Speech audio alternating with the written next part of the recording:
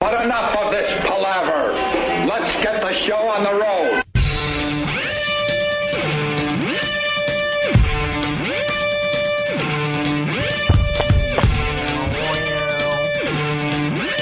It's Friday! Friday! It's Friday!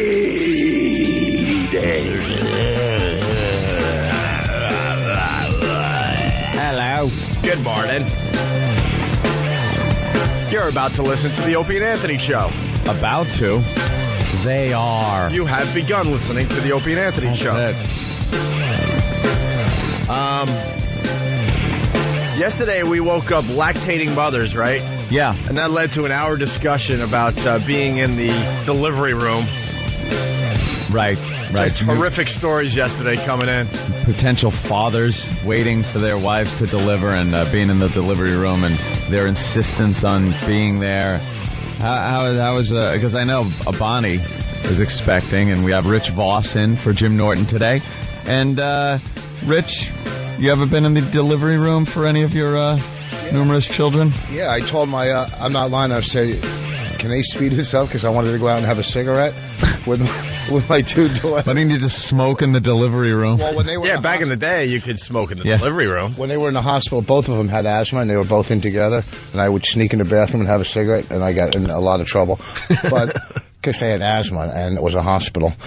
I was in the delivery room. It's not, that stuff doesn't thrill me. It's just, no. I'm kind of like with Bonnie, like I'm kind of hoping it's like a beautiful girl. Then I'm kind of hoping, well, if it's black, then I can get out of this relationship and move on. I don't have to be a father at 500, So I'm going, well, do I have to deal with the embarrassment of it not being mine?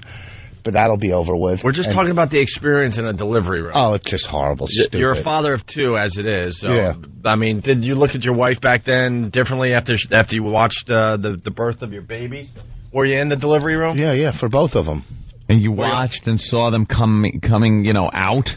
It was funny because, they had the whole thing over her. And the doctor was kind of funny because before the baby, he pulled out a rabbit and went, da-da, like that.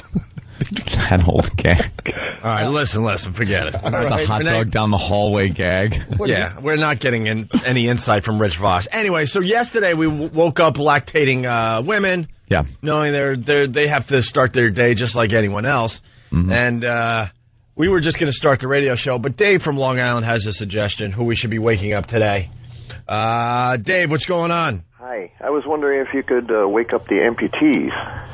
Amputees. See? There are many amputees out there. Are you one, Dave, or are you just being nice? When you use the portable power saw and you're trying to save some wood, and you have to cut this real small piece, and it kind of gets real close to your fingers. How many do you lose? 2. But how many? I mean, how much of the fingers? Just the tips. Nah. Now we want real amputees. We want the whole finger, the whole hand, the whole arm, or leg. Pull my finger.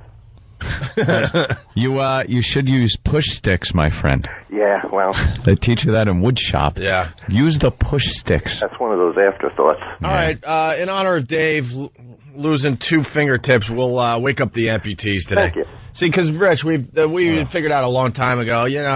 You're waking up horrific people. You're waking up different types of people every morning. You never really think of that. You just think of, you're waking up the people in general. The perfect human being. Yeah, the guy with a job and a wife and a few kids and a minivan and all that crap. But no, we also realize we're waking up coroners and pedophiles and serial killers. Awful people. But also nice things like lactating mothers, the hot chicks going to high school. MILFs sending their kids off to school. And now today, right now, someone's on the edge of the bed strapping a leg on. Right. And to you, Good morning. Good morning, and welcome to the Opie and Anthony Show. Even worse, they're just waking up to our voices, just coming out of some nice dream where maybe they're running in a field. Oh, and there's wild horses all around, and it's a beautiful spring day. And, well, they're still groggy. They reach down to itch their calf, right? And it's just, they're scratching a sheet.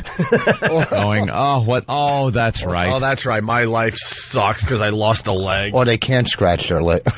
Yeah, or they have an itch on their leg but can't scratch it. Only 1/4 of the calls will be able to answer the phone. So, yeah, we'll wake up the amputees today. Maybe you don't know. Morning. Maybe you don't know where your leg is. Yeah. Because you went to bed, you were tired and misplaced it, or the dog carried it off again. Right. It's all chewed up. You know that happens. You know how people have dogs? Like, I used to have dogs growing up, and they would chew up everything. Like, you'd get your shoes and look and just go, oh, you son of a bitch dog, you chewed up my shoes. You know people with, like, important things like prosthetic legs and arms. Their dog, they wake up one morning, and their dog is just chewing on it, and it's got teeth marks in it, and they still have to put it on and go to work. Yeah. And, like, talk about how, my dog ate my arm. How could it be? I'm late for work. What happened? Oh, my dog ate my leg. My dog was running around. Or it's one of those dogs. You ever have a dog that, like, gets something in his mouth and insists you're playing with him even though you're pissed? Mm-hmm. And you're like, give me that. All right. Hold. Be nice. Be nice. And you creep up to him. And then he runs off at the last second. Yeah. And you're, like, chasing him around because he's got his arm in your mouth. You're just like, come here. God, I'm late for work. I need my arm. Have you ever woke up and saw your wallet and money all chewed up from your dumb dog? No, when I had dogs, I didn't have money. I was like a kid. Yeah. They do that? They eat your money? That's wonderful. They chew the wallet up. So, Jewish dog. And I think we want to hear. Jew dog. I think in the first hour here, too, we also want to hear from the amputees. Yeah. We want to hear the stories. Just a couple stories. Just a couple. Because we don't want to horrify the people too much out there. No, we did that yesterday. Yeah. Speaking of which, this was a story that was, it's a couple days old. Men survived gruesome suicide attempt. Did you hear about this one? 2 Atlanta men survived an attempt to kill themselves Friday, 2 of these guys, by cutting off their arms with a circular saw. The men managed to sever 3 of their arms about 6 inches above the wrist, he said. Well, of course, only 3. Yeah, there was 2 guys. One guy's working with your foot? One guy decides Wow. Yeah. The 2 men, ages 40 and 41, left a suicide note with the manager of their Atlanta apartment building saying they were committing suicide because their business had failed and they were recently diagnosed with HIV. Oh, okay. Oh, well, that's a great way to kill yourself. If you got AIDS, you greedy bastard. Spread blood all over the place. Yeah, you're going to give it to each other really bad now. That makes cleanup a little hazardous. Yeah, after reading the note, the manager called police who found the 2 men in their apartment with a lot of blood. Their names were not released. Police spokesman Steve Coleman said both were in stable condition and will undergo psychiatric evaluation. Were they able to reattach the arms or anything? I don't know. That's circular saw make a pretty... Makes it possible to reattach? I think so.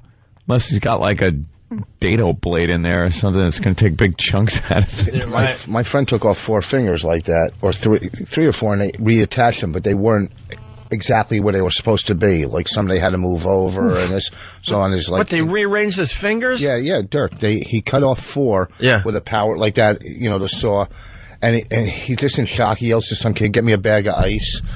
And they helicopter him or take him to New York, and they put on like this finger over here and this one over there. His pointer on the middle finger part, and then his middle finger they put on the ring finger. Yeah, it's all. They had to shift it over. Why did they have to shift it? Did he ever tell you? I don't know. Why wouldn't you just put them right back where they were? Yeah. Probably. I don't know. Maybe it was. Did he lose one? Damaged. Yeah, he lost one, so maybe it was so damaged. Oh, he lost one, so they probably decided which fingers were more important. That's what I'm thinking. All right, let's say hi to Simon in Georgia. Simon, what's up? Morning. Good morning. Hi, Simon. I have an amputee story for you. All right.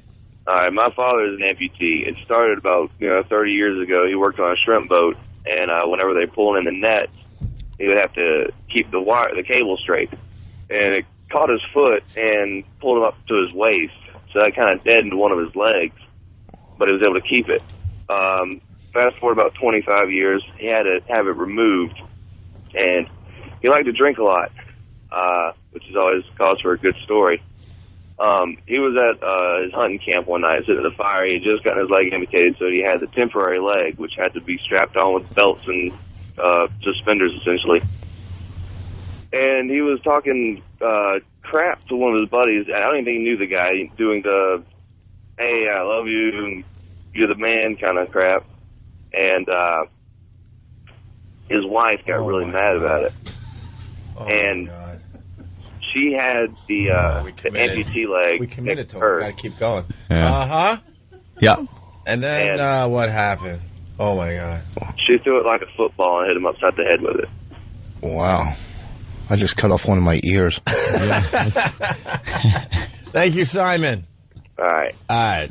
Oh, my That guy. God. See, that's a prime example of somebody that really can't tell a story.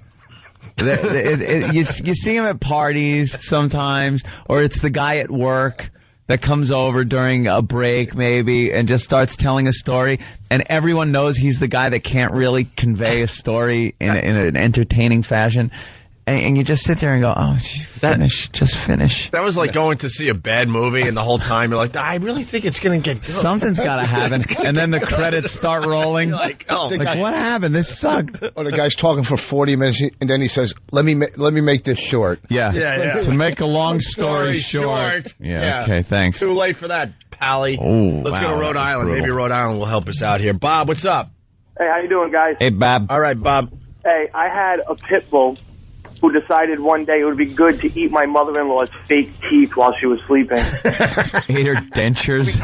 We couldn't get the dentist to make her teeth for like 2 months. She had to run around with no teeth at all. She couldn't eat any like steak or chips or anything like that. Yeah. She was so pissed for like forever at me for that one. Did you check after the dog went outside? If any teeth were in his stool?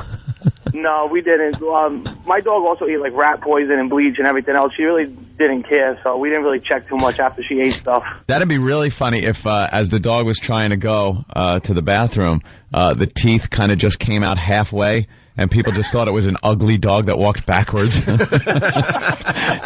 Watch out. It's some set of choppers on that dog. All right, thank you. Let's go to Coke Logic. Coke Logic, what's up? Hey, what's going on, boys? Hey, man. Hey, I want to know if Rich would be so brave to tell the audience how all the tips of his fingers were cut off. See, because Rich has really short fingers. Yeah, and how did they get, like, fingernails at the end of them? Yeah. So funny. The first night he noticed we were out to dinner, me, him, and Opie looks in his hands. He goes, my hands. He goes, look at those stubby little fingers. Dude, you have the smallest hand. I don't have the It's like biggest kid hands. You got really small hands. It's like they should be finger painting in a kindergarten class. That was perfect delivery by Coke Logic. Yes. See, he knows. All right, let's say hi to George in Jersey. George, what's up? What's up, guys? How you doing this morning? All right, Hey, man. George. I got a amputee story for you myself back in... Hold on. Did you ever think we would be talking to you right off the bat today? See, we woke you up. I was looking forward to it. You said amputees, man. I just had to jump out of the bed. Thank God I have my legs. I mean, I'm missing an arm, but, hey, it is what it is. Yeah. All right, what happened to you, George? Helping a friend of mine clear some trees on his property out in PA, and as the trees were down, the branches still there, he was cutting the branches, and they were kind of like falling on him. So I just came over and was pulling the branches as he cut them, and he went from one branch to the next, and the chainsaw kicked back and just one swipe just took my arm off. With a chainsaw. Right below the elbow, and now almost 20 years with a prosthetic. It sucks, and I hate it, but... man. You saw your own arm just fall to the ground? Yeah, it's funny because wow. It's like laying there, the fingers are twitching, and it's like an out-of-body experience. Hold on, the fingers continue to twitch? Yeah. Oh. It actually flipped his friend the bird before it went dead. Huh? I was just looking at it, and just like total state of shock, and it's bad. You see that really dark red blood. It's like, all right, this isn't good. And next thing I know, I woke up in the hospital and just like looked down, and there's a bandage, and there's just nothing there, and it's freaky. It took a long time. I mean, I don't care. The prosthetic I got a hook. Wow, big deal. Right. And it's just It was fun, but it was so nice to hear you guys want to wake us up today. Yeah, good morning. Part of the world again. Good morning. Did you guys try to reattach the arm or? Nah, you couldn't. It basically looked like roast beef. No kidding. Chainsaw probably doesn't make that clean a cut, I would say. And it was shredded. It went about. The initial was like it hit me on the backside where the bone is, so it didn't waste any time going through. Oh, wow. And George, where's that arm today? You got me. Maybe it ended up at Wendy's or something, you know? What do you do with that arm? I don't know. I wonder if some people take their body part and they bury it save it for, when you pass on, you could be buried with all your parts. Or maybe just bury in the backyard. Yeah. Something like that. Maybe it's on the property under the foundation of his house, for all I know. Dog digs it up. Oh, you ever think Dr. Kimball was going to catch you? Jesus, Dr. Kimball. I didn't kill his wife. I didn't really. All right. The one-armed man. Thanks, George. Thanks for sharing. That's. I didn't know the fingers twitched like that. Yeah, it's still. I mean, the nerve endings. Like I even asked the doctor. I said, "Why is stuff still like?" I saw it moving, and he goes, "Well, it still moves for a couple of seconds." And I'm like, "Oh, I took solace in that. Thanks a lot, Doc." Yeah. Hey, but it still works on the ground. It's not on me anymore. You should have used it on yourself. It really would have felt like someone different. How about those fake arms with the hands on them? Are they? How much money? Like, why would? I mean, are they better than the hooks, or are the hooks better? No, those things just look. They look like they look better, but you can't do anything with it. It's a mannequin hand. That's right. Yeah, They don't have that figured out yet. The best is the hook. I still have the hook because I'm so used to using it as it is. But how can you use the hook off your stub? No, he's got... George is sort of lucky because you have your elbow still, right? Yeah, I got the elbow, so... That's kind of a... If you're going to be an amputee, that's a good thing, right? Yeah, lose the whole thing. I met people, they have those little groups, support groups like, you can do this. It's like... I don't know, man. It's crazy. You can do this. Yeah, like, a self-help group. It's like, what are you kidding me? I met this one guy, and he's like, right from the shoulder, and he's just like, I get along fine. It only took me a little while to get used to doing it. I'm like, yeah, right. All right, man, you're out of your friggin' mind. And you look at him like, God, I'm so much better off than he is, right? Yeah, I felt better about myself. At least, it's like funny. Like my buddy would say, "Oh, you still can make a muscle," and I'm like, shut up, How many years before you got tired of dressing like a pirate for Halloween? At the self-help groups, like when someone says something, people can't clap, do they bang their head on the table? All right, George. And you get paid for comedy, Rich? All right, George, thank you. Guys, I'm punching out. Thanks for your time. Have a good one. Right on, man. We're waking up amputees all over the place. The phones are lit. Yesterday it was lactating women. Today it's amputees. Yeah. More stories on the way. It's the Opie and Anthony Show. You're checking out the Opie and Anthony Show. If you have something, give us a call, 1-866-313-FREE. We started by waking up the amputees this morning. Like to wake up different people every morning. We have a whole variety of people listening. So today, it's amputees. And we're going to move on, but we have a few more phone calls to get to. Because this one's too good. Steve in Florida, what's up? Hey, boys, what's up? Hey, Steve. Hey, I just want to say real quick, Voss, I seen you a while back at the Miami Improv, man. You rock. Thanks a lot, man. Voss is very, very funny. Next weekend he's playing Wisecrackers in Wilkes-Barre, Pennsylvania. Wisecrackers. What's up? Anyway, boys, I was 9 years old, and me and my dad, I live down in Florida. It's a thing called the Chain of Lakes. It's a bunch of lakes, and it's put together by little canals. And we was going through the canal, and I thought they was little lizards, but they was actually alligators. I mean, they was little baby lizards. Looked up to me, and I reached down to grab one, and Mom come up and got my arm about 4 inches below the elbow. Oh, his phone sucks, but he lost his arm. An alligator bit it off. How big was the alligator? She wasn't that big, but I was a little kid. I mean, like probably 9 foot long. A little 9-year-old arm, that comes off real easy. And the alligator, you said wasn't that big, but it was 9 feet long? Yeah, they get big down there in Florida. Yeah, but that's a pretty big alligator to a kid. That's a pretty big alligator to an adult. Who are you kidding? And what, you guys were walking through the canals? No. My dad, we was in a boat and we went through the little canal where the tall salt grass is, and I just seen I don't know, probably 10 or 15 little tiny lizards. So little baby alligators, and went to grab one, and the mother came up and snatched his arm off. Oh. Ooh, man, that must have scared the bejesus out of you. Yeah, I went into shock. I remember the gator coming up, and I remember the bite, but as far as that, after that, I don't remember nothing because I went into shock. Did you make the news down there? Yeah, of course. I'm 36 now, so, and that happened when I was 9. So what do you got? The hook, the plastic arm, what? I got the hook. I'm a truck driver, and I'm actually out here at the TA truck stop in Ontario. I'm going to go see Little Jimmy tonight. Oh, there you go. Cool.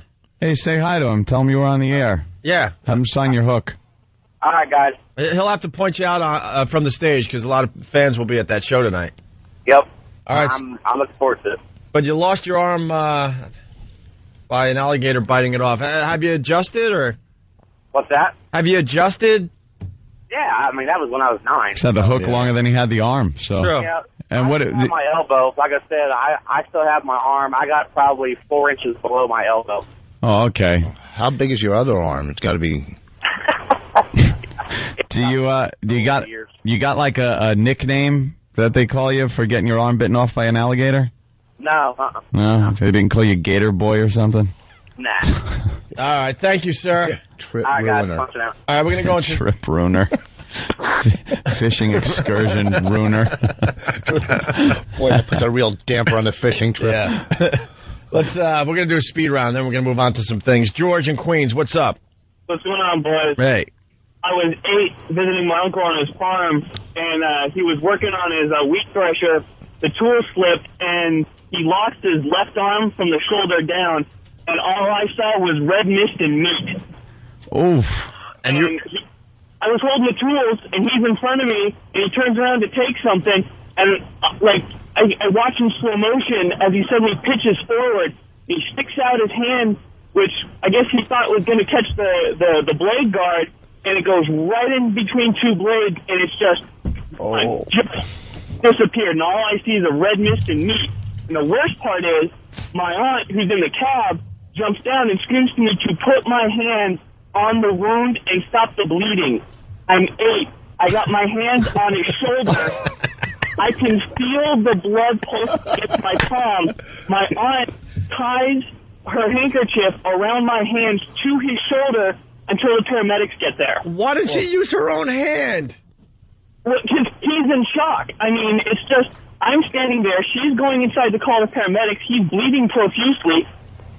What am I going to do? Oh, so your bare hand is on his stump. All right, so... No. And it's pumping blood out through your fingers? No, my question was, why didn't the aunt do that? But obviously... she's got to go call. She has to run back and call somebody, so... She thought she did the right thing, I guess. Yeah. Wow. Horrific for you, but probably saved your uncle's life. Nice day on the farm. Sounds like a Norman Rockwell painting, doesn't it? Right. Little kid holding in horror. Imagine a Norman Rockwell painting of that little freckle-faced kid just horrified holding his uncle's bloody stump. That's what it is. That's one of the lost Norman Rockwells. That's when he got... a little dark. Yeah, when he got miserable at the end of his life. Side. That freckle-faced kid from the dentist's office. It was his blue... It was his blue period. He decided, you know what? Screw America. Yes, I don't have hope for this country anymore. I call this one Thresher of Death. Let me show you the horrific side of Americana. Stay in the dentist chair. They're in the operating room. The operating room. Horrified child with a bloody hand. Oh, but it happens at a soda shop, so. Yeah. Just at the malt shop. Yeah. I got married last year, and my uncle went to give me a handshake, to congratulate me, and his stump brushed against my shoulder, and I had flashbacks on my wedding night. You got like traumatic or that stress disorder. Was your uncle just screaming the whole time, or? No, he looked like it happened. He looked at what used to be his arm and hit the ground like a sack of potatoes. Did he go? He doesn't remember anything from that moment to about 2 weeks after. His memory is just gone, and I couldn't touch him. Like, I couldn't shake his hand, nothing, for like 20 years. Every time I look at him, I just see the blood, and I could feel it. Like, even talking about it, I can feel the blood pulsing against my palm. It was his pulse was actually like pumping blood out into your hand. And, oh, it's wow. Like trying to hold the water back from a hose or something. Yeah. Oh, that is tried twisted. doing dumb things like that as a kid, and the blood's just pumping and pouring through your fingers. Thanks, boys. He would have turned to you and said, mere flesh wound. Yeah, brave guy. That's a great story. Let's go to Gary in Philly, listening on WYSP. Gary, what's up? Yeah, what's going on, boys? Hey. A couple years ago, I was using a table saw, and I was kind of not setting my knees on the ground the right way, and kind of leaning over a little bit. And the thing moved on me. I fell almost on top of it. I had to throw my left hand down in front of the blade. Oh, that's rough. Two of my fingers came off, hit me in the face. I have a pinky and I have a... You're getting a lot of laughs from the studio. Is that awful? I woke up this morning to some great memories, guys. Let me just tell you. Yeah, we're giving everybody flashbacks. Well, we're the first morning show to realize that we're waking up all sorts of people. Yeah. It was a wonderful thing. My thumb is now a reconstructed Frankenstein nightmare made up of the rest of my fingers. What did they do? Like took a bunch of your fingers and just try to fashion a thumb? Well, it's actually my index finger made it out all right, so they kind of used that as a thumb. Now it looks like a glove over my thumb of an index finger. It's really weird looking. And you got a pinky? I got a pinky that doesn't extend all the way, and I have 3 little Voss fingers left. Oh, wow. Little stubs. They're below where you would put your ring. So it's pretty bad. Wow. Not good looking at all, man. That's a bitch, man. Yeah. Table saw. I always had a fear of a table saw. I always was scared I would reach over as you're doing that final push through the blade and you are kind of leaning over the table, that my feet would slip out from under me and my chin would go whack and just hit the blade. I was awful in woodshop because I was just petrified of the machinery. And see, there's good reason to be. I'm in this lady's garage, and there's blood on the ceiling, on her car, on the walls. I run over to her door. The blood's coming out so hard that the blood hits her door before I can even get to it. She opens the door. Her kids are standing there horrified. I'm standing there with no fingers. Wow. Well, Gary, that's a great story. Thank you. Well, good morning to you. Good morning, amputees. Good morning, amputees. Let's go to Rachel in Massachusetts. Rachel. Hey. Hey, Rachel. Good morning. Listen, I had an ear cut off and sewed back on. Yeah. Really? So, Marvin Nash? A tractor trailer hit me. A tractor trailer broadsided me, and my head went through a window and off the grill. And the ear come off. Yep. And the ear just came flying off. It was hanging on by a little tiny piece of cartilage. Cartilage. I love the accent up there. A little cartilage. My ear. Cut my ear off. Do they reattach it? Yeah, they reattached it. I have no feeling in it at all, so I had a tattoo put on it. I call it fun with scar tissue. Does it look weird? Does it look like, No, it looks normal. Yeah. It just, I can't feel it, so I got to keep it covered with sunscreen and, I put a tattoo on it. And not like, what's his name, that thing from Goonies. It doesn't look like his ear, does it? There's no Reservoir Dogs going on here. Oh, wow. Well, thanks for sharing, Rachel. Anytime. We're in the middle of a speed round. Kent, the movie guy. Kent, what's up? Hey, when I was 6 or 7 years old, this guy who was kind of like my uncle, one of my dad's coworkers, is over with his motorcycle, showing it off to my dad. And he was starting it up and it wasn't working, and then he's working on the engine, and then it starts up and he loses all his fingers in the bike chain. Ooh. And I'm there watching them, and they're stuck in the chain bad, just mangled, bleeding all over the place. He's screaming. My dad's running around looking for the phone, and I'm 6 years old, crying my eyes out. And eventually, stupid parents and their brothers and friends and stuff doing things to horrify kids. Another Norman Rockwell painting on the way. Go ahead, sir. The best part was he eventually couldn't stand the pain anymore and wanted to get away from the bike, and he put his foot up on the tire and kicked off and pulled his hand out, severing his fingers the hard way. He was never able to reattach them because the tears were so bad. Yeah, and I was forced to collect them. You're 6 and you got to collect your uncle's fingers. Yeah, pretty much. It was the worst thing ever. Like they're Lincoln Logs. Like he's picking up his Lincoln Logs after playtime. Pick up your uncle's fingers. And another Norman Rockwell painting. Yeah, that's wonderful. Running around with blood just spewing from his fingers. And then you got the kid maybe bending down and maybe you see just a little crack. A little butt crack. A little innocent from the butt kid, crack. Yeah. Sticking out of his Oshkosh bagosh. Little the only good part coveralls. Because he lost his fingers, he wasn't able to use his Atari anymore, so he gave it to me. Oh, hey, see? I got something out of it. Took lemons and... God, that's lemonade. horrific. Did he send his wife over for... I don't think... Yeah. All right, let's go to Can Nate. I just have that one, please, Doc? Could you? Let's go to Nate in Syracuse. Nate, what's up? Hey, I basically threw the lighter and forgot to let go of the M80. Ooh. Wait, you threw the lighter instead of the M80? Yeah, that's what people told me. I started partying first thing in the morning, and this was 10 in the morning, started partying at 10 in the night. I thought it was time to start throwing M80s. M80s are... That was always the horror of 4th of July, but it was such a thrill also when someone would come up with a little lunch bag full of M80s, and I would put them on the ground or put them in garbage pails or mailboxes or somewhere where we could light it and run the F away. But there was always the guy that would take them, light them, and then hold it and watch the fuse, and go and try to get it to explode in midair. I was that guy. You were that? Oh, yeah. See, you're crazy. I was always trying to shock. That's something I would never do. Firecracker. Firecracker one time, I held it in my hand and went to light it with a sparkler. And I couldn't tell that it was lit because the sparkler was sparkling. So I'm trying to light it, and not knowing it's lit, the thing just all of a sudden goes boom in my hand. Scared the crap out of me. And my fingers just went completely numb. No damage or anything. Yeah, you're but lucky. Completely numb. Like I couldn't feel them the whole night. M80s were like the heroine of firecrackers. Yeah, like that was the big time. That was like the most derelict guy in the neighborhood that would show up with the M80s. With the bag of M80s. Like he was like, 14-year-old and already had tattoos. and beard. He was out. He quit school already. He had the chain on his wallet. Yep. And he shows up and there's trouble and he's got M80s and a gun. There was the guy that and he's the guy that would get into he'd involve you by getting into the throw position. And then go, all right, light me. Light me. Yeah. So you'd have to light it, and you're shaking, your hand's shaking, you're like 10, Too much and you're holding a cigarette, and you're shaking, trying to light the fuse, and when it's lit, he'd look at it, and he's already cocked back like a catapult, and he'd wait till the last possible second, heave the thing up in the air, and like 5 feet away from him, boom!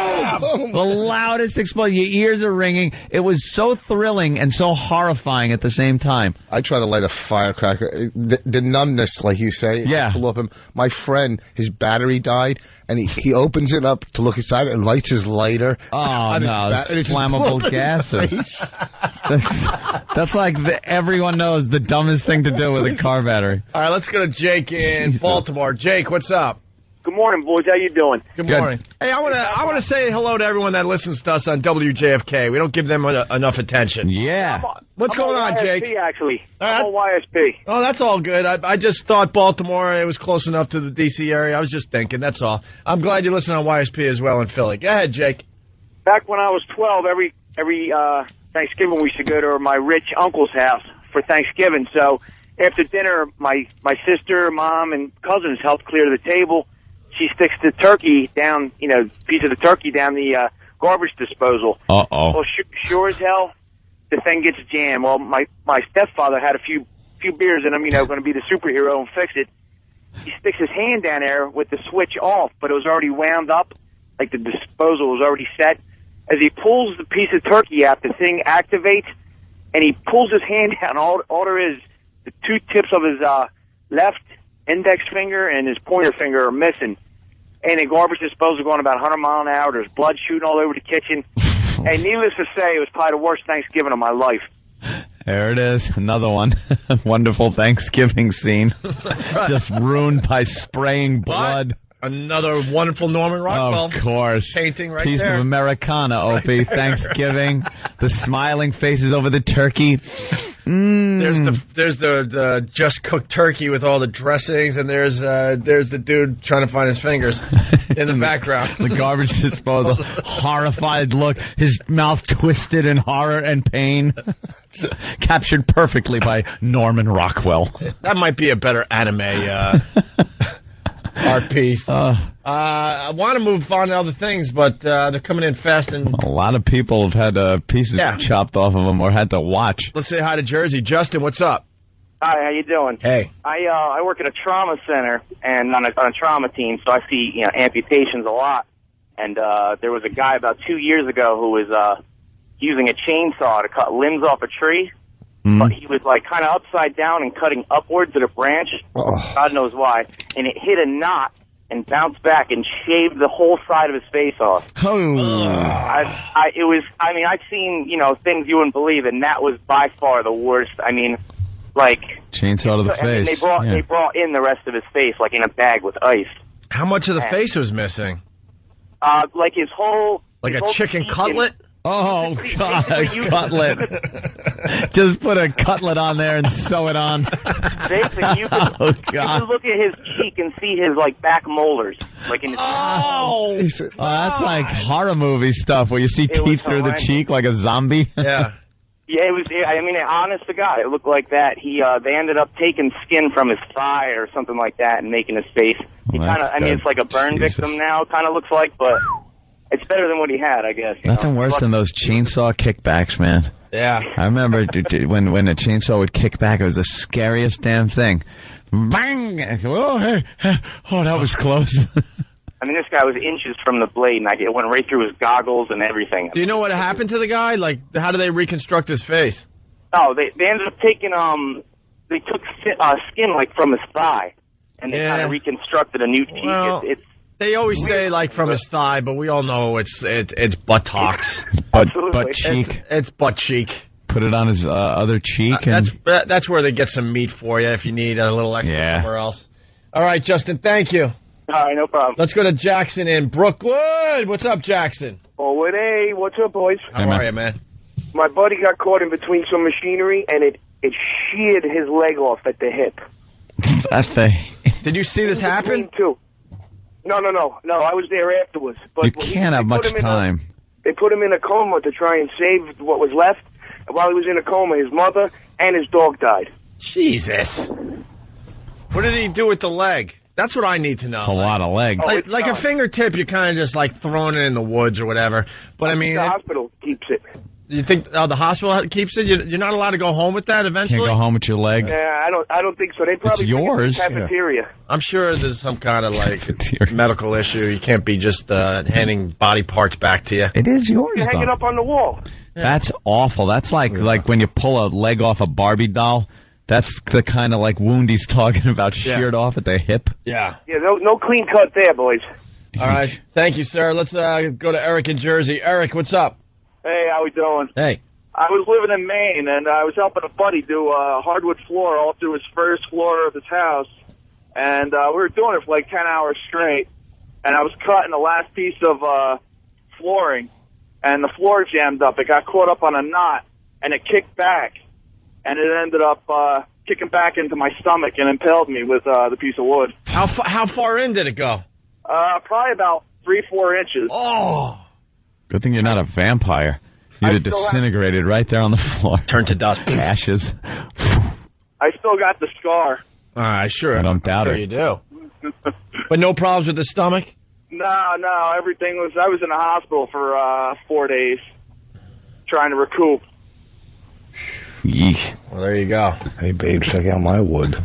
All right, thank you. Horrible. Now, you don't want to do anything anymore now with power saws or... Nah, stay away from that stuff. Well, they made them a little safer, too. Other people do it.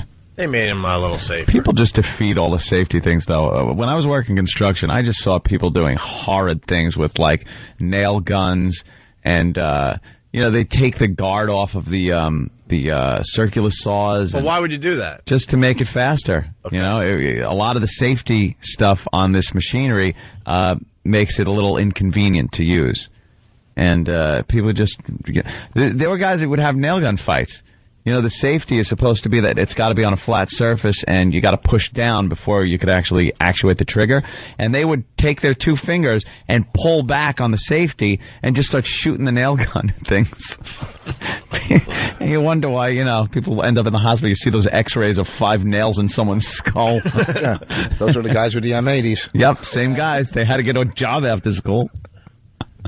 Well, all right. This answers this question. Then we could hopefully move on. Tiny in Yonkers. Tiny, what's up? I bet he's a big guy. Yeah, I used to work in a morgue. And Wait, Tiny. How big are you? Because you're not tiny. 400. 400? 400 pounds. And they call him Tiny, Opie. It's hysterical. That joke will never get old. I'm sure in the Old West there was just a guy, hey, Tiny. Remember the guy in Buffalo they named Tiny? Tiny. He was like our security when we were doing TNA. Oh, thank you, TNA with no A. The guy had to be 7 foot tall, white guy, easily 400 pounds, just a monster. Called him Tiny. And his name was Tiny, too. What's up, Tiny? Yeah, you're allowed to keep your body parts, but you can't take them home. You keep them either in a morgue or in a funeral home until you die, and then they put them in the same casket. Where are they storing all these limbs? File cabinet somewhere. You think so? Yeah. Mummify them? Yeah, they put them in liquid, dude. I would think you'd want to be buried with all your stuff, you know, especially if it's something like a whole leg. Well, just in case, you know. Yeah, just in case that's how things work in the afterlife. Yeah. You kind of want to have that with you. Just in case. All right, guys. Thank you, Tiny.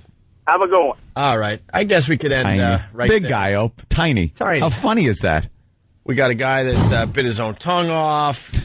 We got little brother lost his ear, lost my eye in a car accident. Saw a girl lose her arms in a car accident.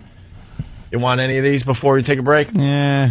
I think we did it. Yeah. All right, so there you go. Good morning to the amputees that were waking up this morning with the Opie and Anthony show. Quite a few. It's unbelievable. I thought Dave, gave us a bad suggestion, but it worked out nice. Yep. All right, we'll continue in just a bit. It's the Opie and Anthony show. Good morning.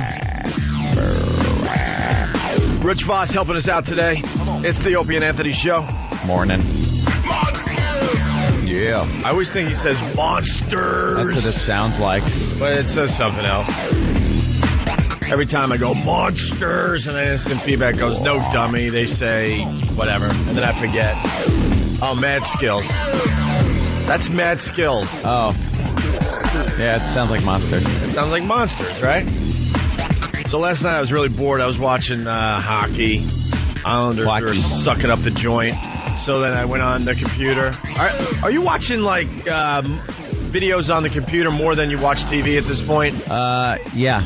I watch TV at night, like when I go to bed. I don't watch TV at all when I'm just hanging around the house. It's all computer. I mean, I got a lot of shows I do like to check out on a weekly basis, but then, like, last night there was really nothing on that interests me, so I just throw the laptop on the couch and just start watching videos. Yeah. I watched the Best of Peter Griffin, Volume 6. It's great, those montages they sneak up onto YouTube. Yeah. And then somehow, like we've discussed this from time to time. You're like, I started by watching Peter Griffin, Best of Family Guy 6 or whatever it was called on YouTube. Next thing you know, I'm just watching fat guy videos, and I don't know how I got there. I mean, Peter Griffin, obviously, fat cartoon character, whatever. Yeah. But somehow, I guess it was a suggested video, another Peter Griffin video, and then it morphs into something else, and then morphs into this. Next thing you know, I'm watching just fat guys that can't leave their house. Yeah, when you watch a video on YouTube, like they give you those other suggestions that are kind of similar to what you're watching, but if you scroll down far enough, it kind of becomes an abstract version of what you're watching, and you click that, and now their suggestions are totally different from where you started. I have a lot of fun with it because it just amazes me that I started here. Next thing you know, I'm way over here. Mm-hmm. And then I spent, I think, about an hour just watching fat guy videos. There's a guy in the Bronx. He's, I guess he made the news, a big black guy. It's called Half Ton Man. He weighed 900 pounds. And then it took like the fire department to like 2 hours to get him out of his house to go to a hospital. 4 stories. Wonderful. They had to just move him down 4 flights of stairs. It took over 2 hours, and they bring him to a hospital. They take care of him, and then they bring him back. And he didn't learn his lesson. He's now up to 700 pounds. And it's just like an 8-minute video of this guy just eating the whole time. And he's got a family that just enables his eating. Yeah, 'cause someone's got to bring him the food. And the amount of food this guy eats on a daily basis is just unbelievable. It's something like 14,000 calories a day. The average man, I think, is supposed to eat about 2,500 calories. And 14,000? He's eating 14,000. And, like, even if you eat more than 2,500 calories a day, just walking and this and that, you're burning calories. And they're explaining, because this guy has decided not to move. Just lays there. You know, just to, like, burn, like, 200 calories, it would take 2 days or something like that, because he's just laying around. Yeah. And then I'm just going from video to video to video of all these fatties that are stuck in their houses. Oh. That's who we should wake up on Monday. People that are homebound because they're too big to leave their house. Yeah, that might be the one for Monday. But that's what I did last night. I'd be afraid there'd be a fire. If you were that fat, yeah. Like if there's a fire, you're burning to death. And man, imagine having to like pick that up. That fat would just like melt all over the floor. Be like a big roast. We, you know, as humans, we'll do anything to survive. I think. Oh, there's the video. What, you guys threw it up on opieandanthony.com? Oh, that guy. Oh wow. How weird is that? I didn't know it was on our website. Oh, I think that guy's dead. That guy had finally died? He was on that TV show. Yeah. It was on TLC. Yeah. It's on opieandanthony.com. Larry eats 14,000 calories a day and weighs 700 pounds. At his heaviest, he was 900. But you get to see him at 700 pounds, just eating all day long. But if there's a fire, I'm rolling myself right out the front door. Rolling? Oh, rolling down flights of stairs. Oh, yeah. I'll give that a shot. You don't even have to stop and drop. You just roll. No, I would just roll off the bed and just start rolling toward the door of the apartment. I don't think you can. I think you'd crush yourself. Hit the stairway and just roll. You'd probably just break every bone because of the weight and just crush your organs as you're rolling. Well, it's worth a shot instead of, like, burning to death. There was a lady that was so fat I saw last week. She was pregnant, and she didn't know until she was delivering. Oh, yeah. That story hits all the time, those people. Here's a treat. And then in the news, here's a big fat Mexican guy. A man in Mexico who weighed more than 1,200 pounds recently shed 400 pounds. He was on a high-protein diet. Manuel Uribe left his house for the first time yesterday in 5 years. And tried to cross the border. He still was unable to leave his bed. 6 people pushed his bed outside so he could watch a mariachi band play. Pushed his bed outside. El Gordo is outside. Amazing, huh? He was a human float in the parade. They decorated him. Yeah, decorate him up, just wheel him down the street. But that was my night. And it's kind of exciting. It's an exciting little adventure every night. Yeah, you don't know where you're going to end up. You start with one dumb video, next thing you know, you're like completely watching something you would never have watched. Yeah, you would have never searched that on your own. Yeah. And the FBI's knocking on your door. Yeah, hey, you seem to have found something over here. I like putting on, like I can watch TV on my computer. So I like pop up a little window sometimes and put a video on or a TV show. Yeah. And then do whatever I'm doing on the computer. Yeah. You get a little bit of both. Someone is saying that guy eats 19,000 calories a day. What's the difference after 14,000? Yeah, 14,000. Wow. All right, I'm sorry. If he was eating 14, he'd be a rail. It was actually 19,000 calories. Hey, let's not forget today is the last day to get your entry in for MacBook Karaoke, Anthony. Yep. You go to www.923freefm.com for details. Win the new MacBook, sleek and sexy. I think we're giving them away next week. Starting next week, we'll have a bunch of MacBooks to give away. Create everything from music, movies, greeting cards, podcasts, websites, and more. Head to the Apple Store or apple.com to check it out for yourself. All right? Can't wait to hear some of the entries. Yeah, very excited. People are so good. We got some crazy stories in the news today. Yeah. As far as, like, stories everyone's talking about today, it's not much out there, really. The papers were kind of light. No. You know, we had this horrific thing that happened in New York City. Maybe that's a national story by now. Yeah, I think that's a national story. Yeah. I always base whether something's national if we hear about it from other states. Right. Like if this had happened in another state, we definitely would have heard about it. Right. So, yeah, it's national. Well, I search all the papers of all the markets we're being heard in. You know, get that little nugget from another city or whatever. Mm-hmm. But I guess there's shooting that happened in New York City down there in the Village. We all know the area very well. Rich Voss, it's very close to the Comedy Cellar. All our comedy friends, they perform there. Supposedly they heard the gunshots while on stage. Yeah, they told me last night. They told me that they heard 15. You know, they heard the gunshots, and it sounded like a machine gun or something. This Arab guy was telling me that works there. Oh, well, he would know what it sounds like, a machine gun. Yeah. And he said, you know, anybody that was down there, you know, had their cars and it was all blocked off and stuck in there and stuff. You couldn't get out. And they said they just heard the gunfire.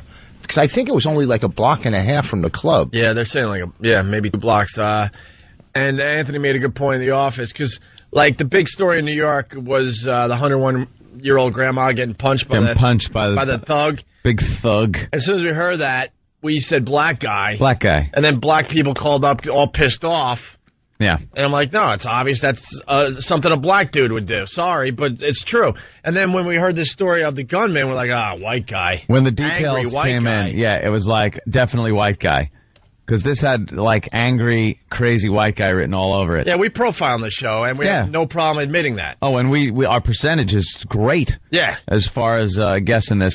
Because they didn't release any information on the gunman until, like, today or maybe late last night. But the information that we had gotten before that was 2 auxiliary police here in New York City got auxiliary police. They not allowed to carry guns, which to me is crazy. To put yourself in that vulnerable position of wearing the uniform of a cop, even if it's auxiliary, you're still wearing a uniform of authority. And the average person would think that's an NYPD police officer. Yeah, exactly. And this guy is walking around with the police uniform on without a gun. That is like that's crazy. Yeah, they walk around. It really is. They're not allowed to carry guns. I guess they have radios. What they're supposed to do if they see anything going down is radio in. And that's pretty much it. Right. They use them a lot during parades, things like that, for crowd control, stuff of that nature. But they were in the vicinity of this pizza store. The gunman goes in. It has a bar area, too, by the way. Yeah, bar area in there. There's a pizza place also. Yeah. And shoots the guy that's working in there 15 times in the back. Just shoots him 15 times. That's when we said white guy. Right there, you say white guy. Crazy white guy. Black people really will not off. shoot someone 15 times. It's a waste of bullets. It's just, a couple of shots and you run out. Gone. Yeah. And it's usually maybe some kind of robbery or something. Nothing was taken. He just went in there and shot the guy. Then he comes out. He's also got a duffel bag full of ammo, which we find out later. And runs down the street. Now he's starting to be chased by these 2 auxiliary police officers who, again, have no guns. The guy doubles back. He sees that these 2 auxiliary cops are chasing him. The guy turns around. Now the auxiliary cops are like, uh-oh. So they try to take some kind of cover. The guy crosses the street and just shoots one of them in the back 3 times. And then runs up to the next auxiliary cop, who was hiding behind a car, and shoots him in the head and gets a little further down the street. By this time, the regular police are responding, told him to drop his gun. He didn't, and they just opened up on this guy. Yeah, they finally got him. But the front page of all the papers, actually, all 3 did it today. Newsday, Daily News, and the Post. They got front page, the actual crazy white guy killing the auxiliary police officer. Yeah, they have it on video surveillance camera, which, by the way, are everywhere, and it's just amazing. No matter what happens in this city, you will get a video of it.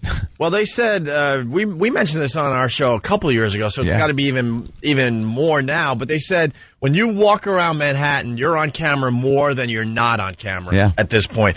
But, they show the guy stretched out with the gun, killing the auxiliary police officer. Right when he's taking his shot. Right on the front page of the newspaper. Mm-hmm. And no one has a problem with this stuff. But if you, God forbid, you show a busty, babe in the paper, there's an outrage. Yeah, people freak out over any type of nudity There would be letters like crazy if they showed a bare breast on the cover. Yeah. But there is a nice kid, a kid was 18 or 19 years old, getting murdered right there. Right there. There it is, right there. That is the moment that he got murdered, captured right on the cover of the paper. The gun is pointing right at the guy as he's firing away at this kid. And there's no outrage when it comes to showing this stuff on the front page of the paper. And I think this does more harm if you're really going to play that game. I'm of the school it should all be shown.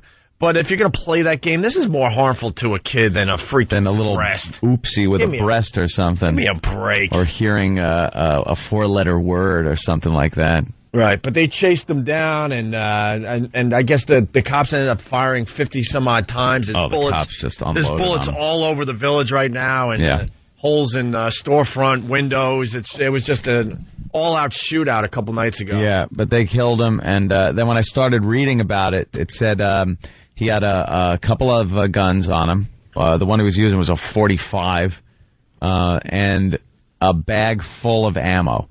That right there has white guy written all over it. Crazy white guy. When you have bag full of ammo, crazy white guy. And it turns out he was like a Marine. He got dishonorably discharged. For what, do you know? No, I'm sure that info will get out. Yeah, I didn't read that far. And he was like a compulsive liar. People were really scared of him. He tried to make an impression of himself like he was a nice guy and everyone's friend. And anyone that worked with him said, no, this guy had a real dark side to him. Yeah. And apparently that came out. Wasn't he from Jersey or something? He drove in to do this? Well, that would make sense. Yeah, I don't know. You wait in tunnel traffic just kind of whistling a song, knowing what you're about to do. La-da-dee-dee-da. I always think about that stuff. Like, what was on the radio? Was he singing Freebird? He had a friend that worked at the pizza place. Yeah. And got fired recently, so they were thinking maybe. Oh, that this was guy the didn't motive. get fired? No. Said that one of his friends worked there. I read it wrong. I thought he got fired, and that's what pissed him off. Details sketchy. Yeah, okay. Sketchy at best. But what do you think he was going next with all the ammo? Where was she at nighttime? Where's she headed? His shooting spree. He, wherever.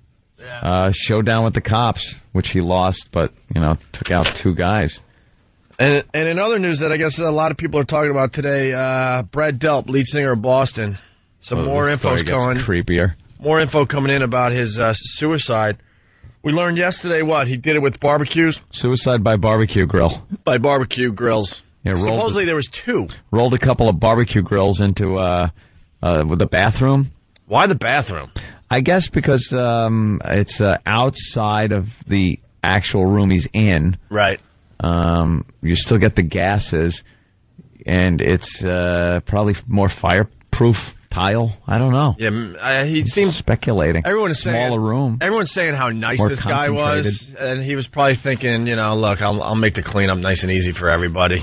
Yeah. We met Brad Delp. We've been saying this the last few days. He was such a nice guy. He was an unbelievably nice guy, and I remember meeting him, going, "Wow, you're the singer of one of the greatest freaking albums of all time." And he was at our radio station, the Christmas party at the time, just singing Beatles songs. Beatles covers. And now this is 7 or 8 years ago, so he seemed happy at the time. Obviously, we haven't seen him since. He just seemed very happy that he was and content that he was in this Beatles cover band. Yeah. Anthony got to sing with him, and we all hung out and talked on stage, and he was just the nicest guy. Yeah, and he was more clean cut back then. Yeah, he really was. And he is now than he was a few days ago. The pictures they're showing. He looks like a homeless guy. Right. Well, Delp's suicide note, "I'm a lonely soul." Brad Delp, the lead singer for the band Boston, who killed himself last week, left behind a note in which he called himself a lonely soul. He was found on the floor of the bathroom, his head on a pillow. Oh, so he did it all in the bathroom. It in the bathroom. Oh, okay. And a note paper clipped to the neck of his shirt. My God. You little paper clip. Mr. Brad Delp, I'm a lonely soul, it read. In the garage, police found a note taped to the door leading into the house. And that note said, "To whoever finds this, I have hopefully committed suicide. Plan B was to asphyxiate myself in my car." In a third note on a door at the top of the stairs, Delp cautioned that there was carbon monoxide inside. Nice guy, see? Yeah. All these notes was like a scavenger hunt for a dead body. And it says, I take complete... That's courteous, though. I take complete and sole responsibility for my present situation. I've lost my desire to live, he wrote. The note also included instructions on how to contact his fiancée. There was a picture of Delp and Sullivan in the bathroom. Unfortunately, he brought a picture. I just got chills. He brought a picture of him and his fiancée into the bathroom with him. Unfortunately, she is totally unaware of what I have done, the note said. The notes also said the couple's cat Floppy should be in a room that was safe from the deadly gas. He's even taking care of the cat. What a nice guy right up to the end. Oh, this is killing me. He didn't do it like selfish people when they throw themselves out windows and you don't know who you're going to land on. Right. Or the people that throw themselves in front of trains and the poor engineers, got this guilt complex the rest of his life. This is one of the most courteous suicides I've ever heard of. He even made sure his little cat Floppy was okay. Was in a room safe from the deadly gas. And asked that someone find her and make sure she was all right. Oh, God. Little Floppy. This just aches the heart today. Yeah, poor How bastard. old was he? He was about mid-50s, I think. Yeah, something like that. I would guess like 55. I guess he had reached the pinnacle so many years ago, and some people can't take being on the downslide for so many years. But it also seemed like that wasn't the most important thing in his life. I don't know. Maybe it was. Some people, the fame is everything. Like we're learning about Richard Jeni. It's coming out that he just was disappointed where his career was going. And other people, they get the fame, but it's not the most important thing. They have other things going on. I don't believe that whole... I don't know about Jeni. I didn't read up on that or anything. But I don't believe that your career... I think it's your personal life. A career, I don't think you could be Sometimes your career is your personal life. Well, that's what I'm saying. If you don't have an outside life besides your career, even like friends or something to do, then, it's not, you could still get TV show after TV show, but you're still going to be depressed and end up doing it. You got to have a balanced life. Yeah. There's a lot of people, the fame thing is everything, and eventually, I don't care how famous you are, your fame goes away, and then what do you have? What do you have left at that point? Or still, if you get as famous as whatever, what else do you have? Who do you got to share it with? Who do you got, you know what I mean? Some people just have nothing, but their drive is so... What's more important to me is, just security. Like financial security, things like that, because I had been pretty poor in my day. I had lived out of my car for a while. It wasn't fun. It wasn't a long time, but it's long enough to know where you're sitting there going, oh, man, I am on the skids over here. And, I'd never want to be in that position again. So that is kind of important to me, to just make sure I can, take care of myself and loved ones if I can, things like that. But the fame portion of this whole gag...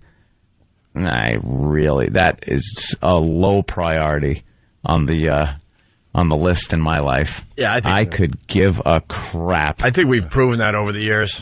We could have been those guys at all the clubs and really taking advantage of stuff, and we never really did. Don't even care about it.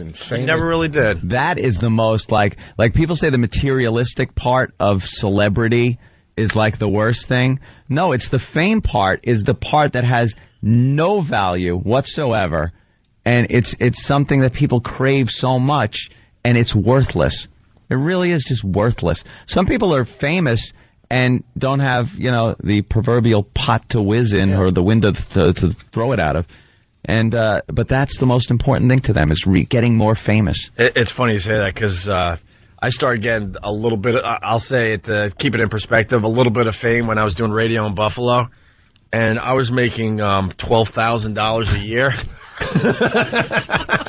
Nothing worse than being poor and famous. No, dude, to the point, and I have a little pride. I wasn't one of these guys, I didn't want to ask my parents or anybody for help. I wanted to kind of do it on my own. But if I did need money when I was really desperate, I would call home, and they would just give me whatever they had, But for the most part, I didn't want to, use that card. So I was making about $12,000. I was doing overnight radio in Buffalo, and I swear to you, I would be collecting change at the end of some weeks to eat. Get a can of Chef Boyardee. Oh, yeah, been there. I was ramen noodles. I remember one time I was short, and I was actually digging around my beat up car, just looking for change among the floor mats, and I lifted the seats up, and I found a quarter there. And I was so happy because it was in between paychecks, and I just ran out of money, and I needed like 1 or 2 more meals, and then I would get my whatever it was a week, whatever $12,000 a week adds up to. You ever dig through $12,000 a year adds up to weekly. You ever dig through old jacket pockets hoping to find like a quarter or like 50 cents, and you pull out a 10? Yeah. And it's like, whoa, hey, I'm done searching. You go to the deli and just blow it all. You ever wait till your grandparent falls asleep and you sneak through a wall thinking you're going to try to find something? But so I'm digging for change so I can get, I swear, a can of Chef Boyardee or whatever, and I'm getting recognized as I'm doing this. Oh my God! Whoa. And the guy wants an autograph, and I was this close to going, dude, do you have a buck? You got $1? I'm really hungry. You're so poor. I was driving home one night, so broke, and I needed a pack of cigarettes. And in the gas station it says, if we don't ask to check your oil, we'll give you a free quart of oil or something, or free oil. And the guy forgot to ask me. I said, look, you just give me a couple of bucks. You don't have to give me the oil. And so I could buy cigarettes. I was so poor. I had no money. You're trying to bargain for the free oil that we're going to trade in for cigarettes. Because when you have, like now you don't even take, food is the last thing. You know you're always going to eat. You can eat in the best restaurants. You can do anything you want. I did all sorts of little things to survive. Like all of a sudden there would be pizza day at the radio station because maybe it was someone's birthday or whatever. Everyone would leave, and I would just kind of go back to where the pizza was and take 2 or 3 extra slices and bring them home so I could eat. It was I was lived in a room upstairs in a house. I rented a room for like $50 a week, kind of a thing, and there was another guy that lived across the hall, and we shared like the bathroom up there. It was horrible. And I used to, when he'd leave, and he'd ride his bicycle to work every day, and when he'd leave, I would take a butter knife, and break into his room and like steal his Hydrox cookies. He didn't even have Oreos. It was Hydrox cookies. And I'd like steal the Oreo cookie for the poor. I'd take 5 of them, and then I'd spread out all the rest, so it would kind of look like it was still as long as the sleeve was as long as I hear ya. Before I stole his Hydrox. All right, we can continue down this. That was horrible. This road for a while. Brian in Dallas, what's up? Yeah, you guys are talking about some horrible stories. I wonder if you saw that. I think it was a little girl in Minnesota. Oh, great story. All right, hold on. Great story. We got that story next. The dog head. We'll do it after the break. Thanks for reminding me, Brian. All right, cool, dude. We're going to stop. Someone is a sick bastard, man. We're going to use you for a little tease. We got a sick story that we're going to do next, and actually we're going to do a twofer, 2 sick stories after the break. It's Opie and Anthony. It's the Opie and Anthony Show. Virus is spreading. This week on the Razzle Dazzle Variety Show, it's the Musical Adventure Hour, where you'll hear one ONA staff member pick the songs while the rest of the staff picks them apart. On this week's Musical Adventure Hour... Nathaniel? Oh, is this a promo? I don't know what the fuck it is. It sounds like it's a promo. Oh, he's a fucking idiot!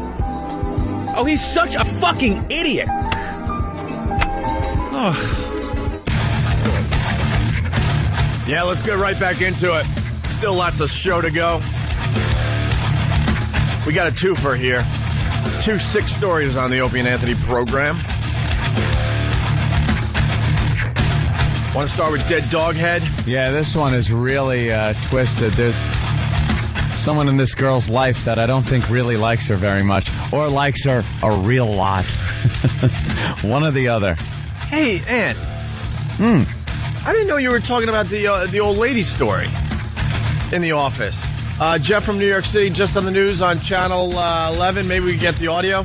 The cops have a suspect in the little old lady beating.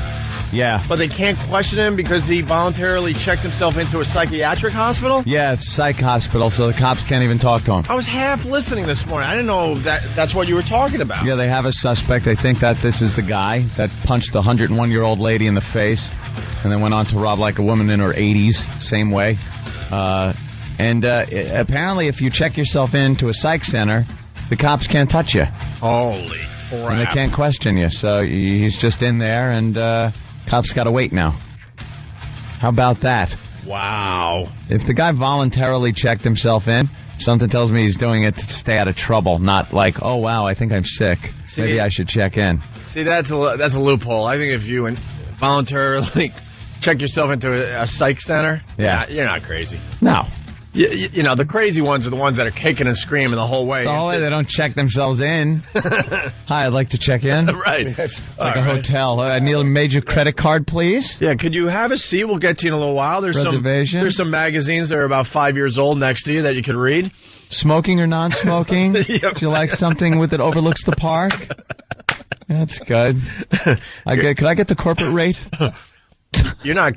You're not crazy unless you're kicking and screaming and cursing. That's why it's the men in the white coats got to grab you. To scratch out your own son's eyes. Yeah, something like that. Right. Not this guy. Yeah, I'm checking in. I didn't know that was what you were talking about. We were getting the show together, and you were mentioning something. Yeah. Man, I got to listen better. What? Stephen from Bayshore. Okay. Oh, I love that you guys don't even pay attention to each other off the air. Priceless. Yeah, we just kind of babble. Hope someone's listening. Don't expect much. Is this a legless cat? Yeah. Oh, no, it's a cat with... I'm looking at the news. I believe the cat's rear end is paralyzed, and they put him in what looks like the bottom end of a shopping cart, strapped him in, and he walks around on his front legs. Look. Cats are too uppity to do that to them. Dogs can pull it off. Yeah, you can put the little wheelbarrow. Are always happy, but cats are just miserable creatures. You don't like do that. anything on them. No. Strapped to wheels. Please give them the little blue fluid injection. All right. Anyway, so that's an update on the old lady story, and now we go to the dog head story. Everyone's talking about this one today. This story's cute. Listen to this. Or maybe not. There was one thing we needed this morning. I have brought you, gentlemen. Oh, no. That's something that else. Isn't it? Oh, no. Save that. Yeah, no, that's how we're ending this break. Yeah. With one more piece of Janet and Nick audio from Buffalo. Sorry about that. Here is the doghead story. 17-year-old Crystal Brown plastered signs around her neighborhood hoping someone would return her dog. And in fact, someone left the package on the family's doorsteps a few days later, wrapped like a Christmas present. Okay. Inside, the dog's severed head. And police weren't sympathetic. And to sit and laugh, and the dog's head is right in front of you at your feet? Give me a break here. Cops are now saying they are taking the matter seriously. The Browns have an idea who killed their pet. Oh, they have an idea? Or don't have an idea, what they say? Well, if you go there with a dog's body, do you get half the reward? Yeah. I read the story yesterday, and it was wrapped up like a gift, and there were batteries taped to the top, and there was a little note that said something like, "Congratulations, Krista, batteries included." Right. And she opened up the box. It was her dog, and she, opened up the box. It was to her. And lifted the lid off, and there was her dog's head. The dog that she just loved. So she just freaks out and runs to her grandmother and starts yelling like, "Hey, my dog's head." And also in the box, Valentine's Day candy. Yeah, Valentine's Day candy. That is somebody who really needs to be locked up, because the person doesn't just stop there. I saw a picture of her in the paper, too, and it looks like the type of girl some guy might stalk. Oh, really? She's hot? Yeah, she was kind of cute, 17, and she was playing with her new puppy. I guess they had gotten her a new puppy, and she was still crying over her dog. Wait, they already got her a new puppy? Yeah, she was playing with a puppy. That's what my family used to do. You gotta get my family was twisted, man. We had, family pets, and we lived on a busy road there in Centerport, and every once in a while, our family dog that we've had forever would wander off into traffic and just meet a horrific end. And we're all little kids. We don't, nothing is more horrific than losing your family pet in such an awful way. And my parents, they meant well, but the next morning there'd be a little puppy in the house, like. Oh, my God.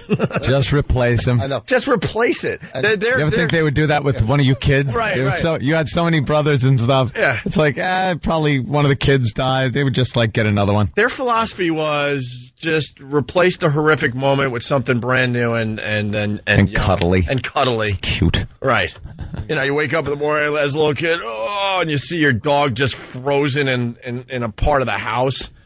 and you're just horrified. And next day, there's a little one. Business as usual. Dog food dish is still out.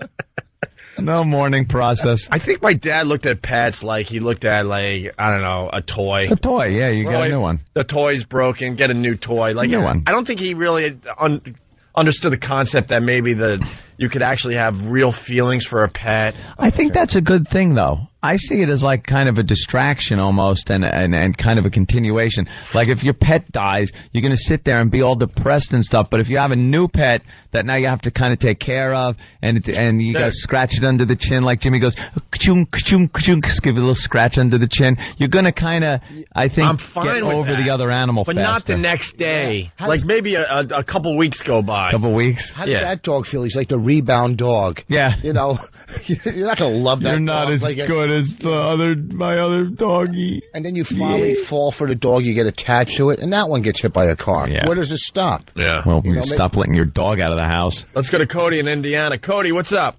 Yeah, when they found the box on the doorstep, the dad was in the living room screaming, "What's in the box? What's in the box?" One of the sickest scenes ever. Thank you, sir. I told this story, but not on this side of little Smokey. Our cat, Little Smokey. When I lived in Central Islip, we got a cat, and he was gray, and we called him Smokey. And one day, after like a year or so of having Smokey didn't come back to the apartment that we lived in. And we were all very sad, and we used to go out every day and go, Smokey, Smokey, and try to find him. And about a week later, I was walking down the road, and I saw some fur, and it was flat, like it was completely flat, and it was the same color as Smokey's fur, and a cat skull, like covered with some hair, and maggots all over this thing, and it was Smokey. It was little Smokey had gotten hit by a car and was just pancaked on the side of the road. And my father was trying to tell me that Smokey ran away, but don't worry, Smokey's fine, and you know, he's just living with other people, but he's happy, and Smokey was getting eaten by maggots and flat as a pancake with his fur blowing away with the slightest breeze.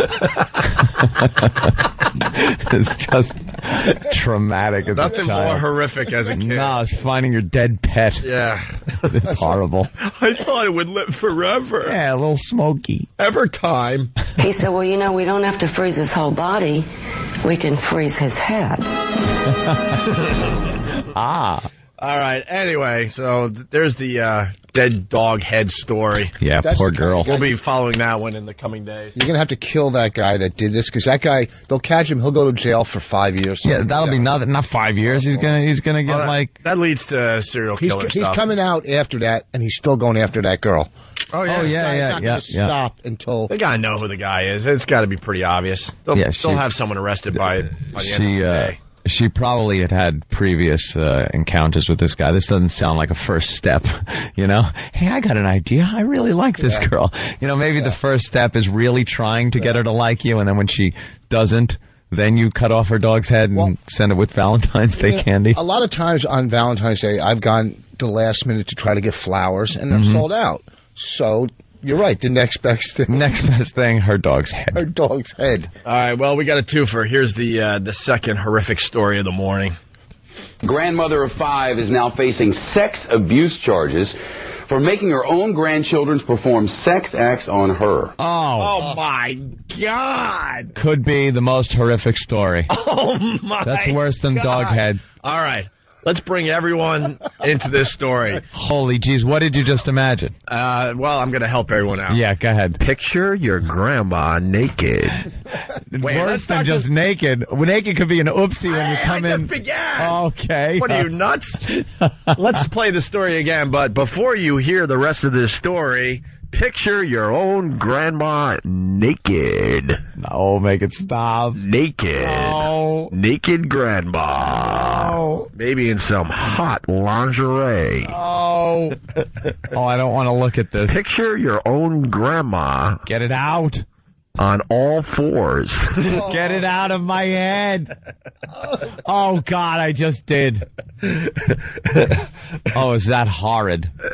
Picture your own grandma getting turned on. Stop it. This is awful. Come on, Ann. Help me out. No. Okay. Picture. No, you have to do it like this. You really gotta. Picture your grandma. No. Picture your grandma laying in her bed, giving you those bedroom eyes, and taking her pointer finger and curling it towards herself, going, "Come here, you." Rich, you want in or what? Picture your own grandma naked and wanting. Her teeth on the mantle.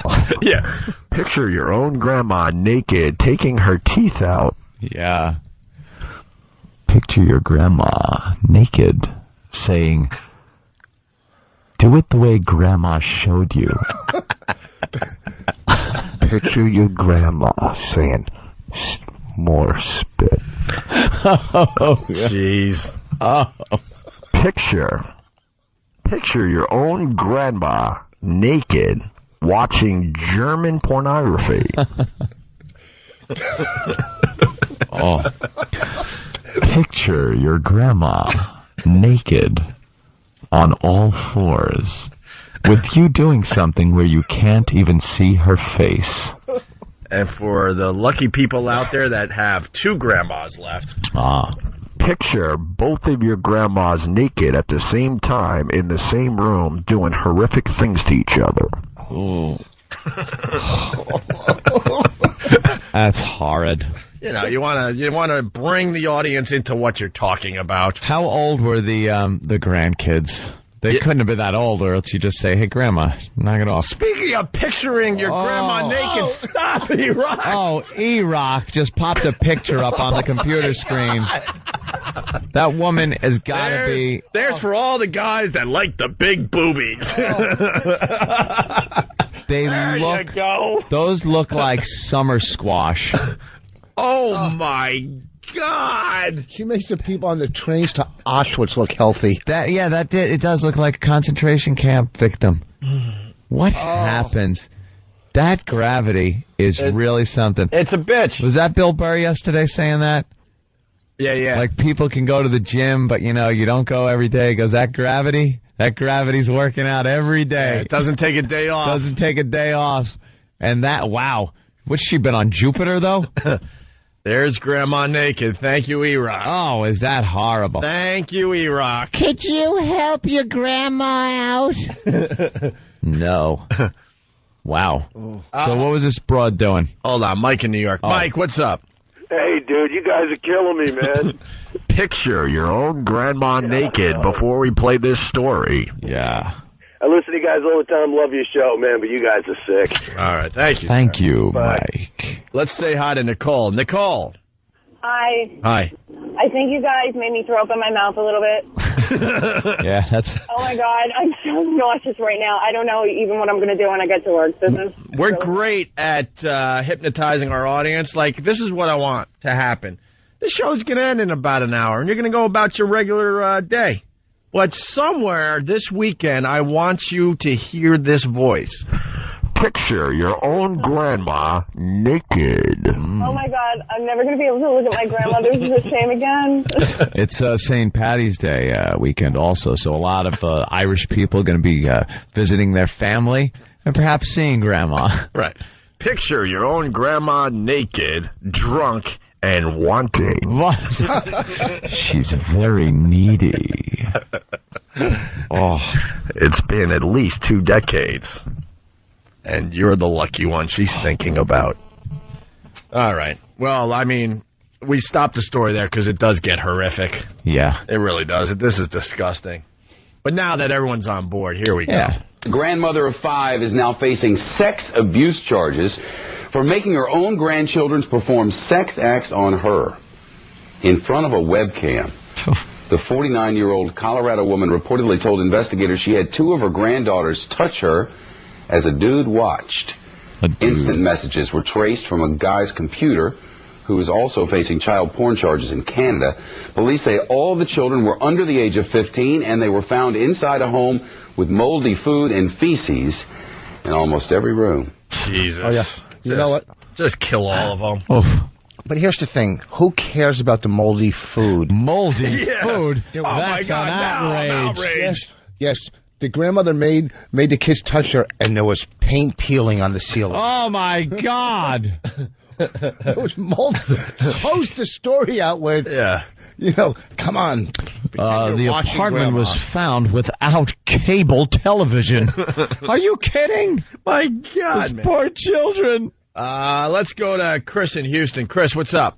What's going on, guys? Hey, man. Hey, man. All right, a couple years ago, during Christmas, I saw the grandmother naked. Walked in on her in the bathroom, tried to go use the shower, didn't know she was in there. Now, picture sock full of quarters being slung. That's kind of what happened. She turned and things followed. Oof. Oh, boy. Yeah, that's something you never want to see. You don't want to turn your body and then have to wait for your boobs to catch up to your body. Wait, you were going to hop into the shower and she was in there already? Yeah, she was getting dressed and I needed to go use the shower and I didn't know she was in there. Somebody else was using the other shower and just kind of barged in there and voila. I saw horrible things at old age home I was doing a job at once. Yeah, just because they don't care. You know, you're trying to do work, and like an old lady will just come out of a room with her robe half off, like hanging off her shoulder, and just shuffling down the hallway.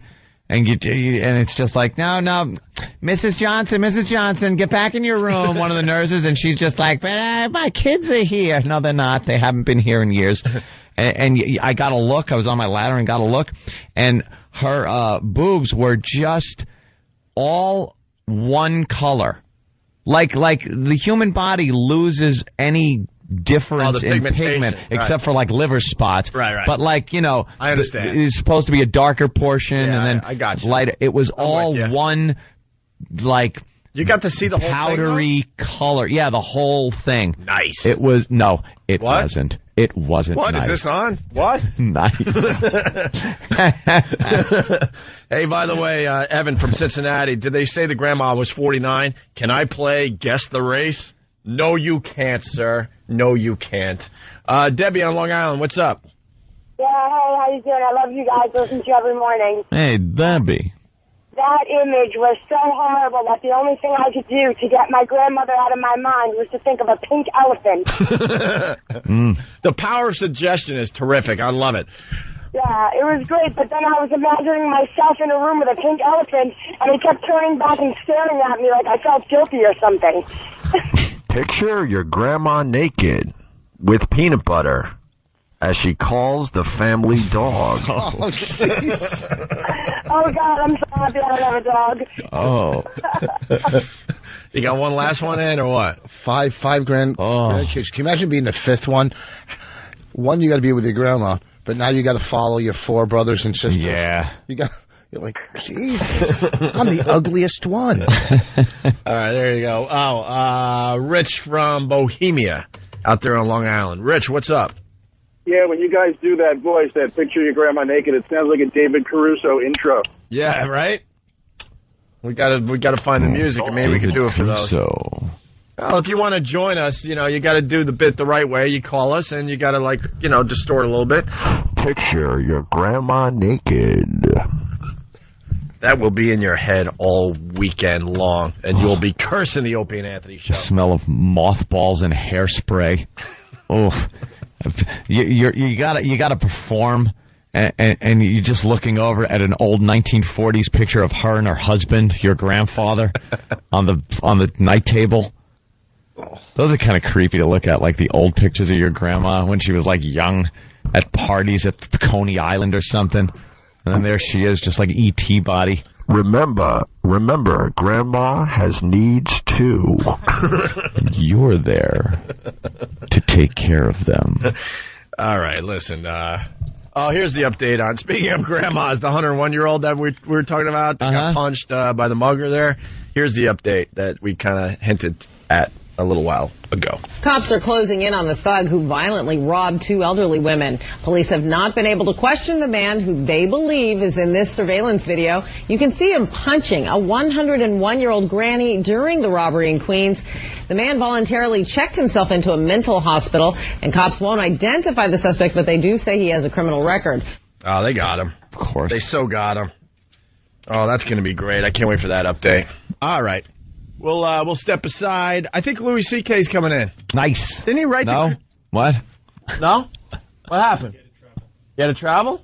Oh, okay. Damn it. Well, we should plug the movie anyway. He wrote the Chris Rock movie, or helped it, right? Yeah, I think I love my wife. Yeah, that starts tomorrow or today? Today is Friday. Friday, right. My brother, maybe we could get into this after the break, speaking of movies. So the Chris Rock movie starts today, and Louis C.K. was one of the writers on that.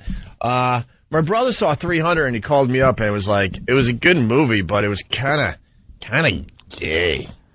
Little gay? I haven't seen Little of the gay? Was it a bit gay?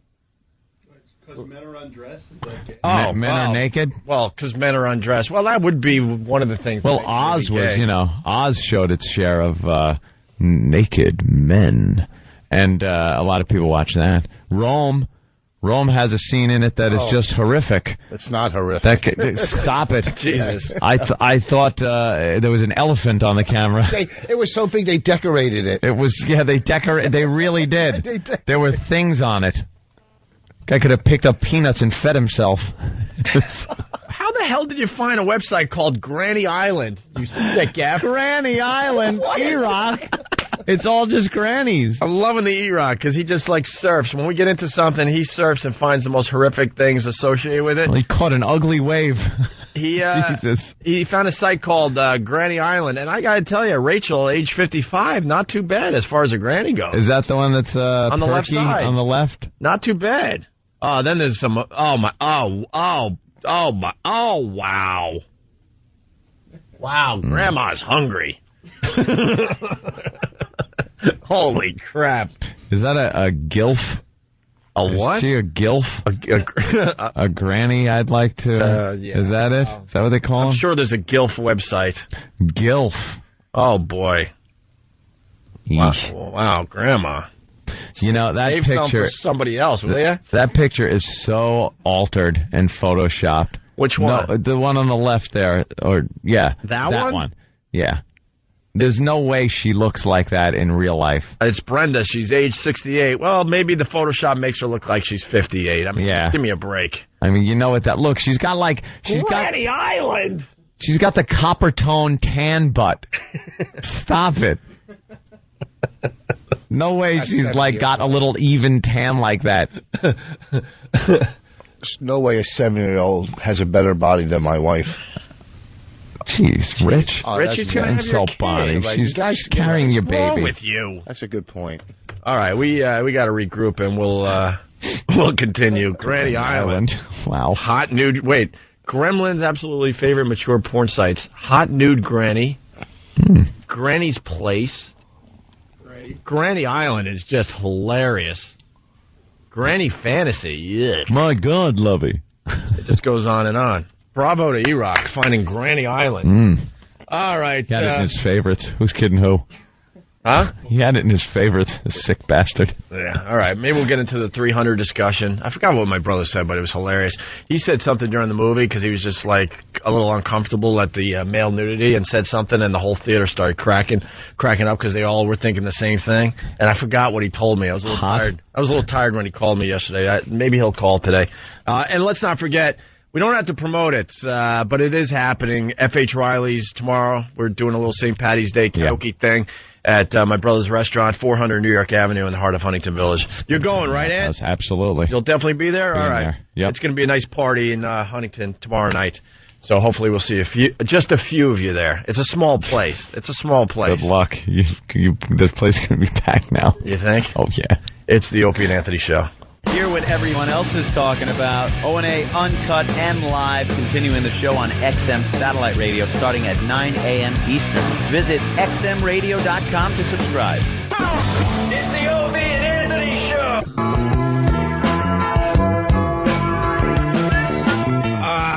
Good morning. Hey, let's not forget, the tickets go on sale for the O&A Traveling Virus Comedy Tour. First date is Las Vegas, Nevada at the Hard Rock Hotel and Casino at The Joint. The place is called The Joint in Vegas at the Hard Rock Hotel and Casino. April 14th. I was reading some message boards last night, I have to admit it, and a lot of people flying from all over the country for this first date. Yep. Only 1,500 tickets. They did a pre-sale yesterday, and like 500 tickets went already. Wow. And now the tickets go on sale for everybody else starting at 6 a.m., I believe, Vegas time. Really? I don't know. The time thing is screwing me up, but I think so. I think it is. Oh, yeah, because it would be 9 a.m. Eastern time, yes. Yeah, these are going to fly. Absolutely. So really, you got to get on this quick. I don't have the lineup in front of me. Unfortunately, all the details are on opieandanthony.com. Boss is going to be there. Norton's going to be there. Louis C.K. is going to be there. Bob Kelly. Ralphie May, forgetting a lot of people because there's about 8 or 9 comedians. Frank, is he on it? Well, Frank Caliendo will be on this one. And then when we're out there, we're going to have a press conference. That's enough to get them hooked. Don't worry, boss. I'll do the heavy lifting. And then when we're out there, we'll do a press conference, and we'll announce the rest of the tour dates. We're doing 9 or 10 dates this year. How cool is that? And then next year, forget it. We have to give up the radio show just to tour all year long with this thing. Yeah. We're going to have to. Next year it goes to 20 dates, I think. I don't know how we pull that off, but the interest is really, really, really high on this comedy tour. Going to just have to get a tour bus and go around the country. Yeah. Well, the stories got out there. The Home Sweet Home video. The stories are all out there from last year's tour, so. Yeah. Home Sweet Home. Yeah, right. Well, we would kill each other if we were living on a bus together. Please. This group, forget about it. By the way, I guess we came to the conclusion that 300 is not gay. I haven't seen the movie. My brother was a little disturbed. Your brother gave a little review. By one scene where you get to see, a muscle butt or something. Muscle-bound buttocks. Well, Than saw the movie. So but perhaps he could give us a little insight. Tom had to come running in here going, it's not gay, it's not gay. So, all right, it's not gay then. Yeah, I saw it in glorious IMAX. So that ass. Oh, wow. A skyscraper. Right there in your face. Yeah. Now, there's one scene where the lead guy is just standing on a balcony at night. And it's a full body shot from behind. Oh, from behind? Yes. Wow. Yeah. But then, he goes and has sex with his wife, and she's naked. Oh, so then there's a sex scene. Yeah. Full nudity. And then there's a scene with an oracle-type figure, and the only way she can tell the future is by writhing around naked. So, hey. All right. You get some female nudity, too. All right. More than male nudity. Oh, God. So the only male nudity you're getting, really, is the guy's butt from the back as he stands on his balcony. Yes. Okay. And then what about the rest of, you probably get a lot of, muscle guy. A lot of shirtless men. Like shirtless men type thing. Decapitating each other, Oh, decapitating each other. Well, that's romantic. All right, well, that's a must-see. All right. All right, here we go. We got Stryker in Colorado. What's up, Stryker? Hey, morning, boys. Good morning. Do you guys realize that story of that grandmother out here in Colorado, that is the 4th time in, the last 2 years we have had similar stories. Colorado is now becoming the home of killers and weirdos. Yeah, Colorado's really getting weird over the years. Hey, one other thing on the virus in Vegas. Yeah. The Hard Rock Hotel is booked solid. I tried to get reservations for the hotel last week, and the girl told me, she said, we are booked solid for that weekend now. Well, I was reading that there's another hotel across the street that people are booking into. A lot of the pests are going to, is it called Terribles or something like that? Well, Terribles? I'm just trying to help people out. Supposedly. I hope you got that right. Well, because, we're trying to help the listeners out because the ticket's a little expensive because it's only 1,500 seats. Yeah. The ticket prices for the other tour dates will be a lot less because, they're much bigger rooms. Yeah. Got to cover expenses and stuff. So that's why that's going on. But supposedly a lot of the pests are booking rooms at a place called Terrible or Terribles, and it's right across the street from Hard Rock. It's right there. Well, so and the rooms are much cheaper there. Yeah, the Excalibur and the MGM are all 2 blocks away, so yeah, those are options also. All right, very cool. All right, touch it up, boys. We're gonna have a great time out there. I can't wait to see a lot of the fans from out west. It's gonna be very, very cool. All right, let's say hi to Tom in Boston. Tom, what's up? Hey, what's up, guys? Hey. Hey, all right, one time I had to, talk about the grandmother thing. I had to go see my grandmother because somebody called her, said she didn't sound so good. So I go over there, it turns out she had a stroke. So I call the ambulance. They show up, they got to get her in the gurney, take her in the ambulance. On the way to the hospital, shirt pops open, she's just sitting there with the face paralyzed, and she's got the boobies just flapping away for everybody to see, especially me, right up there in the back of the ambulance with her. And Anthony, let me tell you, it was one color, just like you said. Wow. They just become one color. It's the grossest thing I've ever seen, I think. I'm not laughing at your grandma, by the way, Tom. Oh, no, she turned out to be all right, so it's okay. I mean, I'm laughing now at it, but, I mean, that was pretty sick, I'm laughing at another website.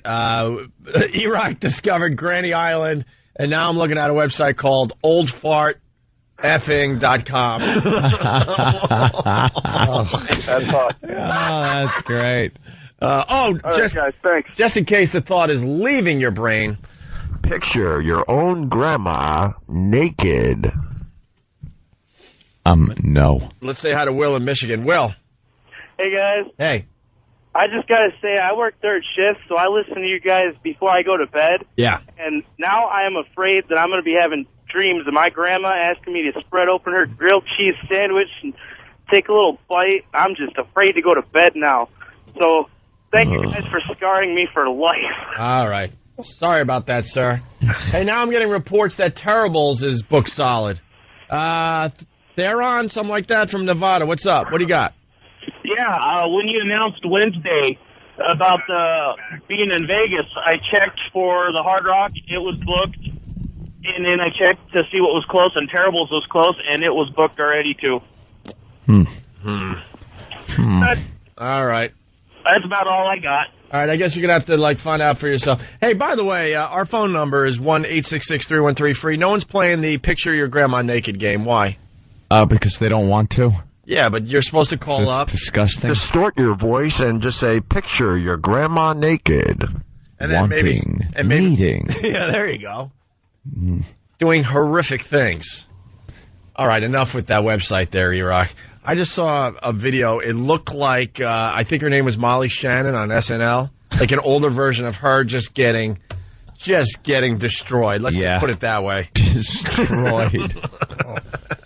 Anthony, St. Patty's Day Parade Saturday here in New York City. Yes, some controversy as usual with the St. Patty's Day Parade here in New York. It's usually the gays not being allowed to march, and they protest, and then the city goes, well, the parade can do whatever they want. It's their organization, so that's the way it is. The gays seem to have given up.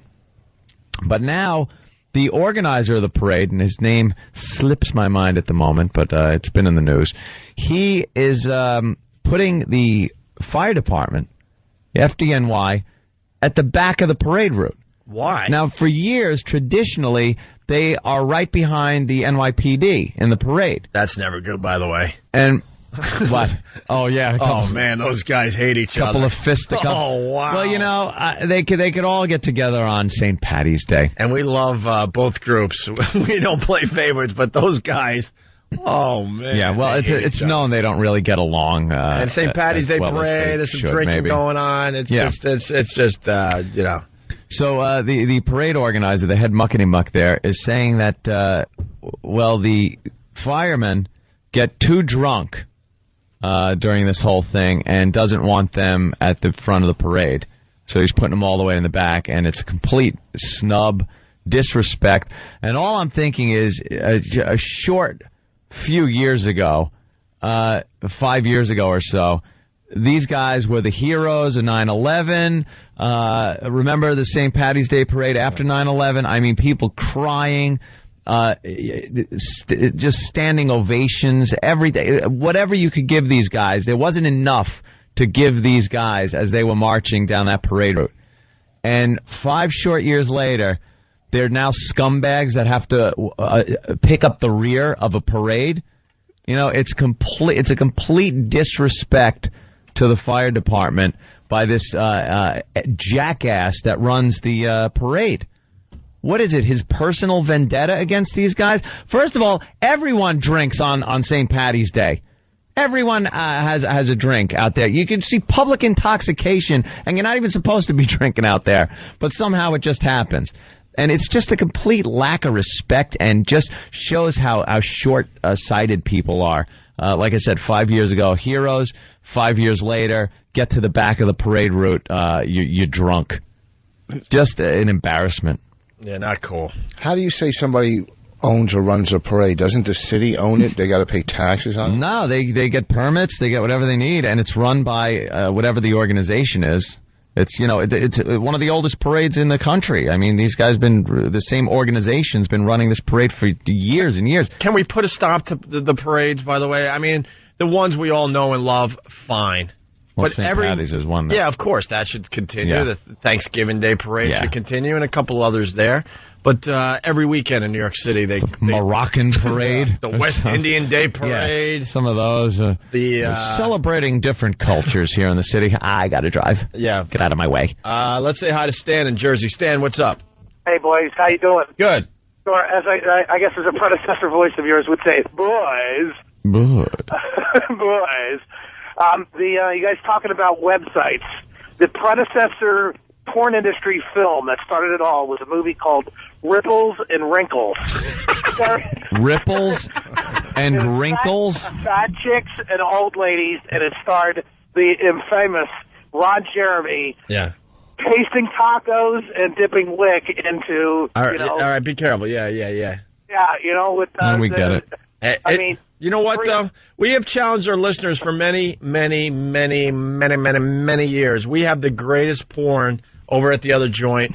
We have the original copy. It's at least it's 10 years old, and it's called Century Sex. Century Sex. We have the greatest porno ever, and they kind of lied. You know, the lady in the video, she's like 85, but they're saying she's 100. She looks 100. She looks 100. I've never seen 100, but she has an ET body, and she is just doing the most horrific thing. It looks like every organ in her body settled in her lower abdomen. Yeah, to this young guy who's maybe in his early 60s. Yeah. Looks extremely young next to her, let's just put it that way. And he's just having a tough time. He can't get anything going. I think this was Viagra and all that. He couldn't get anything going. Your bones breaking. Yeah. Her broke her hip. body. Oh my God. A quart of vegetable oil. Yeah. Ripples and Wrinkles. I'm gonna go find that today. Thanks, boys. I love you. Take care. All right. Let's say hi to Stephanie on Long Island. She wants to play Picture Your Grandma Naked. Yes, Stephanie. Precious? Precious, is that you? Come here, Precious. Have a good one, guys. I think she's trying to get to you, Opie, with that one. Yeah, well, wonderful. That's a story too long to tell right now. Another day. Oh, this guy thinks he's off the hook. Bryce in Montana. Hey, what's up, boys? Hey, man. How you doing? You think you're off the hook? Go ahead. Say what you have to say. This is the first time I've ever sat here thinking I was glad both my grandmothers were dead before I was 2 years old. Picture your dead grandma naked. No. That's horrible. Fireman wants to comment. Let's say hi to Vinny in New York. Vinny, what's up? Hey, how you doing, guys? Hey, what's up, bro?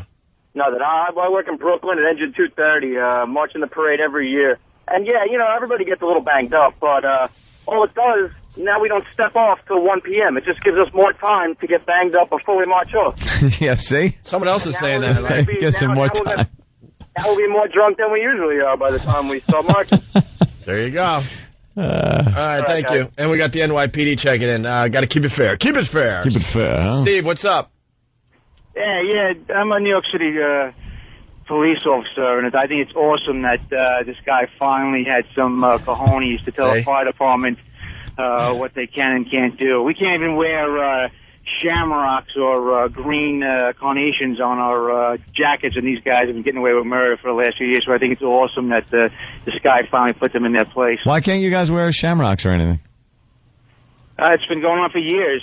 I've been on 17 years. Yeah, but why can't you do that? Who's getting pissed off that you guys are doing that? Because that's what it comes down to. Our department, the police department, won't allow us to wear anything. But what was the reason given? It's not part of the uniform. Uniform. Oh, You okay. see the Puerto Rican Day Parade. Guys are going nuts, dancing, drinking beers, dancing with women, and you get the St. Patty's Day Parade, and, everybody's got to stay in line, and you can't go crazy, and, so it's about time that the fire department had to, do what everybody else has got to do. I just think it's so hypocritical and so short-sighted. Yeah. Everyone forgets. Yeah. Thank you, Steve. Well, Sean's saying you're wrong, Ant. Sean on Long Island. Sean. Yeah, how you doing? Hi, Sean. How are you? One of the reasons you got the reason wrong why they're not letting the firemen in the front. The guy got mad that last year, or was it last year or the year before, they had firemen from New Orleans because from Katrina and all that, and they unfurled the New Orleans Fire Department flag, and the guy who runs up the parade got all pissed off. All right. Well, are they going to be here this year? No, they're not. So let the FDNY march up in the front. I agree. I agree 100%. But that's the reason. It wasn't. I don't think it's because they were drinking. The guy got all bent out of shape because it was only supposed to be FDNY marching, and they invited the New Orleans Fire Department that they worked with during Katrina. So what's the big deal? More problems from those Katrina people. Jesus. Well, that's the way it goes, I guess. But this guy's a jerk off. What can you say? All right. Thank you, Sean. When's the parade? Tomorrow? Yeah. Leave the city tomorrow. Just evacuate. I'm going to Philly. I'm out. I'm out. I'm out. I'm tapping out. Bobby Big Rigger, let's go. Hey, guys. Hey, Bobby. Picture your naked grandma. No, picture. Picture your naked grandma working out, doing toe touches with her hands on her hips. Punch it out. Okay, that is a bad image, man. All right. People have decided to play, finally, an hour later. Swanson from New York, what's up? Hey, Swanson. Picture your grandma naked. At your knees, her tongue thrusting vigorously. We like to leave a little to the imagination on this show. That's not nice. All right, thank you, sir. That is an awful image, man. That really is. It's disturbing me. You got one? Picture your grandmother naked, cuddling you when you're finished. You never want to cuddle with Grandma. No, I don't. You smell like powder and cheese. You smell like a hallway at an old hotel in Chelsea. Oh, God. Like missing and Cheetos. Picture your grandma naked, getting her wrinkles straightened out. Oh. All right, look. All right, thank you, E-Rock. He just cleansed the palate with a nice website. Oh. He's being nice today. E-Rock just throwing horrific sites at us, and then he gives us one to kind of cleanse the palate. All right, here's a little St. Patty's Day story. We're getting near St. Patrick's Day, but even the luck of the Irish won't help you if you're breaking the law behind the wheel today. Look at this. Orange County deputies are donning a leprechaun costume and a laser gun to catch speeders in the act. Oh, my. Some say dressing up is unfair to drivers, but the sheriff's office says the long-range laser gun they are using will allow the on-duty leprechaun, if you will, to clock your vehicle long before you see him. Oh, See, come on, a machine's guys. so good that we'll get you before you see us anyway. Come on, Wait, guys. Help us out a little bit here. First of all, in New York, you can't wear a carnation. But if you're a cop in Orlando, they'll make you wear a dress as whole a suit. leprechaun. Yeah, I know. That's why I play that. Just we like the hypocrisy of the whole Look thing. at the little leprechaun pulling me over. What the hell is... All right, E-Rock. Amputee sex. What are you doing? Oh, God. Oh, God. What are you doing? Wow. Oh, my God. Boss is getting sick. Way to go right back to the beginning of the show. Wow, there's something you don't see every day. It oh, is. my God, I've never seen anything like this in my life. You know, the internet is just amazing. Oh, my God. Invented many years ago so universities could exchange ideas with each other. Science. That's a leg, right? And we end up with a leg stump being used. I think everyone can understand. it's just terrific when you get rid of that stupid calf muscle. What you can do with that. It's stump. It seems like the foot and the ankle that really stops people from doing that. Right. Because that woman is missing a foot and an ankle, and now she has a completely new use for that calf. Oh, They're wow. lesbians, too. All right. Yeah. Isn't that wonderful? All right. Lesbian leg love. Hey, thank you, Iraq. That's just terrific. How do you follow that? Iraq's a little too good at finding this stuff. Like, you're not just like, hey, I'm just doing my job. This one was courtesy of Danny. Oh, really? Our own Danny? This one was That's found by Danny. no surprise whatsoever. By the way, Danny has a great new contest. Yeah. I think we got to pretty much keep it off the radio, but I think it's going to be all over the internet. He's. How do we explain Danny's contest? I don't think you can. Really? Yeah. Let me think. It's like decorating something. Like Easter egg decoration. That's the best you can do? Yeah, I'm really trying hard to do this. Let's say you had a fudge brownie, right? Oh, all right, there you go. That's it. That's all you have to say. And you mold it into a shape. Not necessarily. Maybe. Well, you could take it and squish it in your hands. Danny just wants people to show... And roll it a little. Danny just wants people to just show off their brownie. Yeah. To begin with. And then, I don't know, then maybe you just happen to have a Mr. Potato head around and you might want to use some And you could parts. decorate it up and put a nose on it and eyes.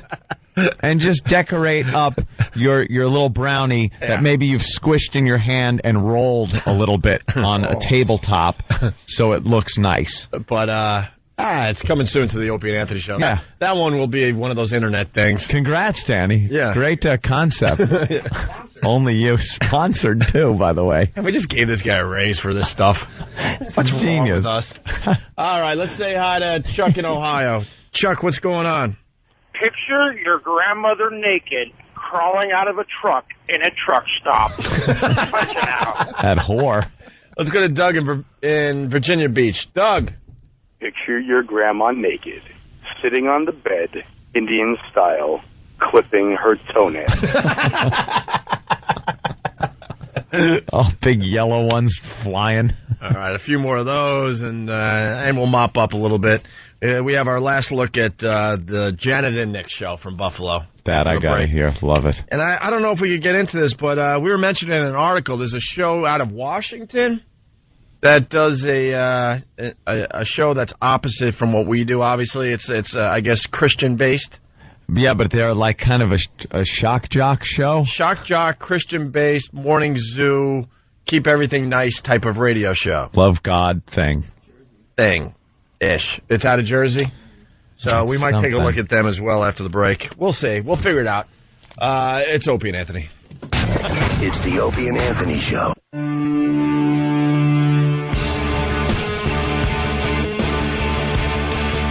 We'll try to go into a speed round here before we move on to XM Satellite Radio. It's the Opie and Anthony show. It's Freddie in Kingston. Freddie, what's going on today? Picture your grandmother naked, giving your father a happy ending. Dave in Connecticut, what's going on?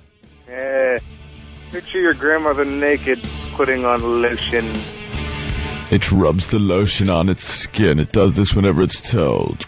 Christian in New York, what's up? Picture your grandma naked, a la Jimmy, as a tranny. Almost what? Danny in Whitestone. Danny. Picture your grandma with Alzheimer's, 2 different socks on, coming out of the bathroom, not fully clean. Oh, God. You got to have the wanting in there somewhere, though. It's all about the wanting. These are just disgusting scenarios. These guys are late to the party. It's all about your grandma naked wanting. You guys aren't making it sexy. Yeah, shame on you for not making it sexy. Yeah, today. make it hot. David on Long Island, what's up? Picture your grandmother naked, playing Twister blindfolded. All right. That would be fun. Picture your grandma naked at a key party. Ooh. Hey, Janet and Nick. We say goodbye to Janet and Nick after today. Yep. We've been focusing on this god-awful radio show in Buffalo this week. Next week, maybe we go Pittsburgh. Mm-hmm. Maybe we go Pittsburgh next week. This is one of these awful shows. It has the guy and the girl. Yeah. And, the whole, she just sits there and, oh, gosh. Oh, no. Adds nothing. Hey, how you doing there, Sam? Quick question. Just got a PSP and Luminous, and I was wondering your high score in challenge mode. Oh. About 260,000. Top that. Top that. Game took well over an hour and a half. Good luck. I'm sure someone's going to laugh at that score, but I'm pretty proud of 260.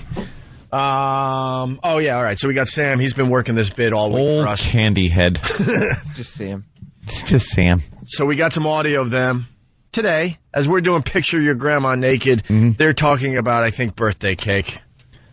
Birthday cake? And I think they brought in a birthday cake. Yeah. Was it someone's birthday? Whose birthday? I don't think it's anybody's birthday. They just brought it in because they wanted cake.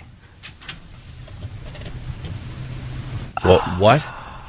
They wanted a cake. It seemed like it had come up on an earlier show, and they were doing a callback to wanting some cake. This just and then sounds horrible. They got a cake. And then talked about the cake? They talked about it as they were tasting it. And they had to find forks. And then they talked about the goodness of the cake? Of the cake that they got. All right. This was on the radio. On the radio, yes. Oh, this isn't Al Roker? It was their first break of the day. First break. That's how they started the show, Cake Talk. Cake Talk. Yeah. Probably a segment called Cake Talk on their show. So the middle of a radio show. 5 every day. The middle of the radio of a radio show is the shaky ground. You know, when you crack the mics first thing, you know what you want to talk about. Yeah. Someone that did you wrong, the top story of the day. Yeah. Some maybe Picture Your Grandma Naked type of bit. But if you have to start your show by talking about cake and its goodness, you're in deep trouble as far as a radio show goes. All right, well, here it is. Janet and Nick out of Buffalo, New York. Yeah. There was one thing we needed this morning. I have brought you, gentlemen, cake. Is that birthday cake? This is birthday cake. I don't eat birthday cake. Look at this. Holy this is from Walter. stacked cake. I have learned something about myself. I am a German bakery girl. Because Walter's is a German bakery. Oh, it's Volta. And that's the kind of sweets and pastries that I like. This was the most beautiful cake. Nick, I'm so excited for you to taste it. You got to pull a piece out and taste it. You do cake, right? Pull a piece out with my hands? Well, here, I have forks right here. Yeah, I gotta be just because it's icing everywhere. No, I'll go for it. Of course it is. Hit me. Doesn't that cake look good, though? I think I'm gonna try that. You gotta try it. I'm telling you, it is careful. It might, you don't want, you gotta just be careful. Yeah, I'm being careful. Yeah, Nick's like, yeah, whatever, John. You know how careful guys are with cake. See, now you want to lick your fingers when the frosting gets on, but you can't because you're serving. Isn't that tough to do? Yep. Kept going through that I'm last not a waiter. night. Good thing you're not a waiter. Yep. All right, you gotta taste. Now tell me if that's not the best cake ever. Oh, no. How good is that cake? Taste it. I Isn't it see where delicious? this is going. How good? Good birthday cake. I told you it was good birthday cake. Isn't that great? All right, we're laughing for another reason, obviously. Yeah, I can just see what Sam has done to this already. We like to play this stuff just to show people, because there's a lot of new people kind of figuring if they like us or not. It's great birthday cake. So we want them to fully understand us. It's great birthday cake. In our world, that ends with a cake in someone's face, or you crush their dreams by just punching the cake as hard as you can. Yeah. Right in the middle, just go smash it in her face. Right before they were going to, taste the cake. But they actually tasted the cake. Yeah, that was the payoff, actually having a piece of cake. Oh, this is great cake. Well, here you'd say, can I have some cake and eat Grandma, too? Moving on. Why, was that dumb, do you think? No. Yeah, who knows? Where is this radio station at? Where is this? Yeah. Where is this radio station? Buffalo. Are you talking just to be heard at this point? No, I'm sorry. So I had one or two bad lines the whole day.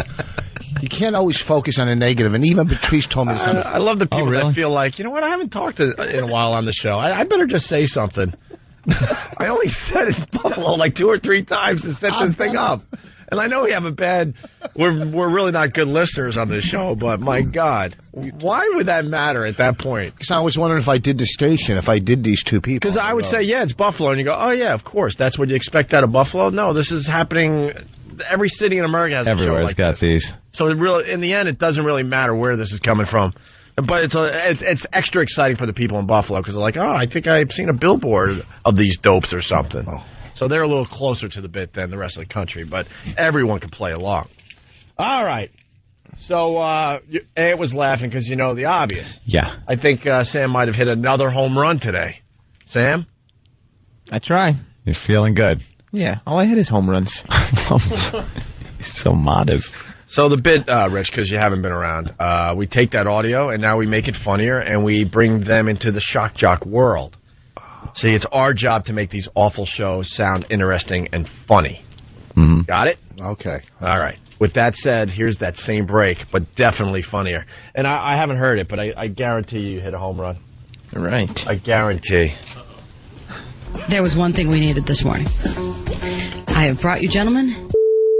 This is. I don't eat. Look at this. Holy. I have learned something about myself. I am a German.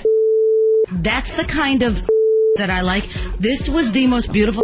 Nick, I'm so excited for you to taste it. Yeah, I gotta be. Just because it's everywhere. No, I'll go for it. Of course it is. Hit me. Doesn't it look good though? I think I'm gonna try that. You gotta try it. I'm telling you, it is careful. It might. You don't want. Yeah, you gotta just be careful.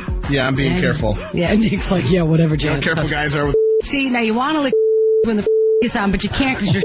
Isn't that tough to do? Yep. Kept going through that. I'm not. Good thing you're not a. Yep. All right, you gotta taste. Now tell me if that's not the best ever. How good is that? Taste it. Isn't it delicious? How good? I told you it was good. Isn't that great?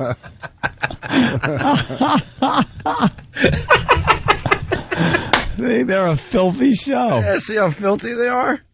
I just have one critique. Oh, no. Yeah. Bit over? Why wouldn't you? No. Being that the word was cake with the k sound and the k sound at the end, why wouldn't you leave a little more, just a touch of the beginning or end, so it would really sound filthy? Hold on again. Some of them didn't make total sense when she was... Yeah, some of them. Kind of... And then if I left some of them in, then you didn't know when she was talking about here and... I don't know. I just assumed because it sounded like another word, which would be really filthy, that you would leave in a k somewhere. Yeah. But that's my only critique. I was hoping actually to hear some of that. That's why I was all psyched up to hear it. You want do-over? Maybe do-over. Do-over. Just leave a little where it's appropriate, where she would be using that word. Because I know later on it sounds like they're talking about some other stuff. Right. Exactly. That still made me laugh pretty good today. Let's play What Did We Learn on the Opie and Anthony Show? Tom in Connecticut. What's up, Tom? How you boys doing? Hey. I learned that the 1,200-pound Mexican guy's nickname was Porquito. Porquito, right. I forgot we even talked about fat guys today. Tiny. Let's go to Turbo on Long Island. Turbo, what's up? Picture your grandmother naked in a butcher shop. Why in a butcher shop? All right. It's Could Nick be the end of the bit. Yeah, Nick in Philly, what's up? I learned two things today. Okay. When you stick your hand down a garbage disposal, it usually comes out bloody. And Rich Voss wouldn't make a pimple on Norton's ass. It's not a nice laugh, is it? All right. I'm laughing at you. Well, we got to get out of here. Yeah. And we got to remind people to get their tickets for the O&A Traveling Virus Comedy Show, April 14th in Vegas. At the Hard Rock Hotel and Casino. Tickets go on sale in like 5 minutes from right now through Ticketmaster. Expect to see some of you people there out west. I want to see some of you people at the poker table, too. And by the pool and all that. We're doing a press conference out there to announce the rest of the tour dates. What else can we tell the people? I don't have the lineup in front of me. All the info's up on opieandanthony.com, but it's 8 or 9 comedians that you know and love from this radio show. Well, you know. Huh? Well, you know. Comedians that you know. Some of them you don't love. Like who? Me. Nah, people love you, Rich. I know. Rich, where are you going to be? Next week in Wilkes-Barre. Wisecracker. Wilkes what? Wilkes-Barre, Wilkes-Barre, Pennsylvania. All right, wait. So you're going to be at what's the comedy club? Wisecrackers. Rich Voss at Wisecrackers. Where? Wilkes-Barre, Pennsylvania, 23rd and 24th. Wilkes-Barre, whatever it's called. All I'm seeing is ha ha ha ha ha ha all over the Pal Talk. What does that mean? They're laughing at you. Wilkes-Barre. Wilkes-Barre. I said Wilkes-Barre. Yeah, how do you say it? Wilkes-Barre. Why don't you tell us? Wilkes-Barre. Wilkes-Barre? I'm a Wilkes-Barre. Last week he was saying Wilkes-Barre. You said Wilkes-Barre. Wilkes-Barre almost came out. Wilkes-Barre. Where are you playing? Wisecrackers. At?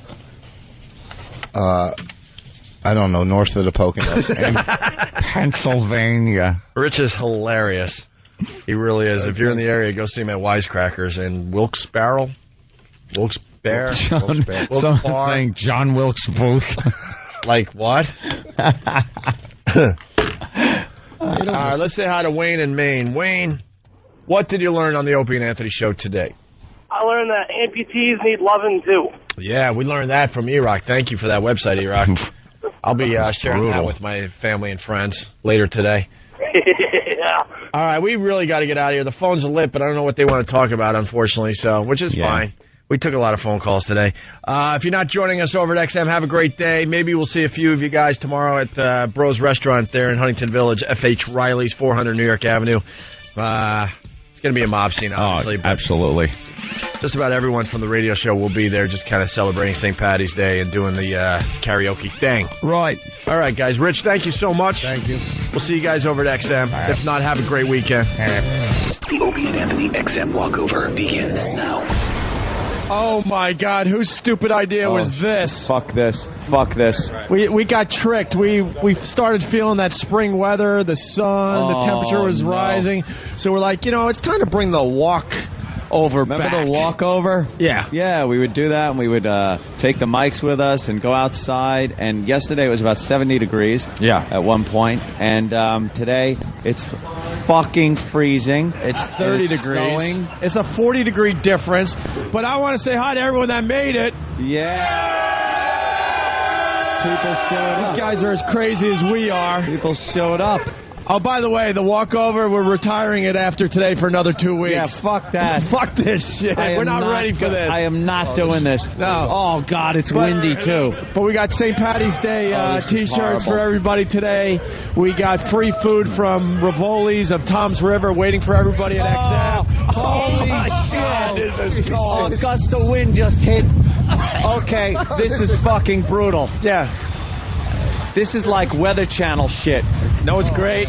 We just lost our crowd because they broke open the boxes of free T-shirts. Shirts, yeah. My brother's T-shirts. You can find them at myradiostore.com, the St. Patty's Day T-shirt. And they're all back there getting their shirts, and we're like, fuck everybody. We're getting to XM as fast as possible. Things are icing up a little, Opie. If you notice, the sidewalk's very slippery now. I'll give $20 to anyone that is willing to sniff the inside of my hat. That's right now. No, I took it out of the laundry. This hat I wore all winter.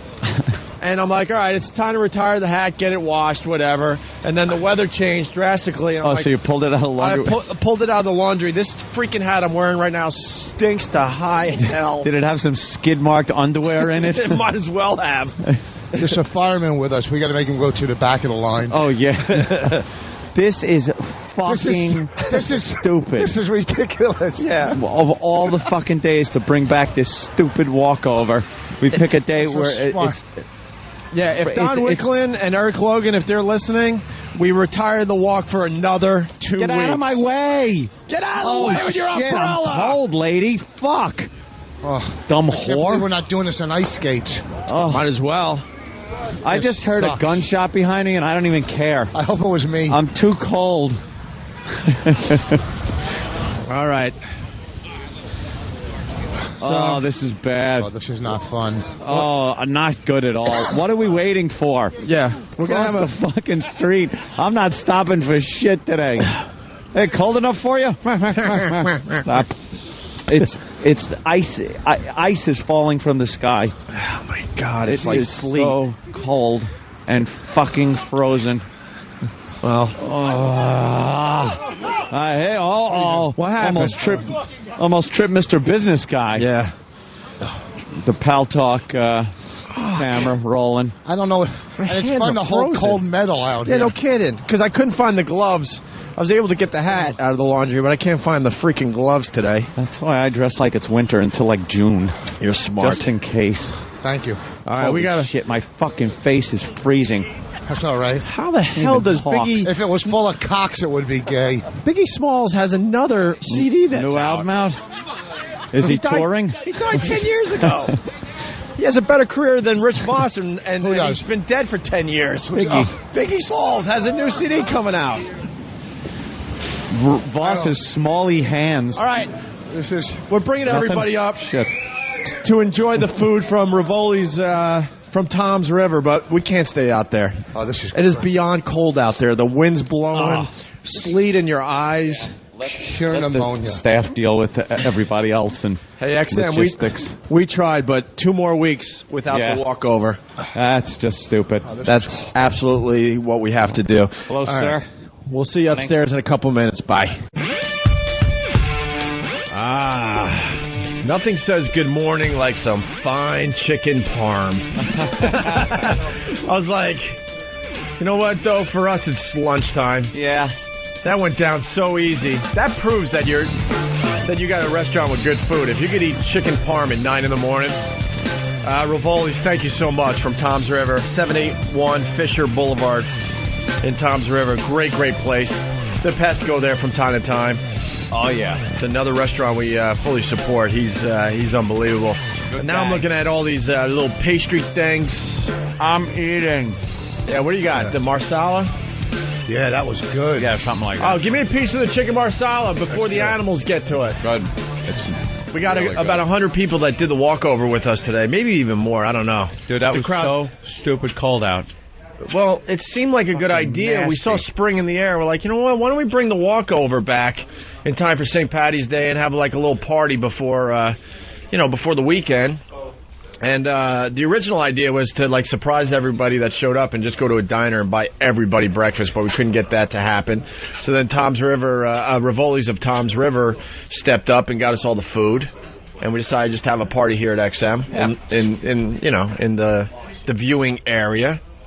But now we got to say goodbye to the walkover for another 2 weeks. There's no fucking way. Enough. Ridiculous. And I was on board with just continuing the walkover through winter. I thought we'd get some fine radio out of it. No way. Dude. It just sucks.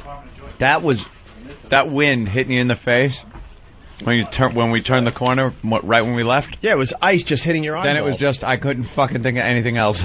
Right. But how cold I was. And we kind of just ditched the listeners. Yeah. We usually really did. say like, well, it wasn't our fault though. They had 2 boxes filled with my brother's T-shirts, and they opened them up, and it just shows you that they care about a T-shirt more than seeing us. So we walked by ourselves. What would they do for a leather coat? And they were just crowding around getting the T-shirts. If you want one, it's the T-shirts can be found on myradiostore.com. But whatever. Oh, thank you, sir. God damn. And what made it so cold is if it was snow, it would be okay, but it was icy water. No, it was ice pellets into your eyeballs. And no, but I mean, you can handle it, but it's no way to broadcast. Oh my God! Oh my God! You can turn that on. I don't care. I like the background noise. Okay. People have to fill out their paperwork just to have some chicken parm. Kind of stupid. But eventually they'll be in here, and we'll do some stuff with them. The Pal Talk camera, by the way. What happened? Is broken again. What happened? I don't know. It's not Pal Talk. It's XM. For some reason, this computer isn't recognizing the camera. Yeah. The camera says, "Hi, how you doing?" The computer goes, "Who the fuck are you?"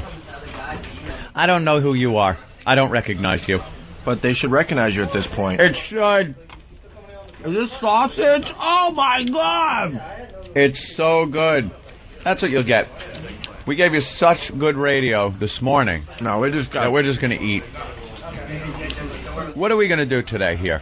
I know here's something. We got a lot of stuff to do. We really do. Patti coming in today? I don't know. I think she's part of the Ron and Fez show at this point. Well, she's supposed to bring in her radio show. Oh. She's got her radio show, My Generation. Yeah, apparently she cut something with Earl. They did cut it up? Like Earl put it together? He he came in with her. Patti with Earl producing? I believe so. Oh, this should be a fucking horror. Yeah, so she's supposed to come in and submit it because she wants to do a Saturday show. Right. Good luck. All right. Good luck, Patti. Let's say hi to Brian in Utah. Brian, what's up?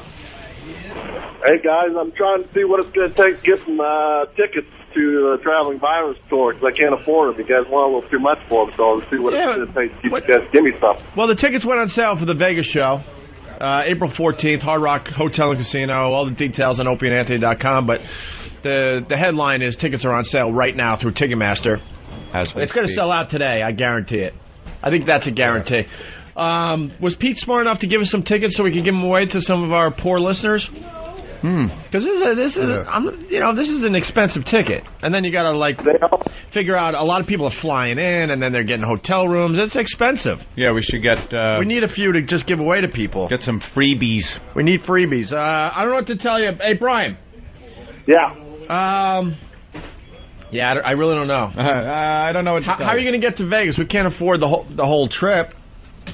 Well, I got to drive because I live in Salt Lake. It's going to cost me driving all the way down there and back, and the hotel room and all that good stuff, So, well, the pests are working. $140 a ticket. It's kind of creepy. The pests are working together. They're like sharing hotel rooms and stuff with complete strangers. Ew. So, how far are you? You're going to drive how far? From Salt Lake, about a 6.5 hour drive. Well, you know what? Email me at my rich@richfox.com. And if I get, if I'm allowed guests or whatever, I'll put you on the guest list. I don't know if I am or what the deal is, but I will put you on mine. All right. You know what? You're not allowed guests. No, you'll probably have a ticket or two. Yeah. All right, Brian, hold on, because we'll get your, we'll give you, well, how are we going to do it? You should email, I don't know. We'll figure something out. Stay there, Brian. Thanks. All right. Let's go to Ron in New York. Ron, what's up? Are we going to do the same bit over and over again so everybody's just bleeding from their ears or what? What are you talking about? What? I'm talking about the cake thing over Free FM. We know you guys are better than everybody else on the radio. Wait, talking about what?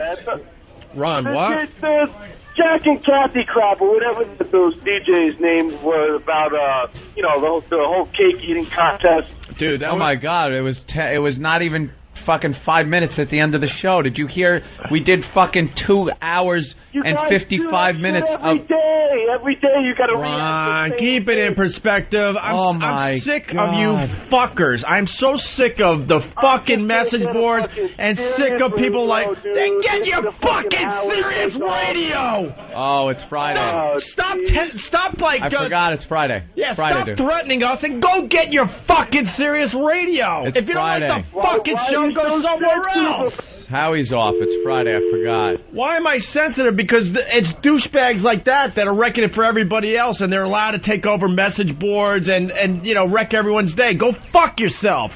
It was 4 fucking minutes today. What other show gives you a radio show where maybe you don't like 4 minutes of a fucking show? Enough already. I don't think he was a fan. And a message to the message boards, enough. You guys are being had by Howard Stern fans and people that aren't even fans of the fucking show, and you let them take over the whole goddamn thing. Enough. Simple as this. You don't like the show, go somewhere else. Like some guy's going to get on our case because he doesn't like one lousy 4-minute bit. I've had it. You're going to do the whole bit over again? Well, maybe we'll have a girl come in and sit on a vibrating dildo machine every fucking day. How about that? Every day. I'm not stupid enough to think you're going to like every single minute of our radio show. Duh. But if it's a 4-minute bit, then that's a song you can listen to somewhere else on the radio dial. Go listen to a song and come back. Or never come back. Whatever, man. We have enough people that like the fucking show. 4 minutes out of 25 hours. 25 hours. We do 25 hours of original material a day, and that's not good enough for some of these people. 4 minutes. It's amazing. They'll nitpick any fucking thing. It's amazing to me. They have no idea how almost impossible it is to like entertain people for 25 hours a week of original material. But it's so fucking arrogant of people to tell you how to do your job when they never even come close to doing it. Well, this is how you should do it. Oh, really? And then they threaten, well, I'm going to go get a Sirius. Then go get your fucking Sirius unit. See, here's how it works. If enough people do that, then the show is to the point where no one's listening, and then guess what? We go away. That's how it works. And your dream comes true. Then we go away. And we're gone. Yuck. Yeah, he wasn't a fan. Let's go to Adam in Connecticut. Adam. Hey. Yes, sir. Yes, you're on the air, sir. No, I just want to point out something kind of funny. Yeah. Opie says at this point a lot. Do I? What? Yeah, it's just. I guess I got nothing better. Oh boy. Do I really? Well, at this point, if I do, I'll work on it. I think you should go fuck yourself. All right, punching out. All right, thank you. Too late. Anyway, just so enough already. And then I do look at the message boards, and these message boards are being had. It's like, are you this stupid? You're letting people that are Howard Stern fans completely control your board and threads. Dummies. And then they're like, well, it's free speech and whatever. But it's not a fan site. You're being hijacked by another radio show, and you're not smart enough to realize that. Oh, my God. You're going to give yourself an ulcer after the chicken parm. That chicken parm was terrific, but the marsala was even nicer with the hot peppers there, Anthony. Oh, wonderful. This is the best breakfast I've had in a while. What's that big cake in the middle of the table? Apple crisp. What? Apple crisp. I need a plate and a fork immediate. Stat. And something to cut it with. Oh, my goodness. Wow, this place is getting very crowded. Yeah, quite the crew out there. We had a lot more people because the weather is so fucking abominable out there. I thought there was going to be maybe 3 people standing out there. I was pretty happy with the crowd. Quite the crowd out there. Yeah, and they're all filing in. I think we're going to be able to interact with our studio audience maybe in a little while after they're done with their fucking. You want to do some material? Maybe I'll do a little of the Starbucks tour out there. Maybe. Yeah, why don't you do that? Why don't you warm up for your big gig at Wisecrackers in Wilkes-Barre? I believe it's Wilkes-Barre, PA. Oh, Wilkes-Barre. You said it so many different ways. I don't even know what it means. I don't know the right. You all right over there? I want cake. Oh my God.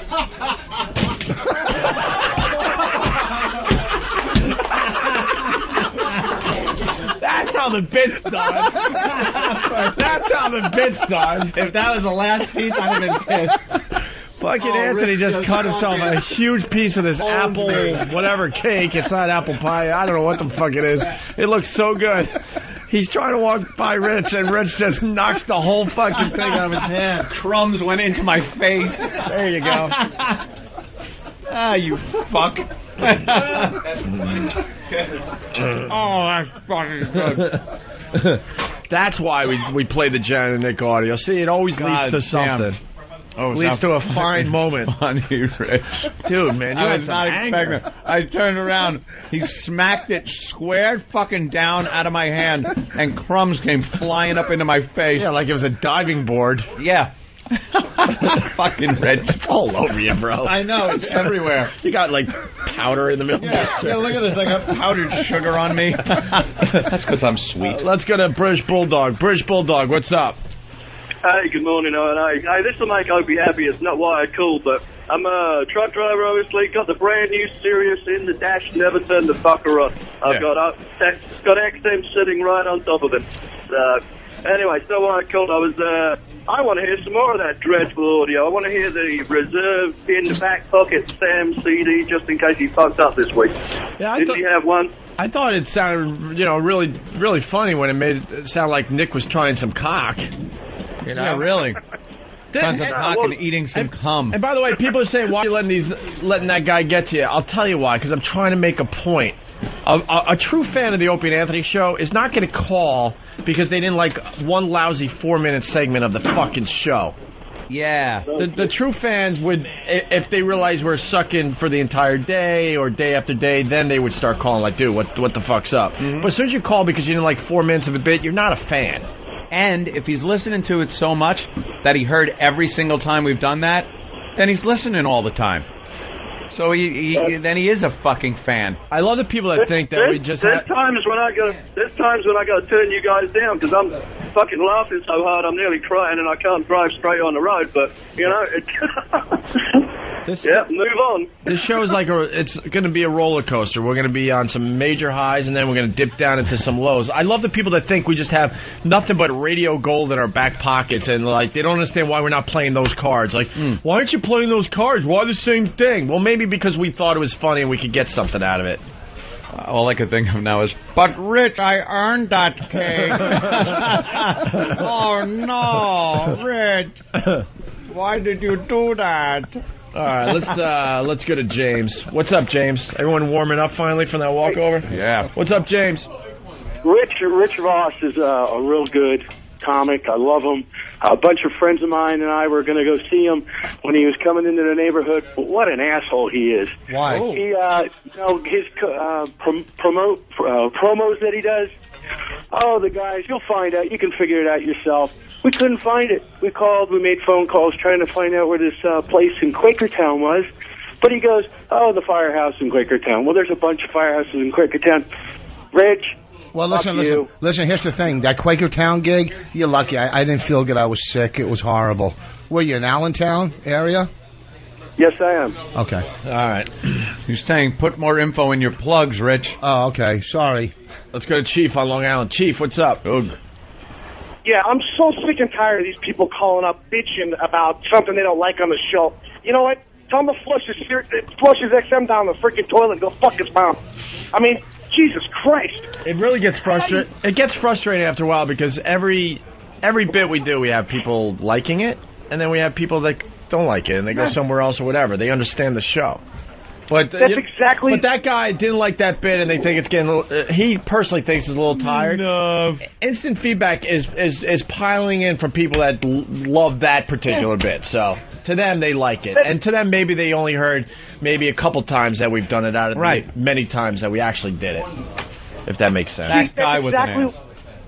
That's exactly what I do. If there's something I'm not interested in, I'll go check a song out. I'll go fuck around, whatever. I'll come back and I like just about 90% of everything you guys do. But there's still some shit that I'll tell you right now. If you like 90% of the show, that's massive. I honestly think the average listener that would consider themselves a faithful listener is barely over 50% of what they actually like. Really? Yeah. All right. Yeah, definitely. You know the average. Whatever. I could get into stats all day long. Ooh, stats.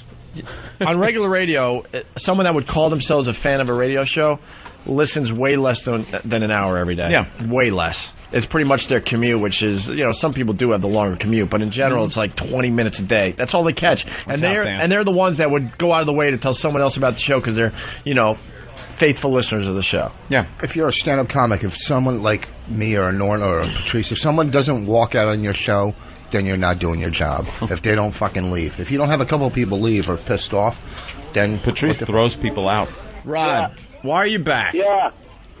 You guys hung up on me, man. What's this, a little constructive. Rod, you made your point, and I made my point. Do you think that was constructive criticism? It's not constructive criticism. I didn't like a little piece of a bit, and then you guys got to go on. Why are you going out? Hold on, Rod. Yeah, why are you going out of your way to call up a show that you supposedly like to say that you didn't like 1 4-minute segment? You know how ridiculous that is, seriously, if you really think about it?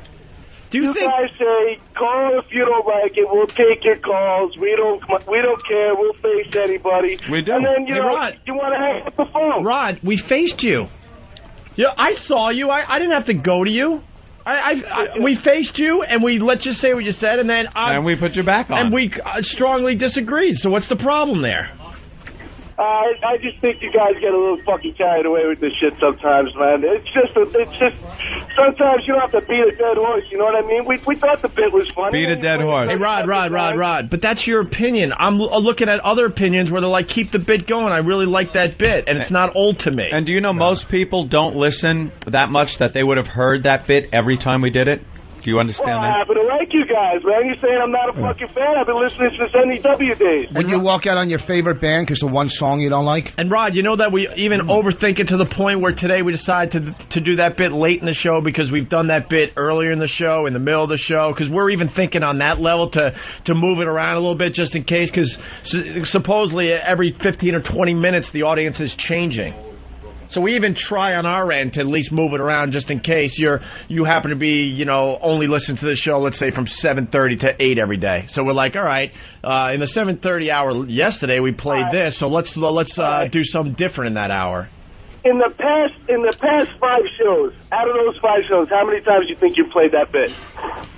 We did it 4 times this week out of 5 days. Yeah. And hopefully you're a little redundant. Oh my God! Do you wait? You don't Rod, understand the Rod, normal listener. It's so easy just to yell and scream, but I won't. You said you're a fan from NEW days, right? Do you remember when we would do a bit and we would replay it in the same show, sometimes twice, so it'd be heard 3 times in one show, and then good old days. And then the next day we play it again? Do you remember those days, or you forgot? Yeah, well, you got 2 radio shows now. You think you'd fucking be able to do a little bit more? Oh my God! If I listed all the bits we did this week, it would make your head spin. And then you have to. If you're such a big fan, why did you go like, just get serious and like what is that, like a threat? He's just an asshole. People are reminding us we should play the Leprechaun news story in honor of St. Patty's Day. We could do that. Why don't we do that? Regroup. I think all the listeners are Everyone's in. Trying to eat. Are people still getting in? Holy shit! How many people are? Wow. Isn't he in jail? Oh, dude, you look like the dude that went to jail. You know that, right? I know that's a visual, but you look like him. Look at the guys on the couch. If that doesn't look like not you. The guys on the couch, if that doesn't look like the evolution of "I don't get laid" poster right there. Holy shit! It goes from goofy to fucking just a mess. Hey, Rich, we had an idea that you were going to do the Starbucks tour for everybody. Yeah. I want to make it a little different. What? I think you would be braver if you stayed on this side of the glass, so it's like prison comedy. Prison comedy. I'll do prison comedy. Where you just stand up right in front of the window, get a mic stand that goes all the way up, and you do your material, but you're protected with glass. Oh, that's great. Right. Bulletproof comedy. At you. This way I don't have to buy my taser that I wanted to get. Right. Bulletproof. That's like 2 panes of glass, and I think each one is at least 2 inches thick. I told you about the Vegas girl throwing a drink at me. No, we got reports about that. We haven't heard the story yet. Yeah, I told you the story when last time I was in about. Well, but there's another story. There's another story. That's what I'm talking about. Yeah, where I was in Poughkeepsie. Maybe it's you. And some girl threw a burning candle at me. And an O&A fan went to block it, right? Wait, she got pissed off and she picked up the candle off the table? It picked the candle off the table and heaved it at me, right? Because her boyfriend, whatever. I was only on stage for a triple cunt. And some O&A fan blocks it, right? And then all the candle wax gets all over his girl, right? Oh, shit. Right? All in her hair. Now I got to buy them drinks on the house. But it was a nightmare. Just people feel, only fucking comedy. No one ever goes to a Broadway play, sits and texts their friends or throws things or show more emotion. You know what I mean? Or I hate that fucking scene.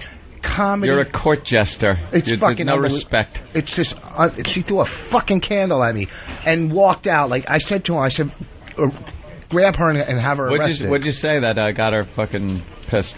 Her boyfriend, she was just sitting there with like such an attitude, not laughing at anything. I go, what the fuck is your problem, right? What, you want me to run back and forth on the stage or smash I'll tell you what that problem is. What?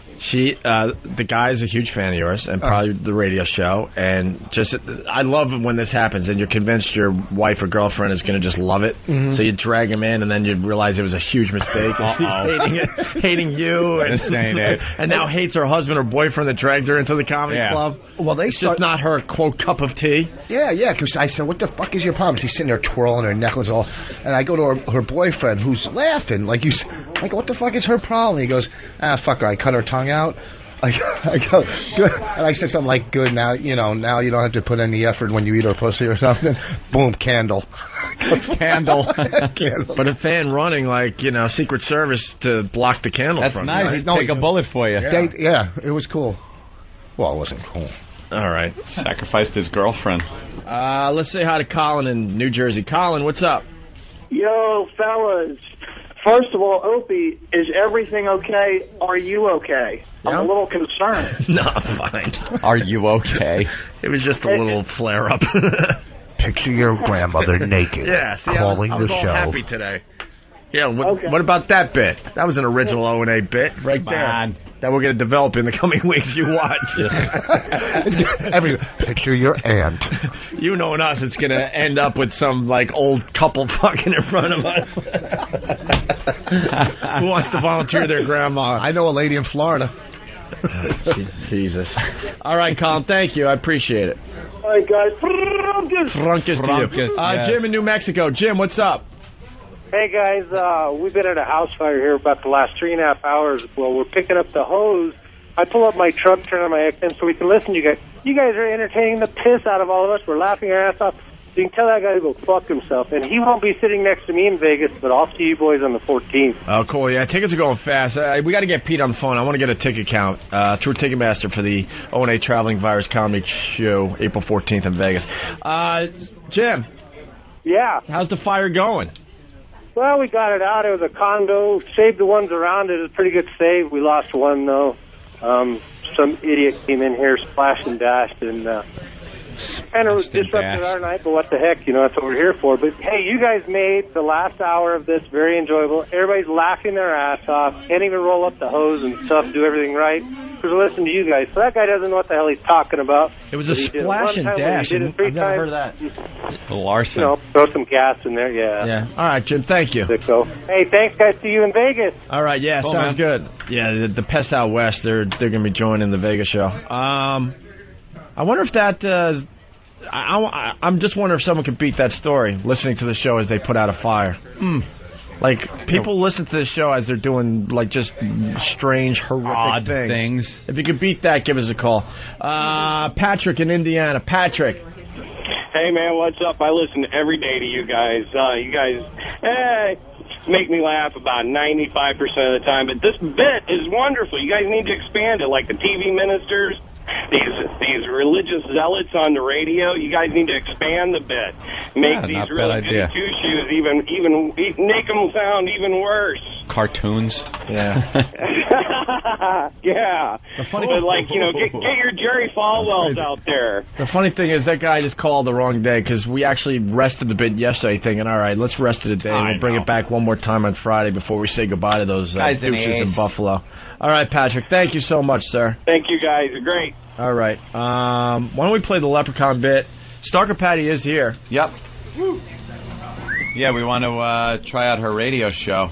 She's got it all produced, ready to go. Wait, H-Cup Jane is here. When are you going to flash everybody? Wow. Holy Jesus. What do you mean when they put their shirts on? Oh, my gosh. He says when they put their shirts on, everyone just jumped up and started putting on their Wow green shirts. Yeah, giant tits, man. Courtesy of Brother Elmo on MySpace. Brother Elmo, MySpace. Just giant. Jesus, they're massive when she's in a sweater. Big as your fucking head. Guys, what do you think of H-Cup Jane? Her shirt has stretch marks. Yeah. Yes, look at that. That shirt didn't have those lines in it before she put it on. All right, well, she's going to flash everyone. Everyone just threw their shirts on real fast. It says, wow me, I'm Irish. Her nipples are poking through a thick winter sweater. Yeah. No shit. Look at them. They are. Her nipples are bigger than some girls' tits I've been with. Look at those. Cold. It's cold. Hey, she's a... Wow, look. Yeah, you're right, yeah, Jesus. She could be wearing like a Kevlar fucking vest and you'd see her nipples through them. And a heavy winter sweater. Yeah. All right, listen to this. Oh, wow. Oh, stupid us. We thought she was wearing a bra. That's why. Jesus. Yeah, They don't move. No, they don't. Kind of a problem there. They don't move. Don't you want a little bounce on your boob? I know. Let's be honest here. I'm not going to lie. It almost looks like tumors. They are big. Hey, you want to jerk off some guys today? Whoa. Look at her, nice. She's a swinger. You want to jerk off some guys as your husband watches? Maybe you could like do the what's it called? There's a term for it when you're working. Oh, the double pumper or the there was it's the walrus. No, it's called low self-esteem. Listen, you would think after that breast job, those beautiful breasts, you would have him trim the hair on the nipples there. There's hair on the nipples? Jesus, yeah. Look it right there. No, I'm only kidding. Oh, boy, are you picky? Am I picky? Turn around and pose again. Yeah, turn around. They got their cameras out. There's H-Cup Jane. Photo op. Is her husband here, too? Yeah, right there in the yellow sweater. That's her husband? Yeah, they had sex on the camera last week. He looks like he just jumped off a yacht, and she looks like she just jumped off a black basketball player. You knew it was funny before you even finished, you ass. Coming alive on XM. Rich Boss. All right, and Stalker Patti, you bring your radio show? Earl has it. Where's Earl? What the fuck? Patty, Earl was supposed to have given it to you so you could come in and fucking give it to us today. Never did. Fucking Earl. Oh, my God. Well, you know what? Wait. Patty, get on a mic. He knew that today was... Shut up. He knew that today was the day that you were coming in with your radio show. And we were going to play it on our show and see how your show sounds. Because you want to do a Saturday show called My Generation, which is about like the 60s and the music and some inane babble that you do. And Earl produced it and was supposed to give it to you so you could give it to us. He even said it. I heard it on the show yesterday. He said, yeah, Patty's bringing it to Opie and Anthony tomorrow. Well, he didn't give me anything to bring. You know, he's late for everything. How did the recording session go? Well, when I'm not sure. I learned about two radio terms I've never heard before. He kept telling me to back sell. He kept telling me first in, last out. What was the other one he said? Kill yourself? No. Back sell. Her pants are two different tones. It looks like she pissed right down the middle of her leg. Patty, you're Those wearing pants like... are fucking horrible. Color that they are. It's the new style. All the kids are wearing them. Acid wash. Yeah. I guess. Acid wash jeans. You're only a decade behind at this point. Yeah, you're closing in on the right decade there, Patty. Well, can we get the audio? Where's Earl? Let's break and we'll get it. Get that. Oh, we're going to get it? Fucking no good. Producer. Where's that sparkling wiggle? Exactly. Yeah. I heard you guys out there. All right, we're going to take a break. We're going to find it in the system. Yeah. We got a party today, man. We got a lot of people. Thanks for doing the walk. I mean, the weather's awful, and we got a fine crowd. H-Cup, can we count on you today to do something crazy? Depends on what crazy is. Nah. Did your husband tit fuck you? What? You don't care? You would do that in front of all these animals? Probably not. Yeah. Oh. Yeah, see. How about Goofy Guy Hand Job? We find the goofiest guy here. Yes, Goofy Guy Hand Job. Oh, Rich just wants a hand job. Would you go Goofy Guy Hand Job? How about this? You just take something and just smack some guy's unit with it. Yeah, there's probably be a guy into it. We got to work on this. Something. Yeah, we'll think of something. She'll do something. Oh, what's that? What do you got? You found it? Yeah. All right, good. Did you rummage through his office? Oh, my God. It's 58 minutes long. Jesus, Patty. That's the introduction. We'll just sample through it. We'll sample through it. Could someone, maybe sample through this a little bit? Sure. I know, I'm sorry. Yeah, sure. All right, listen, why don't we play the Leprechaun news story in honor of St. Patty's Day? We'll continue with the past. Rich Voss, when we get back. We'll do Rich Voss first, then we can do that. Maybe we'll get some highlights from Patty's My Generation radio show. But next, Rich Voss does prison comedy with these animals. You guys want to hear that or what? Yeah! All right, cool. Opie and Anthony. Curiosity leads to large crowds in Mobile's Crichton community. Many of you bringing binoculars, camcorders, even camera phones to take pictures. To me, it look like a leprechaun to me. I gotta do is look up in the tree. Who else in the leprechaun say yeah? Eyewitnesses say the leprechaun only comes out at night. If you shine a light in its direction, it suddenly disappears. This amateur sketch resembles what many of you say the leprechaun looks like. Others find it hard to believe and have come up with their own theories and explanations for the image. My theory is it's casting a shadow from the other limb. Could be a crackhead that got hold to the wrong stuff. And it told him to get up in a tree and play a leprechaun. We're going to get down to the bottom of this. Yeah, still on there, guy. Don't be afraid. Don't be afraid, man. This guy, helping to direct traffic, says he's prepared for his encounter with the leprechaun. He's suited up from head to toe. This wars off smells right here. This is a special leprechaun flute, which has been passed down from thousands of years ago from my great-great-grandfather who was Irish. I just came to help out. Others just came to get lucky in hopes a pot of gold may be buried under this tree. I'm going to run a backhoe and uproot that tree. I want to know where the gold is. I want the gold. Give me the gold. I want the gold. State of the Union. Gas prices going up again. The Opie and Anthony Show on XM. Poop goes the weasel. Ramon, give me your sleeve. Come on, Dennis. Thank you, sir. We're back with the Opie and Anthony Show. Little St. Patty's Day party going on. Hi. Shaping up to be a nice show. We got Rivoli's here from Tom's River. You know, we wanted breakfast food, but chicken parm is just as good, right? Absolutely. I enjoyed it. The food is excellent no matter what time of day you eat it. Also, we got H-Cup Jane here. We're trying to figure out what awful thing we could do with her today. Mm-hmm. Did she run out of here? Or is she hiding? No. Hey, H-Cup! She's trying to hide. There she is. H-Cup.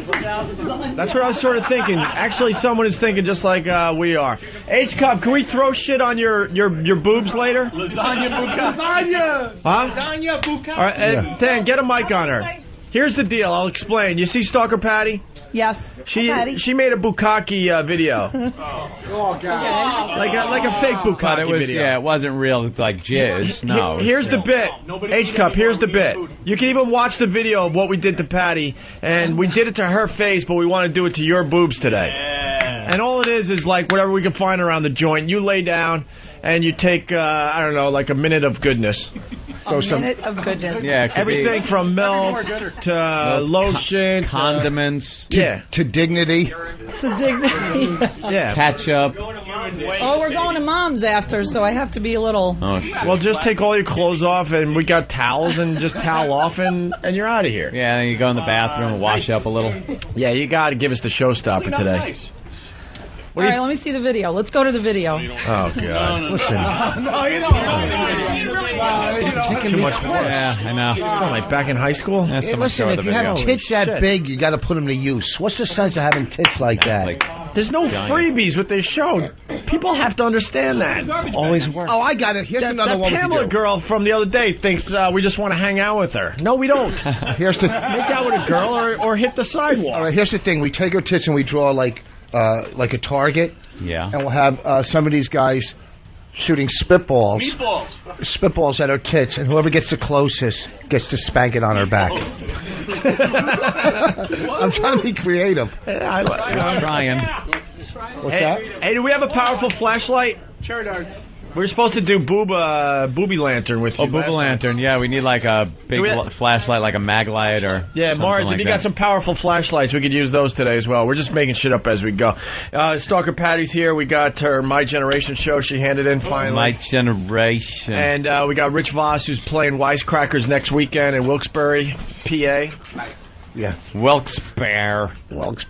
You want to do some comedy for these folks or what? I'll do a set. I don't know. I mean, I'll do a set. I'll always do a set. I love doing stand-up. All right, give Rich a mic. It's going to be prison comedy, actually. We're not going to have you out there with the animals. You're just in front of this. I'm going to stand in front of the window like this. Yeah. And now you guys can hear me out there, right? No. Especially this guy. Look at those ears. Holy shit. What do you use as earmuffs? Pillows? Here's the thing. So, what? Was that mean or something? Was that too mean to start off? It was just... I'm sorry. One way to put it. I'm sorry. That is quite mean. All right. Mean for the people that were hoping to laugh. Am I going to introduce myself? No, we'll have Stalker Patti introduce you. Yeah, Patty. Patty, you're the MC. Rich. And I'm sorry, you're not mad at me, are you? Yeah, I'll just wait for you. Yeah, I'll just touch your ears and you'll freak out. All right, wait, let's get... purse, boss. All right, already. See, Rich thought... I know how you think, by the way. What? He thought he already started, but he started with a bomb, so he's now making believe he Now was it's like, hey. Oh, no, I wasn't starting now. They got it. All right. I got to make sure Get off stage. Get off stage. So this is prison comedy.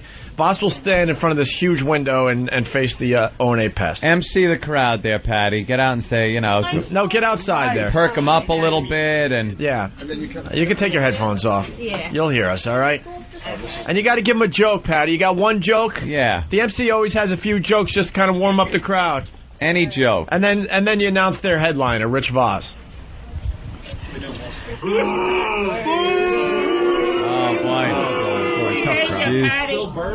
That's going to be tough. Good morning. We hate you, Patty. Good morning. Introducing the one and only... No, you dummy. You fucking dummy. No. Oh, are you stupid? Dumb as a fucking stump. Hey, Patty, can you hear me?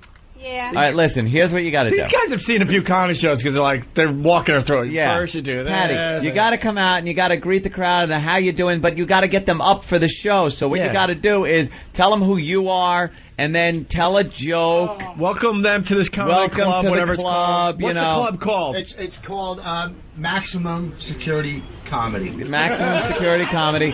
And maybe like point someone out in the crowd and kind of goof on them a little in good fun, good natured Ask way. where they're from and just have a little thing with them. Yeah, and say where you're from and like a little back and forth with the crowd. Warm them up. Get them all ready. And lay off the guy's ears. And then you go, are you ready for your headliner? And then they'll all clap and you say, ladies and gentlemen, Jim Norton.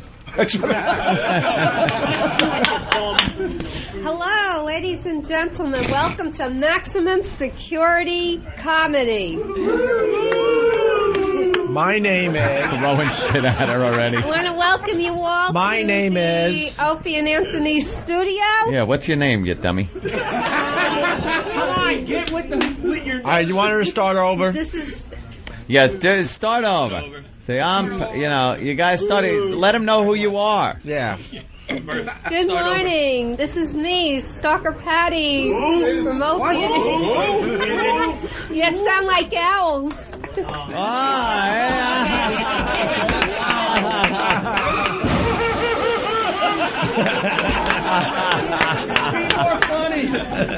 more funny. If I was any funnier...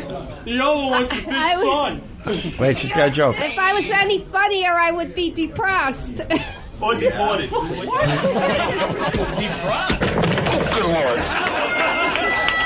anyway, I want to welcome you all to prison comedy. And No, Maximum. so where is everybody from? Is there anybody here from other than the tri-state area? No. How many people are here from New Jersey? How many people are here from New York? Then you all must be from outer space, then.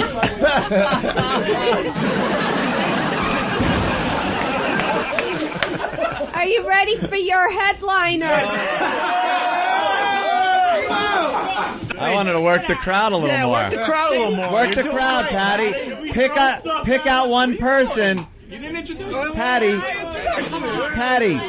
Patty, you dummy. Pick out like a person in the crowd and go, hey, you, and then like kind of make fun of something about him, good-naturedly,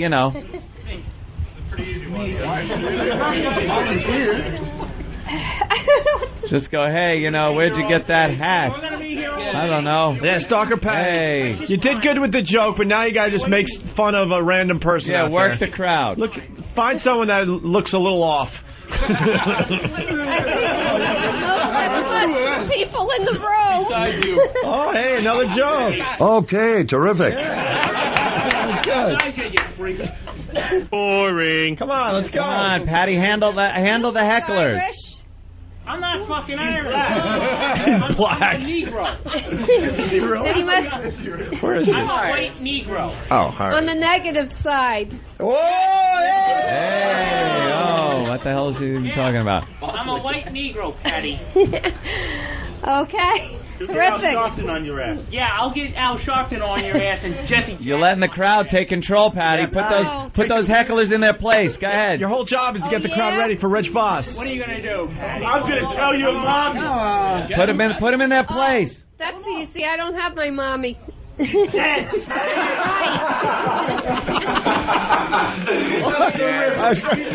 great. I gotta follow dead relative jokes. Come on, get harsh on them, Patty. They're heckling you. Oh, yeah? Oh, yeah? Why you? I know I am, but what are you? You're a big meanie. No, I'm a blue meanie. I'm the big Beatles fan. The blue. Oh, my God. Is it time for Rich Voss to say I'm ready to bail. All right, ask them if they're ready for their headliner. Yeah. Okay. Are you ready for your headliner? I think I got the way cleared for you, Rich. In this case, they're actually yelling for you. Well, you got. Oh, wow. What? They were going for us? A little crap. Wow. No, that wasn't quite an introduction, Patty. You got to introduce them. No, get back out there. The Now, Patty, it's ladies and gentlemen, your headliner. You might have seen him on. Ladies and gentlemen, and now for your headliner. Are you ready for your headliner? We told you already. We told you, Patty. Head. Rich Voss. Rich Voss. And now to get off. Now. Oh, no. She said something after the name. You're never supposed to do that. Oh, boy. You are the worst, Patty. Wow. Here he is, Rich Voss. Let's have a big hand for Patty. Patty, MC means Patty. moronic cunt. Patty. Look. You got to move over to the side. A scoliosis victim has better posture than you. Patty, how's it going, folks? Welcome to the One St. Patrick's Day party. Obviously, we have Ben's brother here, so the whole family's not working. Happy New Year. How long are you supposed to say Happy New Year for? I go till August. Is that too late? Happy New Year, boss. You know, New Year is the most overrated holiday. And there's always that one friend that this is going to be my year. Anyway, this is my year, right? Okay, what about the last 23 years? How about that? Why be so selfish? Throw yourself off a roof, then it'll be your family's year. You know what I'm saying? Don't fuck with me. I'll bring Patty back. Now listen to me. Okay? I'm just warming up right now. All New Year's is to me is to take your dumb Christmas decorations down. They should only be allowed up for 2 weeks.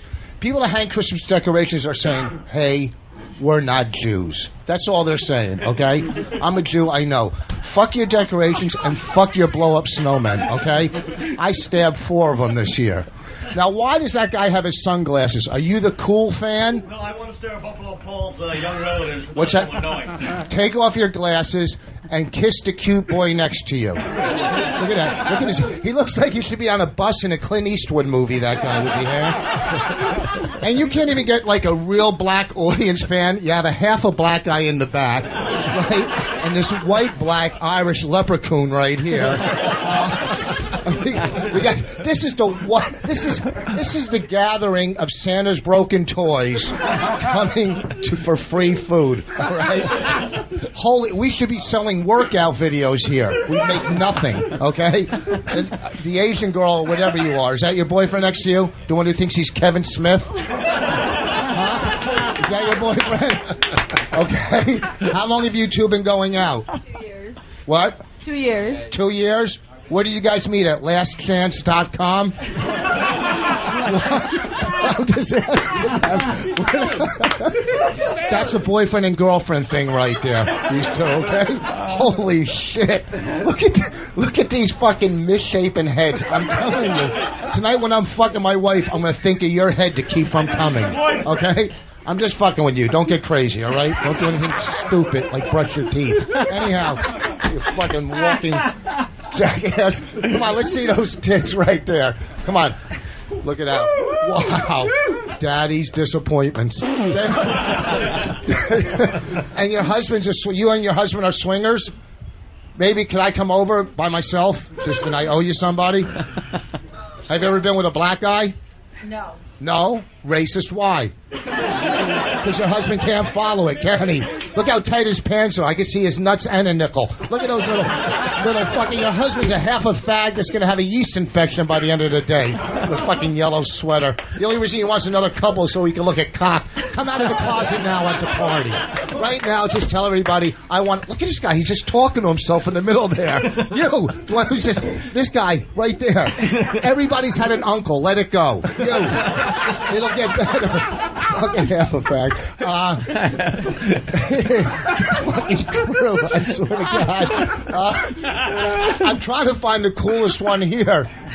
You? Yeah, there you go. Look at this. The half a black guy. You're black and Chinese, aren't you? You can open a fruit stand and boycott at the same time.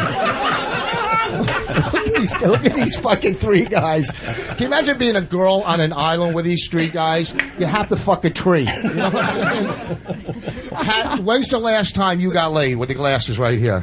4 days ago. 4 days ago? No, I mean with a person. How long? All right. You have a girlfriend? Yes. No fucking way do you have a girlfriend. Does she know it? What? Does she know it? Yes. And where is she now? Work. At work? Yeah. You call it work. Some people call it freshman. Anyhow, that means she's young. That one kind of flopped on that one. That's all right. They're not all killers. So far, it's not bad. It's not a bad crew either. What do you do for a living? I work at the Apple Store. You work where? At the Apple Store. At the Apple Store? Yeah. Oh, yeah. What are the odds you work with computers? Who would have guessed? And how about right there, Cockblock? Where does he work? Is there something wrong with him? Wow. Is this like a Make-A-Wish show for him or something? Gee, I just want to laugh one more time. He looks like a child molester. He looks like a child molester? Yeah. Oh, really? And you don't look like you've been on Dateline either. Shut up. Sit down and have some lemonade. I'll be right out. Look at that girl. She's pretty all the way in the back right there. Look at that. You're not... You work here or are you a fan? I'm a fan. No fucking way. Yeah. Look how big her eyes are, too. It's like she just got rammed in the ass. What's your... her eyes are popping out of her... What do you want me to do? It's a comedy show. You want fucking poetry? Opie, go to Soho, okay? This is all I got, all right? I got fucking... Say wow in a good way. Jesus. What's your name there, Butterfly? Kim. Kim? Do you have a boyfriend? No. Why? What's wrong? Are you one of those girls? There's got to be something wrong because you're pretty. Do you cry during sex? Are you one of those? Not at I don't believe I'm doing this again. I told myself I'd stop. Are you a cutter? No. Why don't you have a boyfriend? You're good looking. If there's one guy here you could pick besides the half a fag swinger, which one would you leave with? Please don't put me on the spot like that. What's that? Please don't put me on the spot like Please that. don't put you on the spot. Look what I have to fucking do. Don't put you on the spot. I'm standing behind a fucking aquarium trying to make fucking mutants laugh. Don't put me on the spot. What the fuck? Jesus Christ. I sold my soul for this show 5 fucking years ago on the steps in D.C. Go fuck yourself. Don't put me on the spot. Answer the question. Which one of these fucking mutants would you fuck? Jesus Christ. Don't put me on the spot. I've been tortured for 5 fucking years. I can't even get 10 people in the room. I don't even know if I hit bonus here in this studio. Oh, we needed 10 more people for you to hit bonus. Where do you live? Looks like you're cleaning a fish tank. I know. Jesus Christ. It's like doing comedy behind mildew. Wait for a starfish to come floating by me. Where do you live? Jersey. Jersey? Fucking floaters. I said float by me, not swim. They don't do that either. Ah, shut up. It's a comedy show. You don't have to break it down. You said Nemo. I should have said Nemo. All right, 4 minutes of dead time. You live in Jersey? No one I'm got sorry? that, Rich. How old are you? 33. How's your credit? Very good. Can you take a punch? Have you ever been with a black guy, or do you get along with your father? Never been with a black guy. Don't get along with that. Have you ever had a lesbian experience? Yes. You have? Yes. In detail. Was it in college, or was it real? It wasn't just making out. There was real, like, Caligula It was real, fisting and it and was shit? after college. Really? Mm-hmm. So are you a lesbo completely? No. Nope. So why don't you hook up with the... How about this? Here's how I'm going to close my show. I want you to come up and fondle her fucking... Jane. What's it? Come up and fondle Jane so I can close out strong. It's not a big deal. Just put your hands on it. It's just play with her tits so her husband... Get her in front of the window. Just make believe you're tuning in Tokyo. Yes. All right, here's the deal. Lift up your shirts. All right. Lift up your shirt. Now I'm a fucking prop act. All right, there you go. Now put your face in there. Put your face in. Oh, there you go. I gotta make it out. Wow. I'm fucking killing again. Oh, I'm getting it. All right. Why don't you put him on a piece of wood and you could hit it with a mallet and splatter him like watermelons, Gallagher? At least I'm not running back and forth in front of the window like Mr. Cook. Anyhow, folks, you've been the best 17 mutants I've ever worked through. Look at the size of this fucking guy. Holy shit. Look, he's a fucking... I wouldn't fuck with him. Look at him. Jesus. What? Are you got a girlfriend? No. Huh? No, I don't. No? I know a girl from Jersey who's a big lesbo. She's got big eyes. You feel like you're fucking an owl. Folks, you are the best. RichVoss.com. Amazon. Get the DVD and see the real shit. Ladies and gentlemen, Rich Voss. Playing Wisecrackers in Wilkes-Barre, Pennsylvania next weekend. Very good, Rich. They loved you out there in Radio Land. One guy writes, though, use lad bag from Whack Bag. When Voss heard I work at the Apple Store, you could hear the wheels in his head spin as he was figuring out whether he worked with computers or at a fruit stand. At a fruit stand? The Apple Store. Well, it's hard when you're behind the window and it's like, but you know what? Dude, you killed. Thank you. It was a lot of fun. This is a great crowd, always. O&A. It only took you 4 hours to do something for our show today, but... No, fuck, when I came in here... No, listen, back at Free FM, I had a couple lines. I wasn't on fire, but here's the thing. See, Mike knows. He heard the whole show this morning. What? I can tell you, if we go over it, I can tell you about 5 good lines I had, and I had a couple... We'll go over it. I'll tell them right now. We'll give you your batting average at the end of the show. I fucking never fail in the long run. All right, hey, Butters wants to say hi from Arizona. Oh. Butters! Hi, boys. What's going on, Butters? Not much. I just figured I'd call back in. Yesterday I got sick as shit, and my grandpa also died. You got sick yesterday? Who died? My grandpa. Aw. Now's the time to picture your grandmother grieving, naked, ready to be taken advantage of. How'd your father die? How did grandfather die? Well, very sorry to hear that. Yeah, how did he die? Cancer. So he's dead, and you go to a funeral and everything and all that fun stuff. Yeah, that's next week. It sucks when you're banging him in the coffin lid hits you in the head. Rick.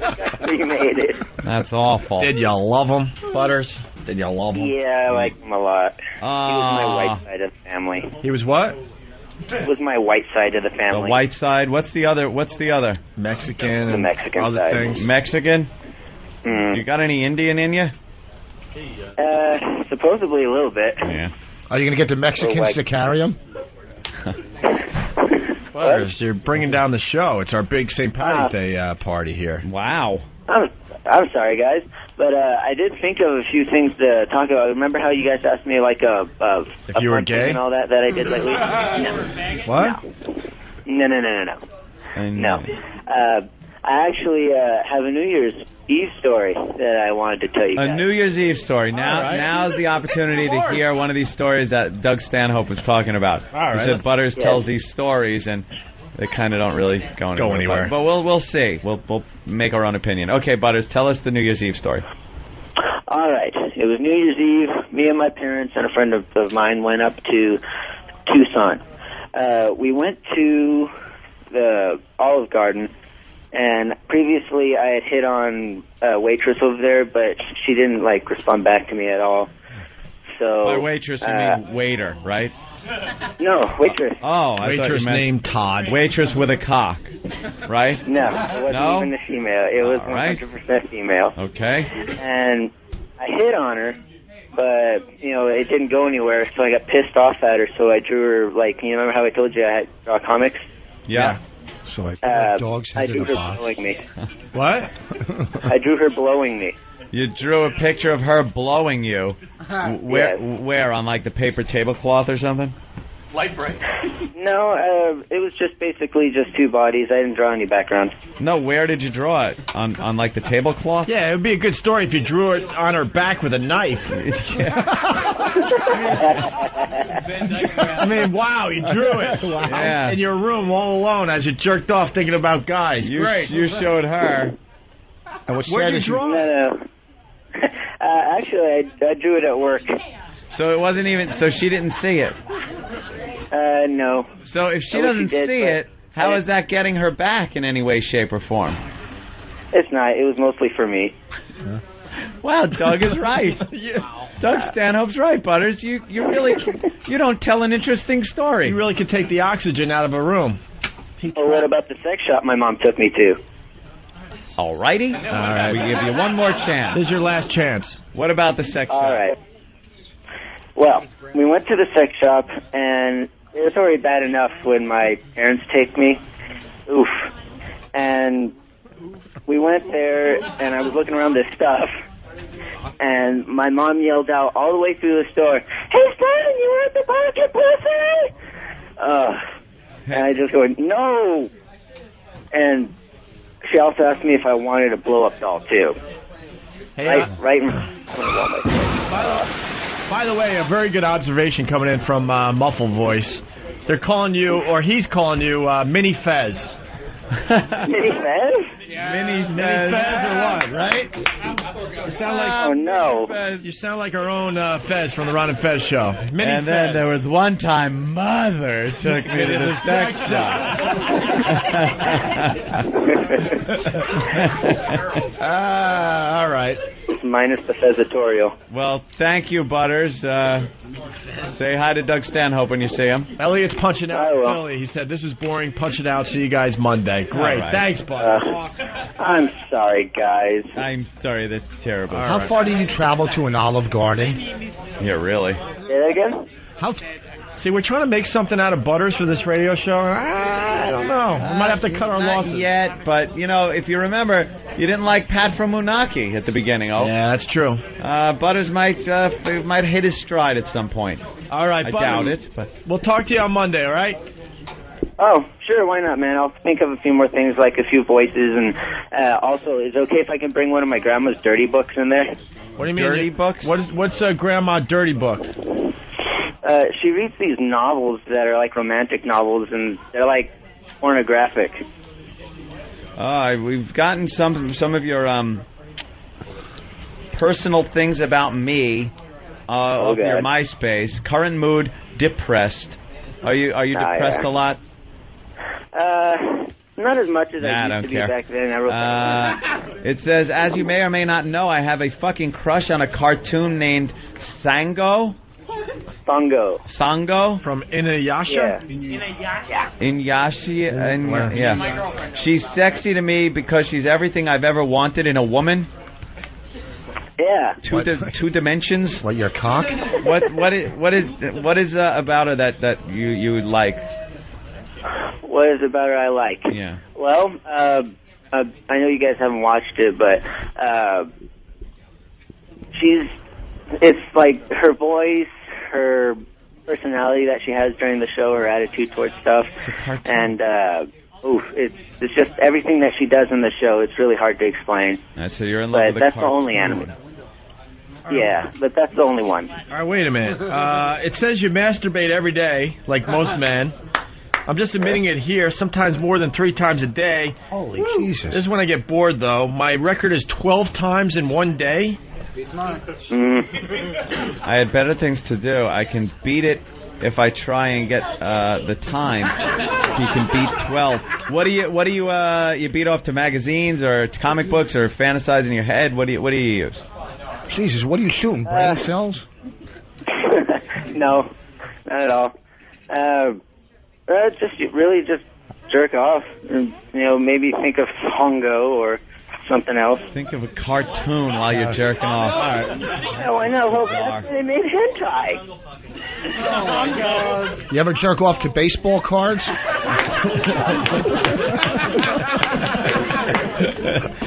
All right. Well, go to your grandpa's funeral, will you? Yeah. Yeah, I will. We'll talk about your wacky hat collection and you wait. If you should ever hang out with me, don't expect anything much other than weird ass shenanigans and crappy yet somehow amusing sayings. Do you got an amusing saying you can leave us with? Yes. Actually, my grandpa Dunlap left me with a stupid little song. If you guys want to hear it. Well, you know what your grandfather's last words were?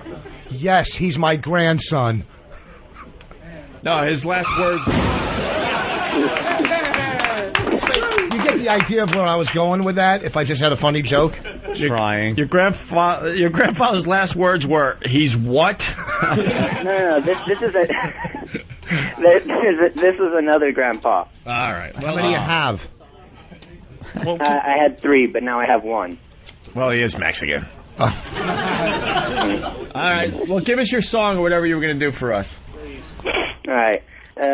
It's called In the days of old, when knights were bold, before rubbers were invented, they wrapped a sock around their cock and felt quite contented. I think if you go into the garage, you'll see your father hanging right now. Dad, I'll be right with you. 1 dead, 2 to go. You like going to like the grocery store in full Renaissance attire to watch people stare at you? That's kind of funny. Sometimes. Yeah. All right. Well. Yeah, it's fun. You know, it's mostly just hippies that live in this town, so they really don't care. But sometimes I'll get lucky enough to get a tourist, and they'll just look at me strangely. Anyone else getting lightheaded? A little bit. I wonder if there's a barbecue lit somewhere. I'm losing oxygen. All right, Butters, we gotta let you go. We tried. All right, no problem, man. We tried. We're not sure what to do with you yet. I think Butters has potential somewhere, but can't quite figure it out. Yeah. There's a guy named Dave from New York on the instant feedback. There's a guy in your studio who could sing Death Rockapella. What? Oh my God. Is it you? Death Rockapella? The dude that was talking to himself? Oh, jeez. Hold on. This guy says on instant feedback, it's the greatest thing you'll ever hear. Please call him out. Please. You will thank me. That's the guy that was talking to himself. That's the guy. Did you see the movie Dirty Harry when he took the bus of kids? Yeah. That's him. I can't say him. All right, what is this Rockapella thing all about? What's your name? All right, my name's Todd. Hi, Todd. Look at that streak. When was your last? This morning. Anyway, oh god. All right, basically, I can do different. I do acapella versions of heavy metal tunes. Ah, okay. So, like what? What kind of like what song can you do that's popular? So we're all in on the bit. I could do like Enter Sandman or something. Like that. All right, you guys want to hear this one? Yeah. Metallica. Sit down, Richard Cheese. No, supposedly it's the greatest thing we'll ever hear. We got to give it a shot. That's what his buddy said. Actually, I could do Painkiller by Judas Priest if you want to do that one. Well, Enter Sandman. Which one you want to do? I don't care. I don't know any of them. Huh? Enter Sandman? Yeah. All right. Enter Sandman? Yeah. Do you need anything special for this? Nope. Music, drum beat. Are you going to be shy if you're looking at the crowd because you could just look at us? All right. All right, here we go. Okay. Introduce yourself. Here we go.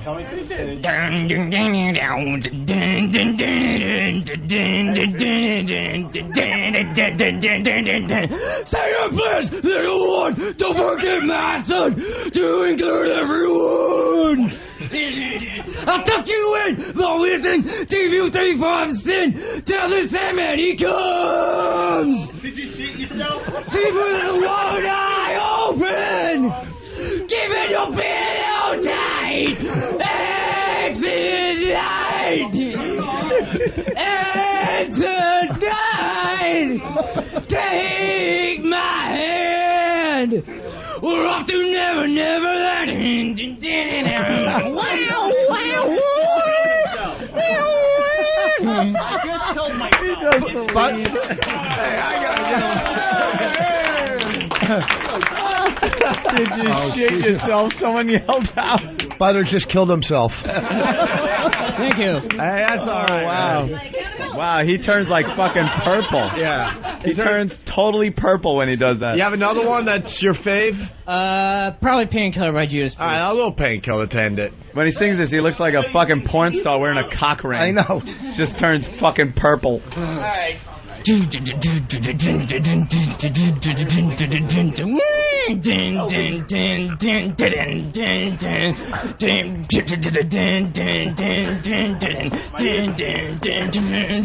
Faster than a bullet, terrified scream, and raging full of anger. He's half man and half machine. Like a metal monster, breathing smoke and fire, closing you with vengeance, soaring higher. He is the painkiller. This is the painkiller. Oh my god. They all pulled their shirts up over their heads like Beavis. The guy is fucking Beavis come to life. Holy shit, dude. That's all right, man. That was good. He's fucking Beavis. He's very nerdy looking, too, just to get the visual out there in radio land. Yeah. How much you weigh? Like 125 pounds? 130 pounds tops? Yeah, pretty much. You're a dumbass. Butthole. That's all right, man. Yeah. Anyone else with a talent out there they want to show off today? Anybody else? Someone said, oh my God, like they got something. Any other talents out there? Gotta be in that room. That we need to know of. Huh? I bring nothing to the table. He's being honest. Erock's line. No one else? I'd rather shave Stalker Patty's head today. Oh boy. Yeah, we just might have to. Let's say No. Go get a panic mode. Don't worry about it. Relax, Oh God. No. She puts that worried look on her face. You just want to hit her with a hatchet. It's getting hot in here. No. Don't worry so much, Patty. And H-Cup, we're going to do a bukkake thing with your boobs, right? The boob-o-lantern today? I thought we were doing the booby-lantern. What happened? We can do both. Well, that's been the booby-lantern. Well, can we make it really dark out there so we can do the booby-lantern before break? Let's do the booby-lantern. Well, no, that's the warm-up, trust me. What do you mean I was bombing on the way here in the car? What are you talking about? What happened? Didn't you say he called in? Oh, Mikey? Yeah. I was sitting right next to you. He was in the studio the whole time. Oh, yeah, you were there the whole time. Oh my God, they shut the lights off outside. Someone's going to get robbed. All right, turn off the lights in here. Oh, let's all fucking rape Patty. Yeah! By let's, I mean everyone but me. All right, now we're in the pitch dark. This is just for, this is a visual for the crowd out there. Watch out for that half a black fan. We learned a long time ago. Girls with breast implants, you throw a little flashlight under them and the whole thing lights up like a lantern. You need pretty strong flashlight. Turn off all the lights in the offices and all that. Have her stand in a tub of water. Well, if you use a flash, the picture isn't going to come out. You're not going to get a photo. Dummy. Fucking guys using flash.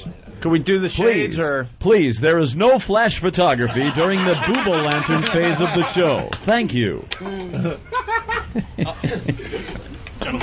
Now she's standing out there waiting for a flashlight. Is that what we're waiting on? Yes. Oh, we should have had one by now. Do some stand-up later. Yeah, that's now we're trying to plug in a light because none of the lights are on. So. But is it a light like a flashlight? Because it's got to cut be under her boob and kind of block. None of the light can. I don't know if that's gonna work. I don't know if that'll work. Her tits are so big, her shirt looks like. No, it's got to seal the light around it like a regular flashlight. We got any regular flashlights? Yeah, just stick the flashlight. Yeah. Put that under her tit. On it. No, it's got to be on it. On it, underneath. Underneath, right there. Now touch it. There it is. Oh, Jesus. How scary is that? Look at that. That looks like an eye in a fucking medical lab. That's cool, huh? They're trying to take pictures of it. You got to seal off the light, and it lights up like a freaking lantern. Oh, look at the veins. Isn't that cool? Creepy? There you go, guys. There's one for the studio That's audience great. today. It's like the crawling eye. It is like the crawling eye. Wow. Isn't that wild? It ain't gonna work with the flash, you dumb fucks. No flash photography. You gotta take it without the flash. No flash. Wow, look at that. How weird is that? Look at the fucking... It looks that's radioactive. Cool. You see veins through it. Looks like, dry red boobs. Try clear boobs. Hey, that's all right. All right, there you go. There's your Boob-o-lantern. That's for the studio audience. Anyone at home, if you know a girl with implants, just take a flashlight, put it right up against the bottom of her boob, and it'll light up. All right, Beautiful. We're going to take a break. My Generation with Stalker Patti. The tape has been handed in, finally.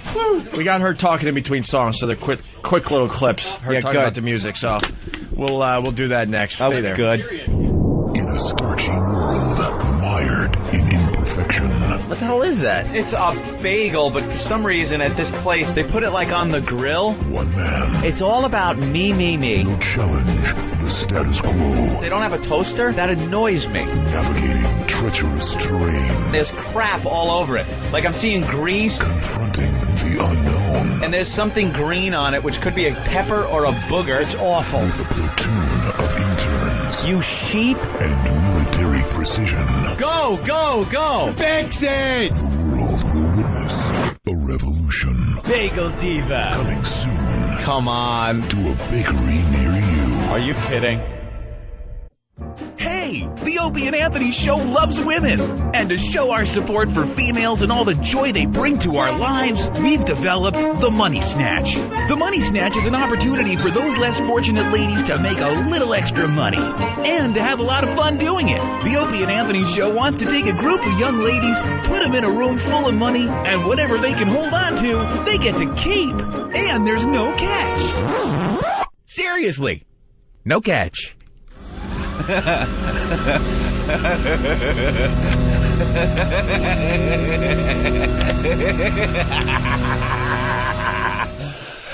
Details on opieandanthony.com.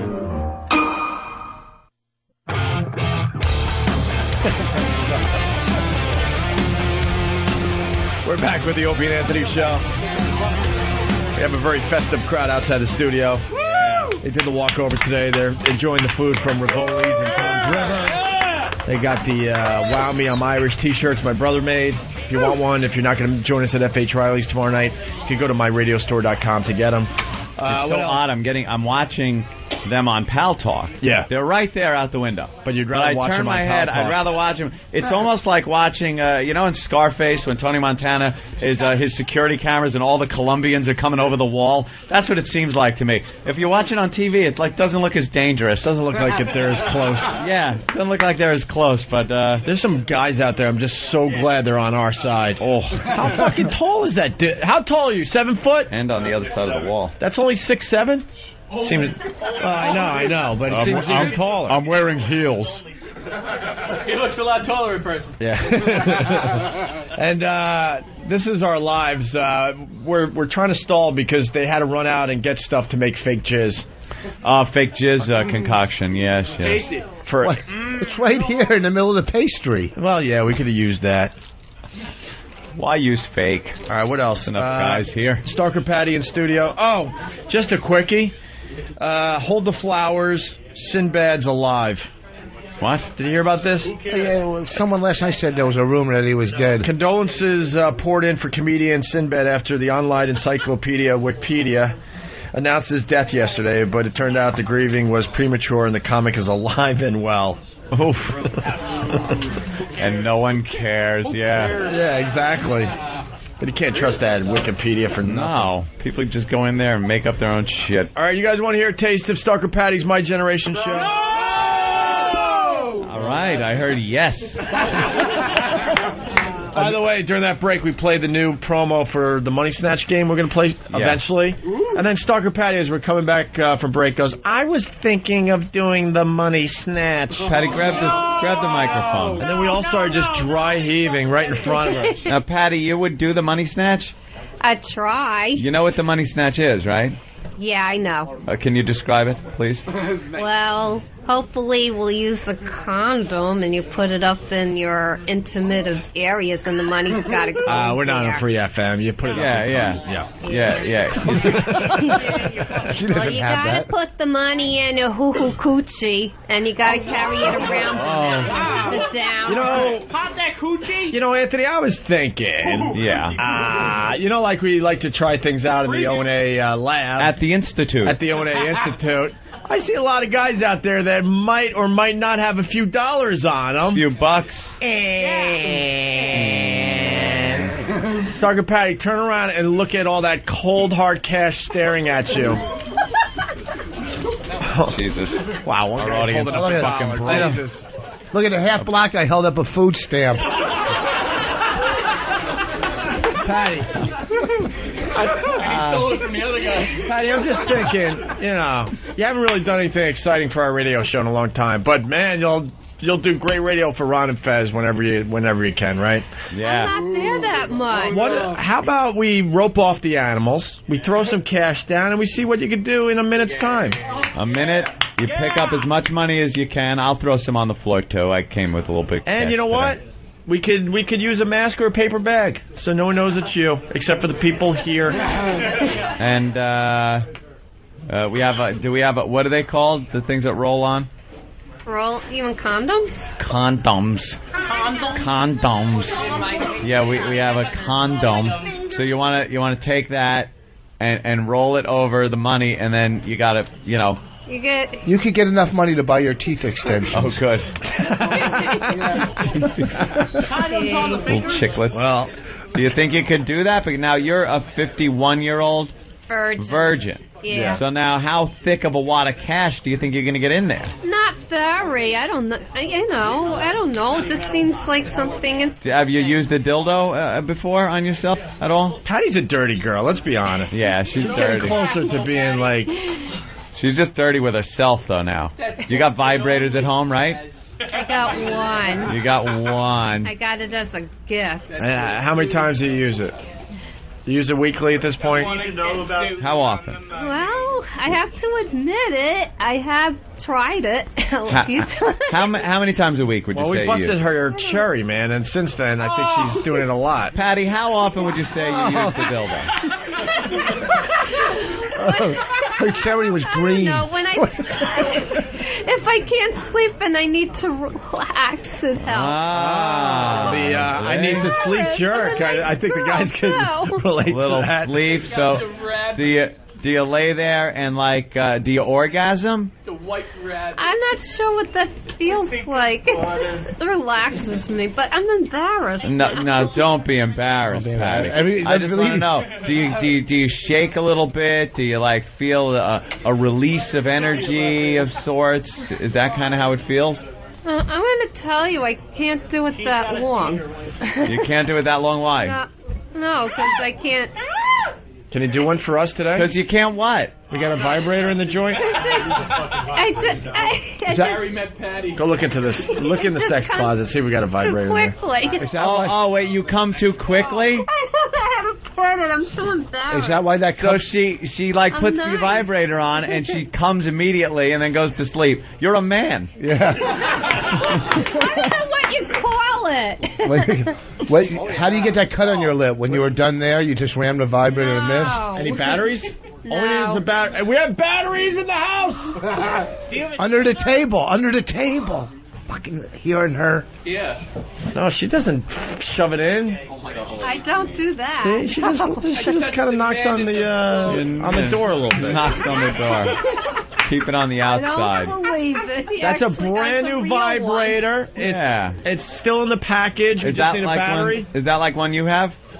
Mine's yellow and oh, it is?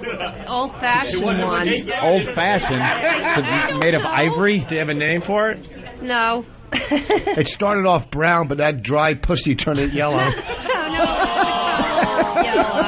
A yellow one. Oh, yeah. Who wants to see Stalker Patti masturbate? Yeah. H-Cup J might be off the hook. Jesus. H-Cup might be off the hook. We got batteries. Here's some batteries. It takes double A's. Have H-Cup masturbate. Now screw it on there. And There we go. Hey. feel that, Patty. All right, Patty. Patty, take your jeans off. Take your jeans off. Turn the lights off because I don't want to. Yeah, get the lights dim there. And that's And good. someone go off. Hey, Than, get someone to count how much money we got up for grabs for a quick money snatch game with Patty. All right. You might walk away with I'll some take bills one paid. for the team. One for the Take one for the team. That's what that fucking woman that went to the lacrosse team's party said. $1. That's all I got. Look at us collecting money from our listeners. I mean, we're going to throw money in too. Jesus. Can I keep my underpants on? Yeah, trust me, yeah. Yeah, we don't want that stuff falling on the in the studio. Well, Patty, have you been able to do that with your underpants on? Well, yeah. Oh, I thought you touched. That's how sensitive I am. Oh. All right. What happened? I have to look at her underwear? Why? Ew, what do you... Ew, that's usually really sexy. Here, stand up and show the audience. She looks like an old-time wrestler getting ready for a match. Look at the back. It's all puffed out like a diaper. I'm going to go old school. She looks like Bruno Sammartino getting ready to get in the ring. You know what's sad? I remember him when he was fighting. That's what's sad. You look like Ivan Putski, the Polish Hammer. Thank you. I love you too. All right, here. Your legs look like... I'll contribute a 20. I got a 10. There you go. I'm gonna give. Your legs look like rice pudding. All right, listen, Patty, start with your orgasm. Yep. It usually goes pretty quickly. See, she's learned because we had to teach her how to do this back, I don't know, a year ago, and now it's obvious she knows what she's doing. Now, here's what we got to do. The people out there, I know you're very excited. You want to yell and hoot and holler. Let's try to be quiet. And Patty, shut your eyes or just relax, lean back, and use that like you do at home, and we'll see what happens. Okay? Sound good? All right. Well, anytime you're ready. All right, you want to get the lights off in here? There it is. Yeah, shut the lights off. In here. All right, just close your eyes and do what you have to do, Patty. Make believe... Maybe shut that one off. Make believe it's just you and Anthony. Shut up. Oh, God, no. I'll be alone in the privacy of my room. Right, there you go. In front of two countries. All right. Just relax. There you go. All right. You gotta close your eyes. Lean back. Come on. I don't think nobody wants to see that. Now they do. No, they do. They just can't. Oh, God. Can I stop now? No. You finished? Keep going. Keep going. Go. Stop. Just don't talk. Just keep going. No, just close your eyes. I can't. Just keep going. Oh, no, come on. Come on. Please stop. Don't laugh. Don't laugh. Just keep going. Shh. Oh, my God. I want to stop. I usually don't go this long. Please. Oh, please. I can't feel it. I can't. I'm a nice girl. Come on, please. Please.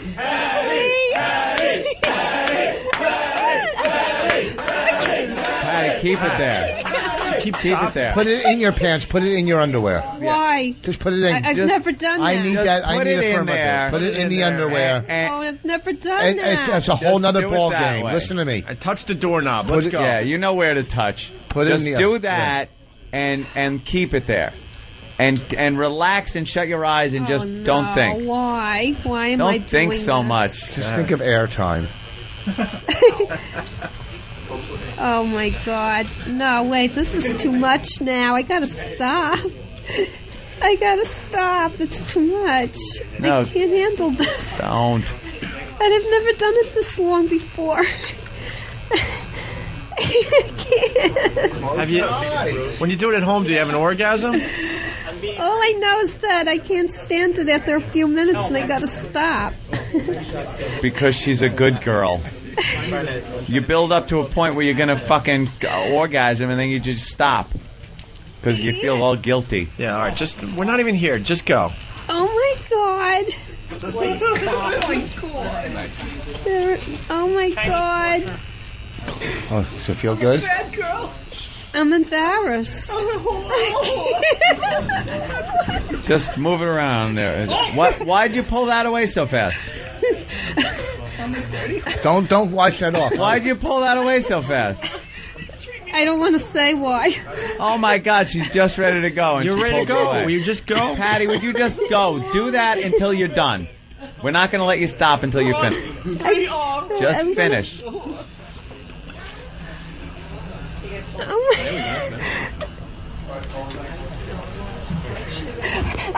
Don't you pull that away. Don't you pull that away. God damn, Patty. Just keep going. Don't stop. Don't pull that away.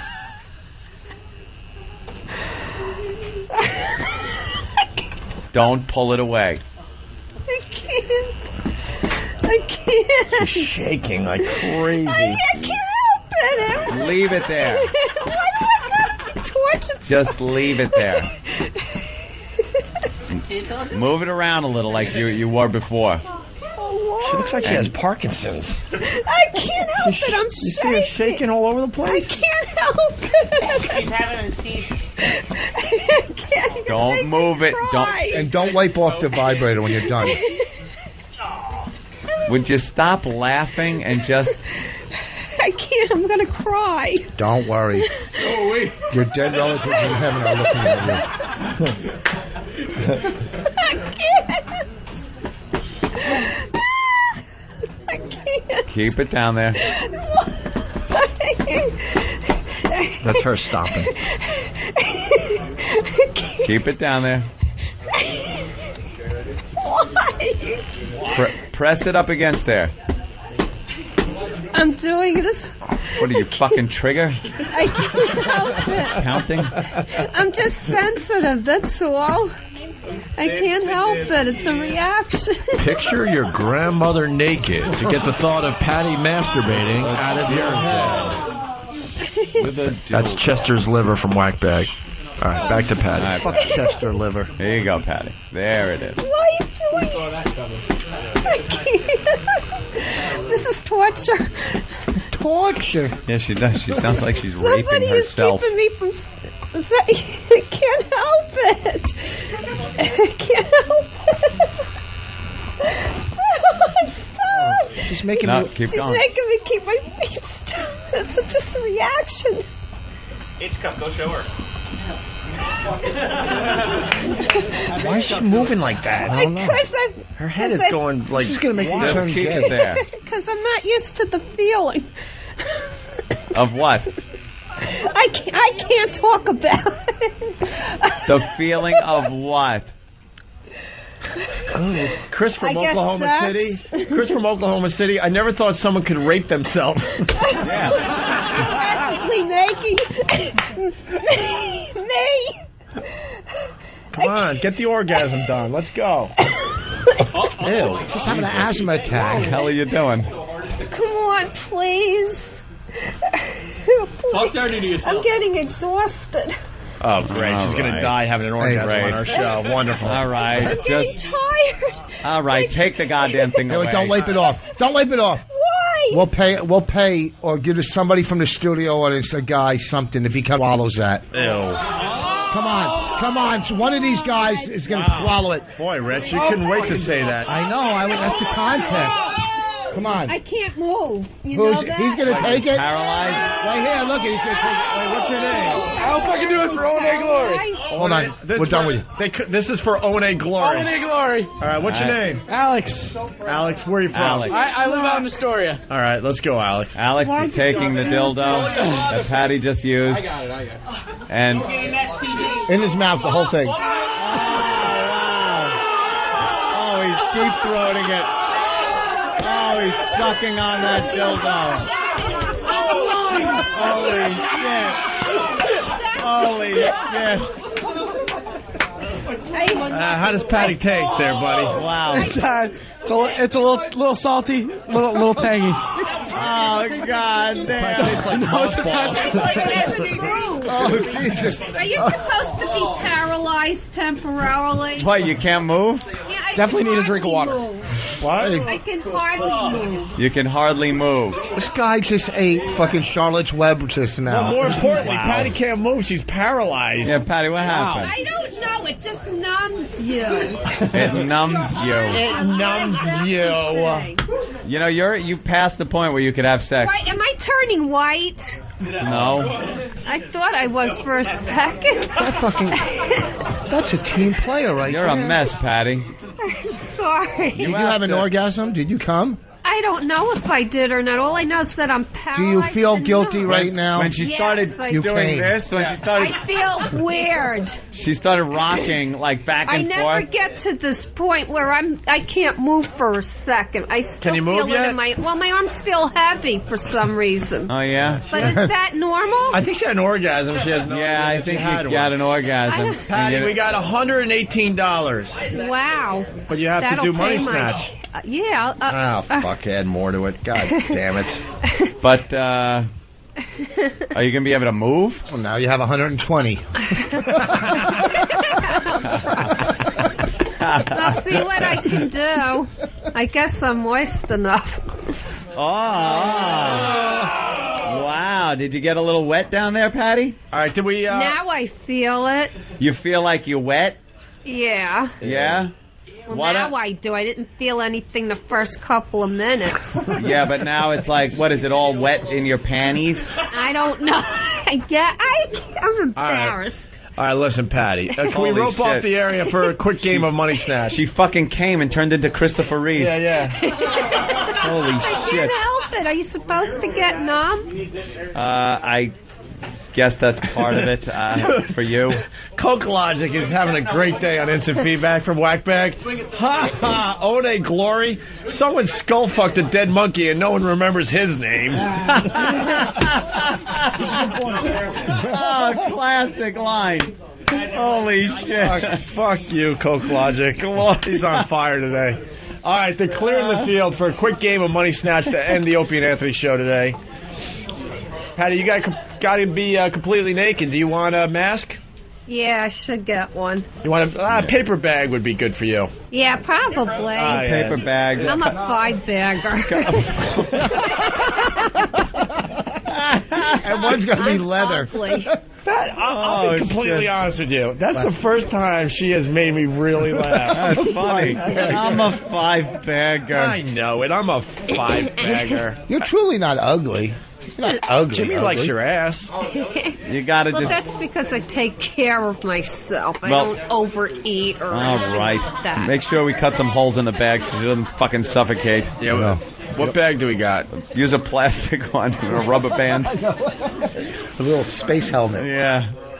Let me say hi to Rob on Long Island. Hey, Rob. Hey, Rob. Did you suggest the amputee thing this morning? No, this is my first call today. I just can't believe exploring the retarded could be so hot.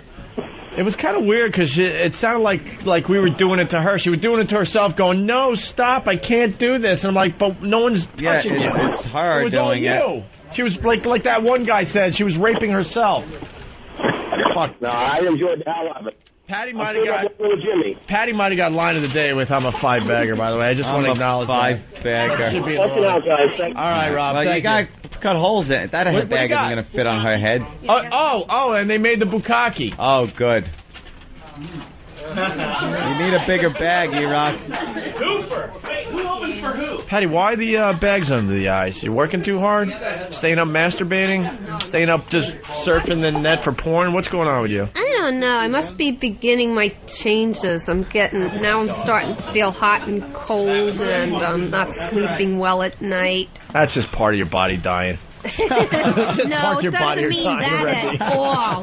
In fact, women past that age say they have better sex than they did in their 20s. Stop You have nothing to compare it to. With it. We just got a tray of homemade bukkake. Yeah, that's a bigger bag. All right. Okay. Yeah, that's it. All right, Patty, mark out where some holes are. Got some big eye holes in there. Yeah, cut some fucking eye holes. Oh, Jesus. Nice. Big That's a nice fucking knife. dagger. Holy Jesus. Oh, Patty, you are something else. Piece of cake. What? Yeah. Patty, That's a card. you want to squeeze H-Cup Jane's boobs beforehand? Squeeze them. Yeah. Squeeze them. Patty, do you like girls? No, I don't go that way. You don't go anyway. You haven't been with a guy. No. Not even when you were like teen growing up? Did you go to your prom? Did you kiss anybody? You know, I never went to my prom. Surprise, I didn't surprise. have the money to go to it. All right, Carrie. I was going to say, I know. Yeah, I know. Jesus. Let's say hi to Steve. Get in your closet and pray with me. Pray with me, Carrie. Let's go to Steve in Canada. Steve. Oh, I can. Hey, how you doing? What's up? Hey, not too much. Just listen to your show. We need a visual here. What's this Patty look like? Oh, God, I thought everyone knew by now. Have you ever had a cup of rice pudding? Oh, man. Wait, Steve, she's 51 years old. She's a virgin. If that doesn't say it all, she's not fat or anything. But gravity's taken over a bit here and there. Yeah. You know what? I'll give you the perfect image. You ever seen that actress Scarlett Johansson? Think of the absolute opposite of that. How about this? Hey, I got one because he's from Canada. You ever see Rush in concert? Oh, right. Okay, you know Rush. not Getty Lee with this. I swear Getty to Lee. God. No, Getty Lee has bigger tits. I swear to God, Patty and Getty Lee, definitely one of those separated at birth things. Hey, her body looks like. Did you ever see the movie Raiders of the Lost Ark when the guy's face melted? Yeah.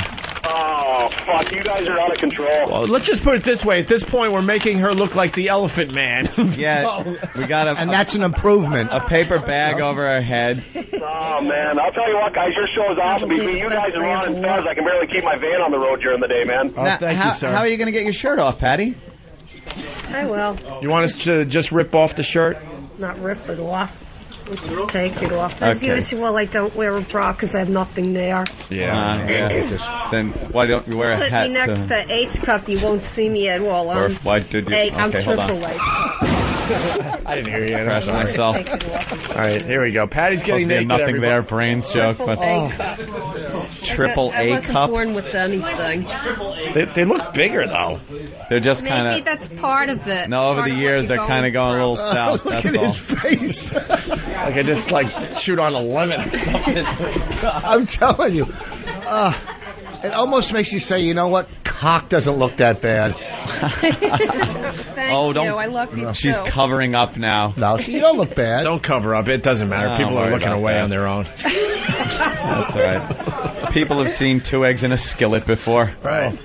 Look at those fucking raisins. They look fuller. Are you pregnant or something? Oh, No, yeah, I'm that'll not. happen. I could be my If cheek. she's pregnant, fucking look out. Because If Jesus I is am, it coming. would be the Immaculate Conception. You'd have to call the Daily News. It would be second in history. Yeah, the that would be Daily the News. that would be the biggest media outlet we would go to. Yeah. Yeah. God has impregnated a woman with his seed. Hello, Is this the Daily News? And it has to be a Can virgin. I get this on page 6? Hello, Bensonhurst High newspaper. All right, we're getting the paper bag back on our head. Yeah, I may as Money well. Snatch. What do we do? Give her a minute? Don't forget you had a meeting with Bud after the show. They know it has to be short. What? Fuck, dude. What? I got a train to catch. Oh, fuck me. What's this meeting about? And I love Bud, but come on. Here? I guess. About anything important? Hey, Poe. You gotta tie it a little lower. Oh, Hey, can one of these guys bring me a coffee I with milk thought you and meant a sweet guy milk? named Bud. All right, let's go out there and get this over with. I got a microphone? Yes. Take that one. Can you hear me? Am I on? Oh, we don't go out there? Patty. I'm gonna go out. I'm in no fucking I hurry. gotta- That's for sure. I gotta take the... I never even. You gotta take your jeans off because you could do a money The snatch. object is Wait, I need headphones so I can hear it. the object of this game, as you know, Patty, is you have a minute to pick up as much cash as possible, roll it up, and insert it into your vagina.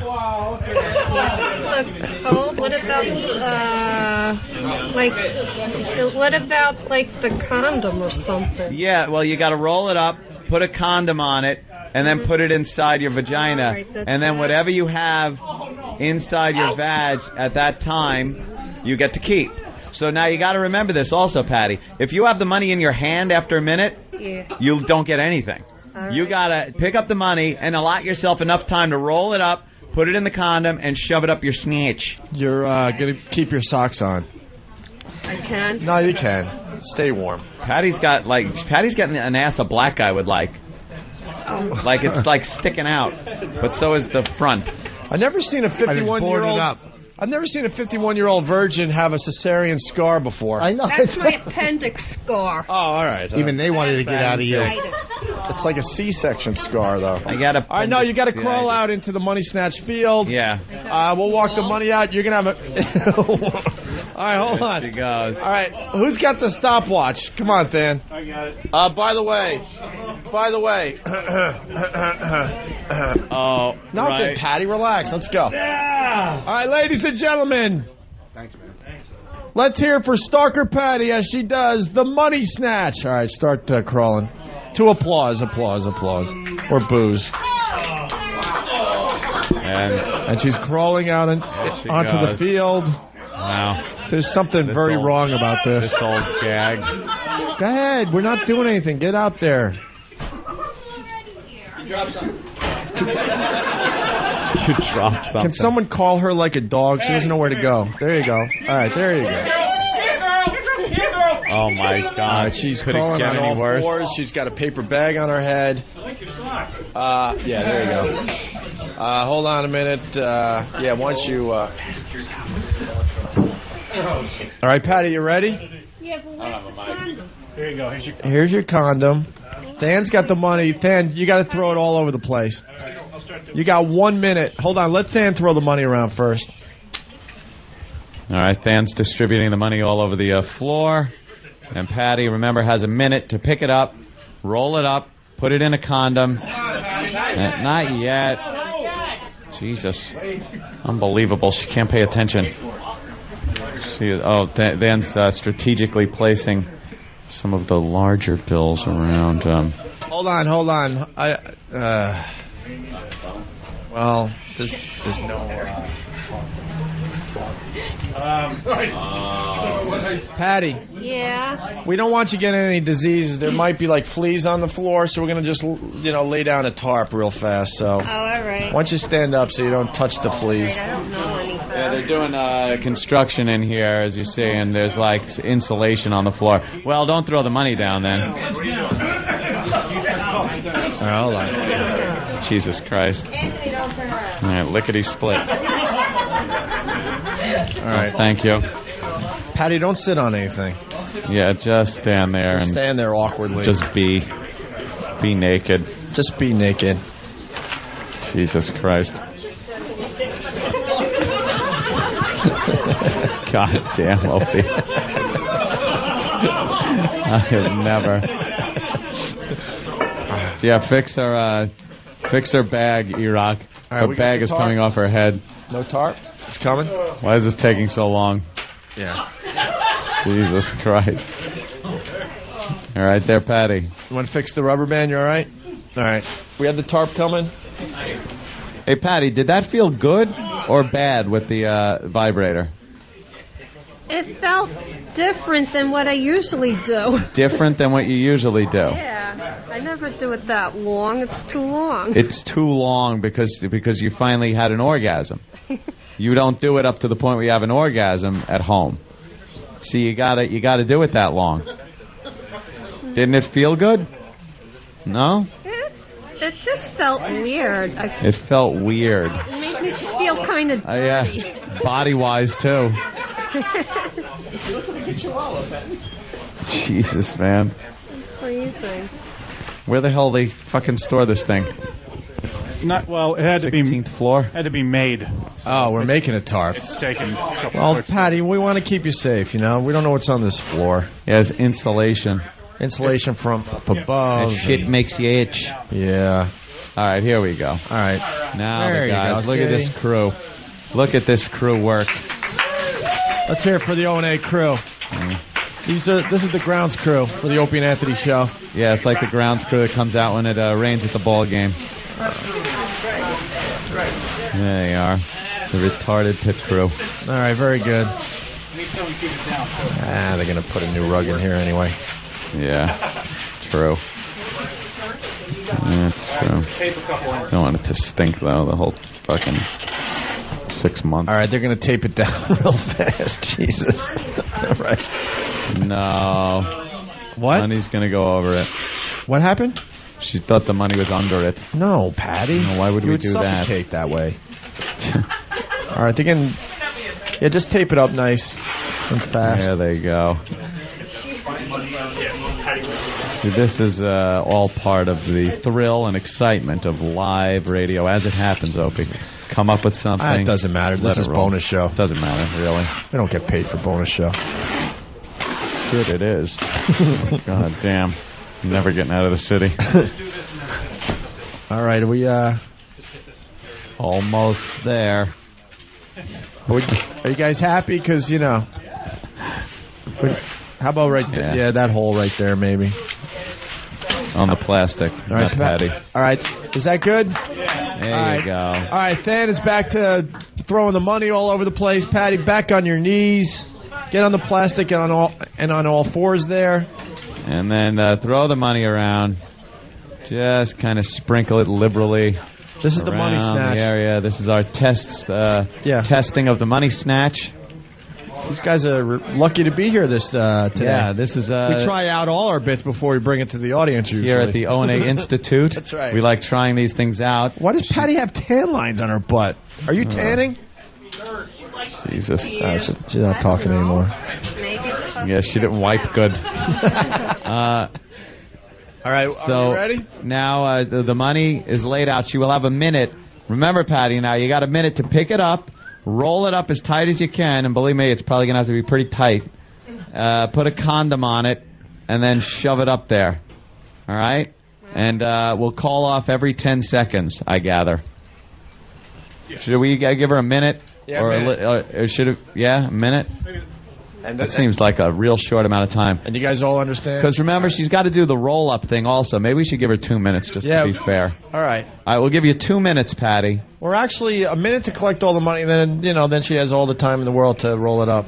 Well, then she could take fucking forever. We need her under a little bit of pressure. All right, under pressure. 2 minutes, Patty. Yeah, give her 2 minutes. All right, ready? Ready? Yeah. Set. Go. Patty, Patty, There she goes. Patty, Crawling collecting around. the money. She's picking up on all as many fours, bills as she can. Completely naked with a paper bag on her head. And searching around for all the money. How much time has elapsed so far, Dan? 20 seconds. 20 seconds are gone, Patty. All right, 20 seconds. There's all right. Your right knee. There's 10 20s in there. There's 10 20s. Very nice. Wow. Somehow makes $118. She's picking it up. All right. All right. How much time has elapsed? 30 now 40 seconds. 30 seconds, 40 Patty. now. You have a minute and a half left. Remember, you will have to roll. You got to be... Oh, she's organizing the money now. She's organizing it. This could be a big time waster. Yeah. I don't know. I don't like her technique here. She's collected the money. She's collecting the bigger bills, I guess. 1 minute left. 1 minute, Patty. 1 minute. You have 1 minute to roll that up. Get it in a condom. What? You think that's the best you can do? Yeah, all right, she's putting it in the condom. Well, she is a virgin after all. She's a virgin. Don't rip that fucking thing. What do you think it's made of? Steel? All right, here. All right. Now she's shoving it up there. And there we go.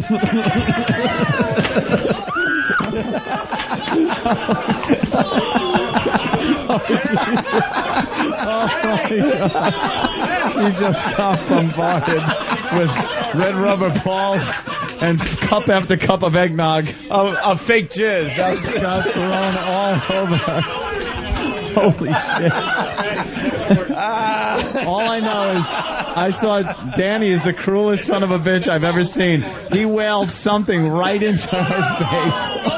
I don't know if it was a ball or a fucking full cup of... Look at her. Oh, my God. Oh, my She's God. covered in fake jizz. She's still holding the money in her hand. Count the money! Count the money! Holy All right, shit. well. Jesus, that looks like plaster Paris is all over. I hope Sam got that. Was someone taping that? No, get the money, Patty. Yeah, Patty, you get all the money. Let's hear it for Patty. Patty, you get all the money that's down there. She's a complete mess, completely covered with fake jizz. Yeah, it's all yours, Patty. She easily got hit with 100 red balls, the Run of Fez balls, I believe. At least 100 of them. Wait till you see this video. We can't even explain it. we were handing out balls as she was on all fours. Oh, that was on Pal Talk the whole time. Oh, it was? Yeah. Got a good reaction from Pal Talk? Oh, I gather. My God. That was funny. Holy shit. Oh. I'm glad I had nothing to do with that. It's all right. We'll say goodbye to everybody. Because we got a meeting anyway. It's all right. I guess that does it, Ant. Maybe we could get a mic on Patty just for one last comment. All right, we got the Yankees robe on her. She's covered up again. I've got all milk all over me.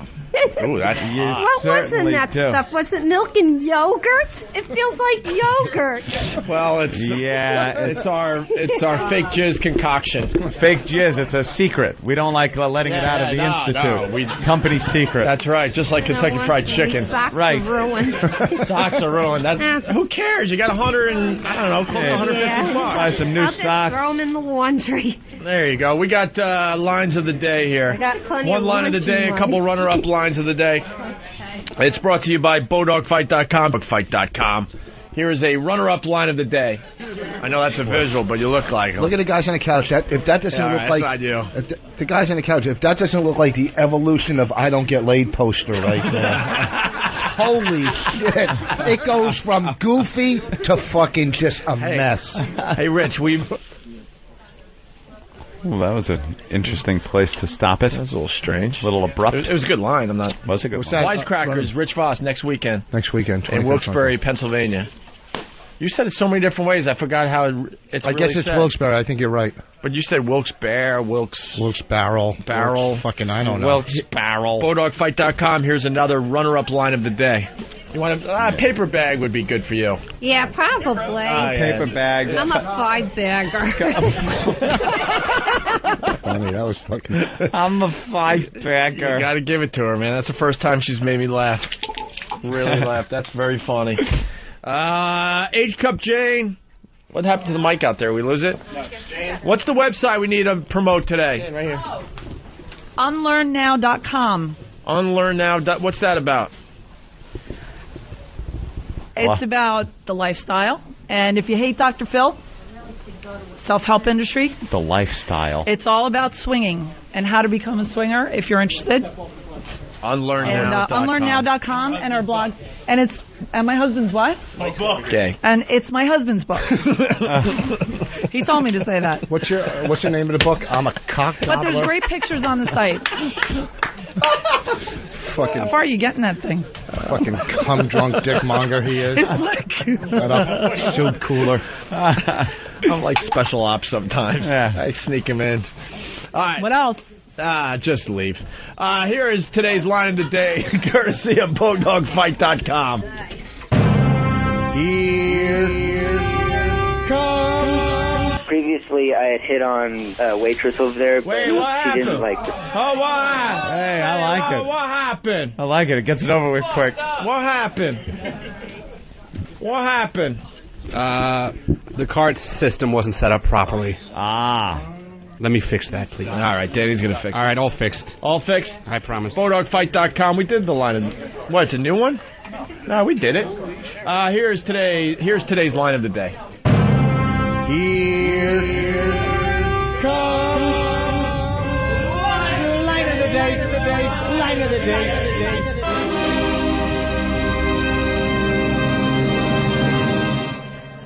Previously, I had hit on a waitress over there, but she didn't respond back to me at all. So I got pissed off at her. So I drew her blowing me. You drew a picture of her blowing you. Where did you draw it? On the tablecloth? Yeah, it would be a good story if you drew it on her back with a knife.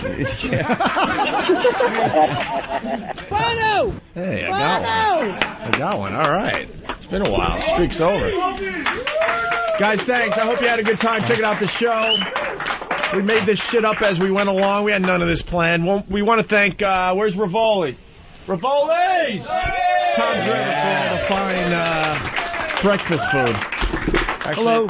Thank you. You're welcome. You're promoting anything? You're good? I'm good. Thank you very much. You want to give out the phone number? Tom's River. What do you want to do? 732-270-3634. And everyone rants and raves about the food. I got to get down there. I appreciate it. Thank you. It's Rivoli's Italian and Seafood Restaurant in Tom's River. Guys, thank you so much. I'm sure we'll see most of you at F.H. Riley's tomorrow night. Oh, yeah. I think we have a meeting, so we got to get out of here. Yeah. Hey, Ron and Fez are up next. Of course, Stalker Patti, thanks for being whatever. Stalker Patti. For being Stalker Patti. The video is beyond funny. I don't know where. We'll put it up on opieandanthony.com. Yeah. You can't even describe what happened there. It's, that video is going to be all over the place. Yeah. Huge. Right. With that, have a great weekend. We'll see you guys Monday. I know I speak like an idiot. Do you? It's all about fun. Am I? That sounds real good. Does it? I'm thrilled. I'm excited. Am I? I thought I heard Negro. Did you? It's the Opie and Anthony Show. Is it? Line of the Day is brought to you by Bodog.